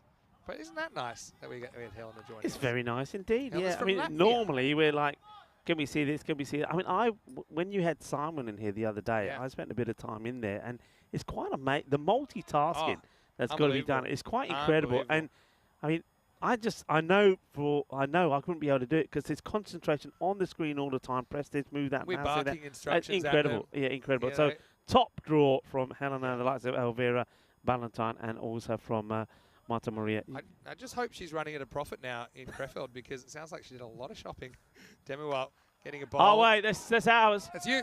Oh, boy. Oh. Well, that's a worst case scenario. Whoa. What's that hit? That was That didn't make it sensational. good. Did that get you? No, it didn't. It came. Oh, Here, look, there it is. Oh, my word. This is Rico's notes, and it bounced on his notes. Look, that's the ball. Whoa. That's got a skid mark. There's no way. I thought about it. That's just bounced on no the way. table. Wow. Oh, wow. And then lucky Helena was out of here. Oh, yeah, That was worse can you than a imagine? not. All right, meanwhile, this is one gonna be is 6 going more. the other Wow. way. Oh, that was spicy. Oh, boy. I'm glad I got your attention. I don't know where you were. Yeah, okay. Unbelievable. It literally landed on the second, third, and fourth batting positions of your scorecard. Look at the. Did I get the? I didn't get the Yeah. seam on there. Oh, Watch yeah, this is this. it. I was like, Oh, look at that. I was pressing my equipment. Look, I immediately go for my equipment, and then I realized, I've left Rico exposed. And I thought that might have just gone through you. And I'm so glad it didn't hit that tablet because they're exposed. How far has that missed by? You can see the angle of it. I thought it hit that. I was No, fully no. expecting. So actually, I don't want to criticize you, but you dropped the ball there because I dropped the ball. Well, figuratively speaking, because that's your tablet to protect. Yeah. Right? Is it damaged? And what did you do? You did a Corey. I tell you what I did. You dived into the table. Let me tell you what I did. You have one piece of electronic equipment to protect. I'm responsible for like at least 5. Yeah. So Rico full, that's a first and final warning. Hey, listen. First thing I did was I said to you, it's coming our way. I made you aware because you weren't aware. Maybe. Then I'm assessing the situation here and I'm thinking, no way I'm going to try and catch that Your there. So I assessment was, just get out the way. Get out of there. Then listen, look, I'd like- didn't I do well? Went from here I'd to like here. to That's like, superimpose when Helena was our guest commentator versus where that ball ended Oh. up. Because I think that would have gone straight through the middle of Helena if she was here. that Oh, was, well, we've survived.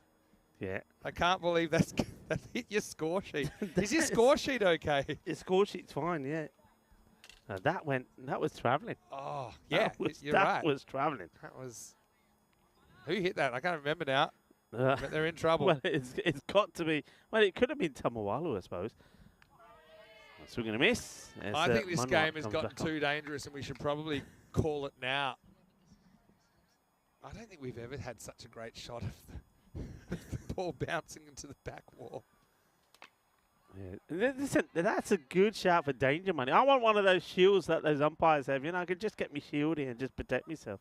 Yeah, but again, What? you're saying protect yourself. You need to protect the equipment.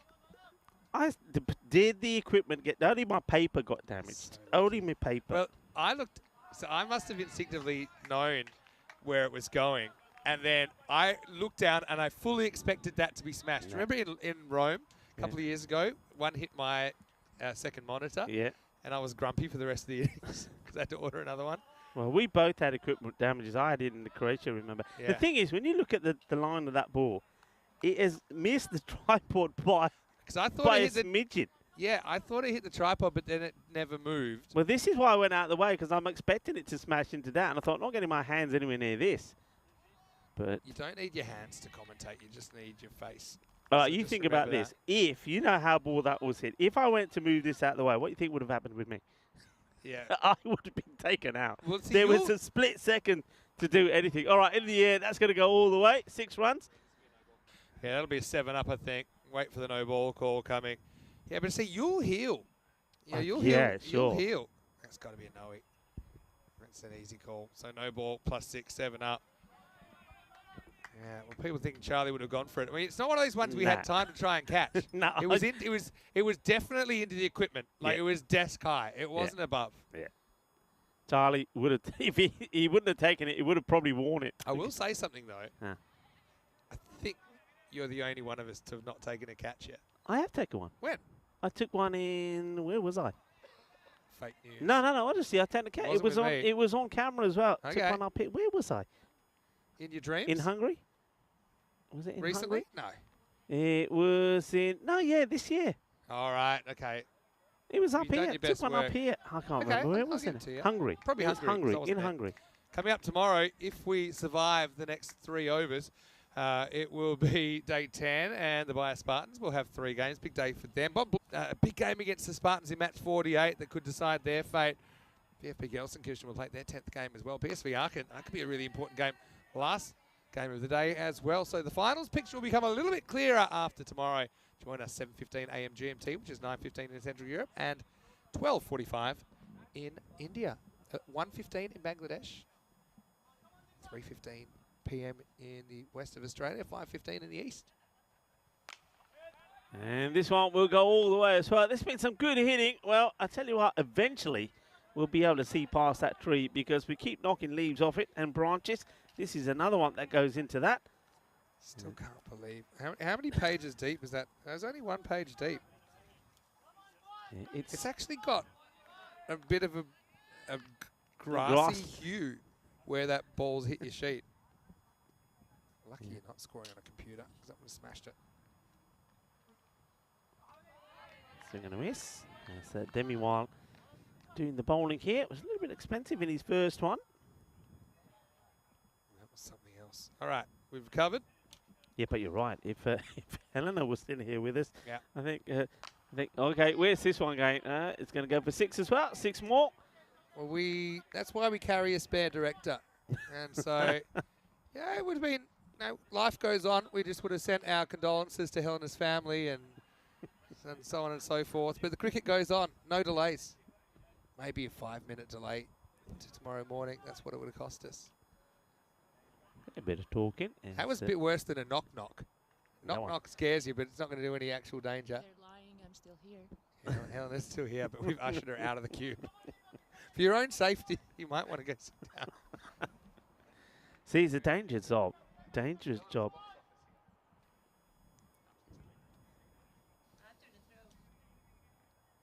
All right, this is nothing. So the ball came here, and I think the Hawkeye had it going like straight through the middle. She's still standing, though, so that's good. And smiling. Well, you won't be smiling when you look at your bank statement. Anyway, this is up. It's in the air. There's another collision waiting to happen. Luckily, I say luckily, they don't collide. I don't think the run makes a difference one way or another. But Tamakwala getting something going in a losing cause here. Moves to 28. Yeah, it's very much a losing course. And, well, Ronit Satapathy, 43 of 21. Looking good with the shades on. And this one is... I just come off the tree and almost hit us in the Well, have a look at this. Look, if we see how quickly this goes back to Sharif here, the ball smashes the tree and comes back. Well, my ears pricked up when it hit the tree because I knew that could be going anywhere, including towards us again. Anyway, Max. Oh, that one's broken the tree. Oh, jeez. What is going on? We're going to have to abandon this game. It's too dangerous. Oh. Too dangerous. 94 for 5 after 8. The only problem with Helena taking the van today to the Netherlands, hope I can say that out loud, is she didn't get to come. I expected her to come back with all those shopping bags. You know, like when you've gone on a shopping spree and you're carrying all those things and boxes and bags and stuff like that. Yeah. Like Pretty Woman style. Yeah, but you want to see what's in the back of the van. That's what you did the van, I think. There's room. Anyway, 12 balls to go. Darnay's going to bowl the 9th. We say it all happens in the 9th, but, I mean, we already had a lumberjack shot last over. Pretty good hitting. This is the partnership they wanted. I suppose there's an outside chance. Supersonic stuff is what they'll need. 59 off 11 now. VFB just lost some key players early. Top order fires. I think they win matches. I'm just still trying to work out the angle this ball I can't comes believe down that has to. it. You know, you angle that tablet more than usual as well. If you had it standing if up it's more, upright, it's gone. It's gone. Okay. Is this another one that goes all the way? Well, they're getting some good Play another shots in shot. here. Hit somewhere else. Why? Leave us alone.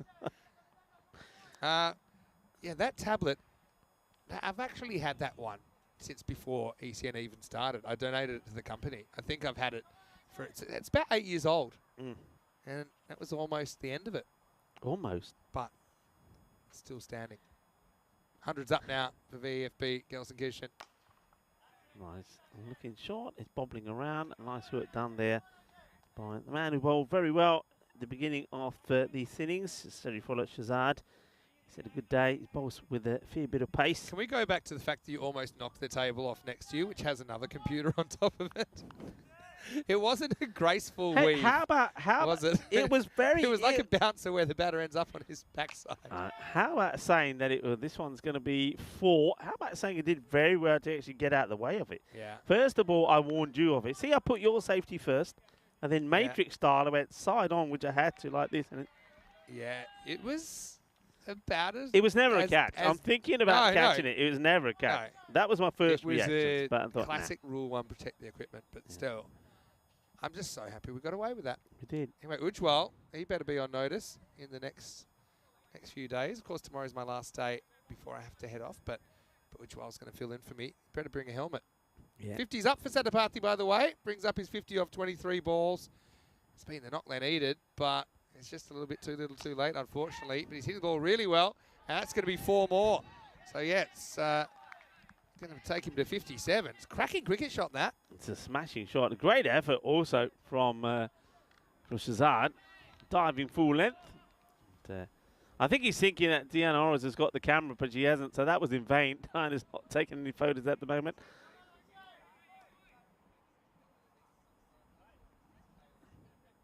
And, a few people, houseboys saying Charlie Hunt would have gone for it. Nah, he wouldn't have. Charlie would not have. And there's no way. Okay, where are we at here now? So it's been, Well, I'm only counting one number there, and it's 7. Let's just get out of here in one piece. Oh, this is a backwards shot. That is going to be pretty much impossible to catch, despite some pretty cool-looking sunglasses. That'll be a single, and we'll go to the last. It's 110 for 5. Yeah, it's been I suppose, a valiant effort. They've lost key batters early, didn't they? And we had a first baller with Magna Gopal going early, and then Ace went for 7 when he guides the ball into the hands of Deepak. Only run it. I just realised that on your score notes, it's in an area that you should have filled in, but you were too slack to fill it in the first innings. It was overs 3-4-5 of the first innings, or about a 3-4-5, and you filled that in. We would have seen if it would have smudged or not. Yeah, would have checked because you only filled in the first innings. There's a bit of the Corey score sheet about this. You wrote in the openers' names, and that was it. Yeah, you've only put the bowlers in their numbers. So I think I was up to mischief then. You could auction that off. Anyway, cash up to finish this and send us home. 5 balls to go. Els boy saying, are there any other sports where the commentators need danger money? Yeah, I mean, we get pretty close to the action here, don't we? Yeah. Dangerously close sometimes. I suppose a few times a referee gets knocked out, doesn't he, in the boxing ring? Okay, high in the air, catchable if anybody can get there. Need to get the dive in. Made a big plop when it hit the ground. Normally commentators, now this is the rumours I've heard, they have these offices that are kind of like air conditioned, and they have a little fridge for refreshments, and these are things that I think in 10 years. Did Leonard tell you that? Yes, I think so. Well, that's not what Leonard he actually has some pretty rough gigs as well. Does he? I think sometimes. Yeah. He has a real mixture, Lenny. Yeah, Switzerland was pretty good. Oh, yeah. If we were going to get hit by a ball into it, first let's have a look at this. That's a really good catch taken. Sharp catch. How's Naga going? The shades. Look, he's got it. Look, batters, bowlers, and fielders with shade. What's going on here now? What's this? Yeah, loving it. Well, Naga, for a guy who ran like wonderful. Like a scared little princess in the first innings when the ball got hit towards him, he actually has turned out to take a couple of really good catches. So it's time to party for Clone CC, who haven't had too much to crow about in this series, but they're going to run out big winners here, as we'll see Habibullah Staniksai coming out for the last 3 balls. Yeah, Sanka goes a long way, the captain, to congratulate Naga. That is a really good catch. But yeah, look, batters wearing shades, bowlers with shades, and fielders with shades, umpires with shades. It's all about the shades here today. Well, that batter's not wearing shades. Trouble. And it doesn't carry to... Yeah, so give it a bit of extra flight, because you can put it into the sun here. There was one ground in the UK. It was at Harrow Town, And Howard Town, if it still exists there, that was the same as this. And you never batted second. Because if you did, the sun was right in your eyes. And they always had one guy, an old guy, just used to toss it up. Yeah. And you had no chance of seeing Little it. grenades. Well, Satapathi's batted well. I mean, you gotta take your hat off to him. But I mean, they're going to end up again. It's going to be like an average score, isn't it? Around that kind of, I suppose, 115 to 120, depending on what we see here. Last ball of the day. And he's going to be out because he doesn't even want to get back in his crease. He just said, I'm done with this. I'm out of here. And you know what? Oh, no. I was going to say, how many does he make? He does get a run. I thought we were going to have a big Derek at the end of the day, but we're not. I mean, I'm not even. I mean, does he ever go back? I was saying once. No, he just keeps going. He says, okay, well, if you. Sasanka's going to take a cheapie. And Sasanka rarely has the gloves, so he'll enjoy getting a stumping there. But, yeah, it's a bit of a mauling in the end, isn't it? VFB Gelsenkirchen. Oh, they'd love a mulligan on today because they had 3 big games. I said it was make or break. I think it's their hearts that break because they don't get any points out of day 9 and they can't get over Cologne CC here in match 45. Final score, Cologne CC 152, VFB Gelsenkirchen 113. The final margin of victory is 39 runs. Well, it should be an interesting highlights package, Rico. Let's have a look back. It will be, yeah, but you're right. It's going to be a very disappointing day, isn't it, for VFB Gelsenkirchen. I think they came here with high hopes. And that's disappointment when a top batter gets his wicket away like that. He thought he was playing a bit of smart cricket just to take the single after hitting a boundary. Gets his wicket away. This one goes a long way up. What a good catch that was taken there as well. They've tailed their catches as well, under pressure. That was one of Panwar that does, and then that was just a superb delivery. And you can see the batter, if we stay on this, he turns around and says, I have no idea where that one went. Yeah, need to put a bell in the ball for him. But how about Naga? It was Naga time, wasn't it? He's showing everyone. So look at that 62. Naga Boka, well, she brought a nice little intruder into the cube. But we had a pretty unwanted intruder soon after, as this one almost ended us. Yeah, well, it was a good job that Helena, who was standing just there, moved, because that's what happened next. And yeah, there's the mark on my sheet. Go back and fill that in later. Yeah. But then even the trees weren't safe as we had a broken branch special. We also had a few mishaps in the field, but a couple of good catches taken as well. Yeah, I think this might have been the tree one, was it? Yeah, late hitting, but it was too late. Yeah, that one almost bounced back onto the cube as well. Yeah, late in the piece. This one was skied, but really, the damage was done, wasn't it? The top order didn't fire for VFB, and they never found a way back into the game, despite the efforts of Satapathy, who put together a pretty nice half-century. Naga had his second catch. Yeah, the Grizzly Bear sports ball. We saw it. It's pretty close up. Pretty close up. And an unwanted close-up, actually, in that innings. But, congratulations to Cologne CC. They had pride to play for. They are a proud side. A team that did make the top 4 last year, and they do get a pretty decent win here. Like I said, despite the efforts of Satapathy, 60 off 28. And Tamakawala also batted pretty well, 35 or 15, his best knock so far. But they didn't give too many away for free. Cologne CC, just the 5 extras in total. And yeah, it's an average kind of a score, isn't it?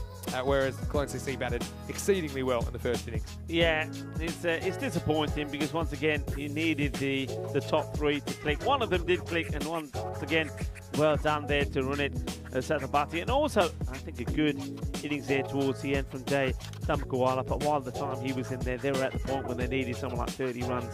I know, but that wasn't going to be happening. But they batted well, but a disappointing day for them. And really, like you said earlier, I mean, without them getting anything in the day, it's going to be very difficult for them to make it into the top 4.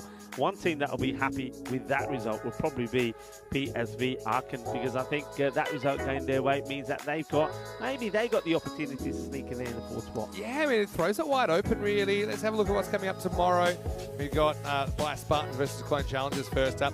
Cologne Challengers can kind of play spoiler a little bit, potentially. They'll play both of the Bayern teams, and I believe that's their last couple of games. Also, we'll see Bob Blue Star try and play their way in. Gelsenkirchen, I mean, and PSV, a lot of these contenders, they're around the mark. So tomorrow is going to be a really important day. Join us 7:15 a.m. GMT, which is 9:15 in Central Europe, and 12:45 p.m. in India. Let's welcome you into the cube. And yeah, I think there's a white cherry on the back wall now where that landed. It's interesting timing, wasn't it? But look, it's been a great day again. we've green to be seen, but we've also seen a lot of great cricket action here on day 9. It's been a fantastic day. I mean, we've seen a lot of excitement. We've seen high scores. We expected to see that. We've seen some tremendous catching, some very good batting again as well. But also, I think some good bowling displays. What more do you want? And well, cricketainment again. We've seen some funnies as well. Yeah, that's true. The good, the bad, the ugly, and everything in between. Yeah, it should be a really interesting day tomorrow as that top 4 continues to take shape slowly. Big breaking news today in ECC news is that Nabi looks like he'll be playing for France. Again, official squads to be released, but the strong whisper is that he'll be in there, which is a bit of a game changer in Group A. And of course, now we are actually, tomorrow we're 3 weeks away from the Group A final. Never mind Group A starting, so that should be really exciting. For more information, you can go to our website, europeancricket.com. As soon as those squads come out, they'll be there under the ECC page. Don't forget also our social media at European Cricket. And also, if you haven't already, please like this video and subscribe to the channel. Tell your family and friends about the European Cricket Network. Okay, we made it. We made it. We survived. I will enjoy my samosas tonight, or samosa day, and also cheese pizza. Cheese pizza. Cheese you pizza. Combine the two together, and well, if Corey's right, we'll have a cocktail or two as well. But it's been a wonderful day. You guys, as always, have been absolutely amazing. Hasn't the chat been fantastic? It's been great. Thanks so much for the interactions. Well, tomorrow I'll have mixed emotions because it is my last day here before I have to take off a little bit early. I was late to the party. I have to take off early, but after tomorrow I will be back in Rome. But Ujjwal will take over for me, but I'll be looking forward to watching from a distance and seeing how this goes because it's still wide open. Some teams in form, but there's always a few surprises in Crefeld when it comes to the finals. Well, on behalf of Vinny Sander here, Mr. Maximo, as well as Rico Full, and our friends here, including Helena, who has brought her own snake as well. We did actually get some people with that. Let's get ready for some highlights today. Thanks to our great crew at Spring Productions, and we'll see you tomorrow for more action right here on the European Cricket Series. Hasta mañana. Un abrazo fuerte.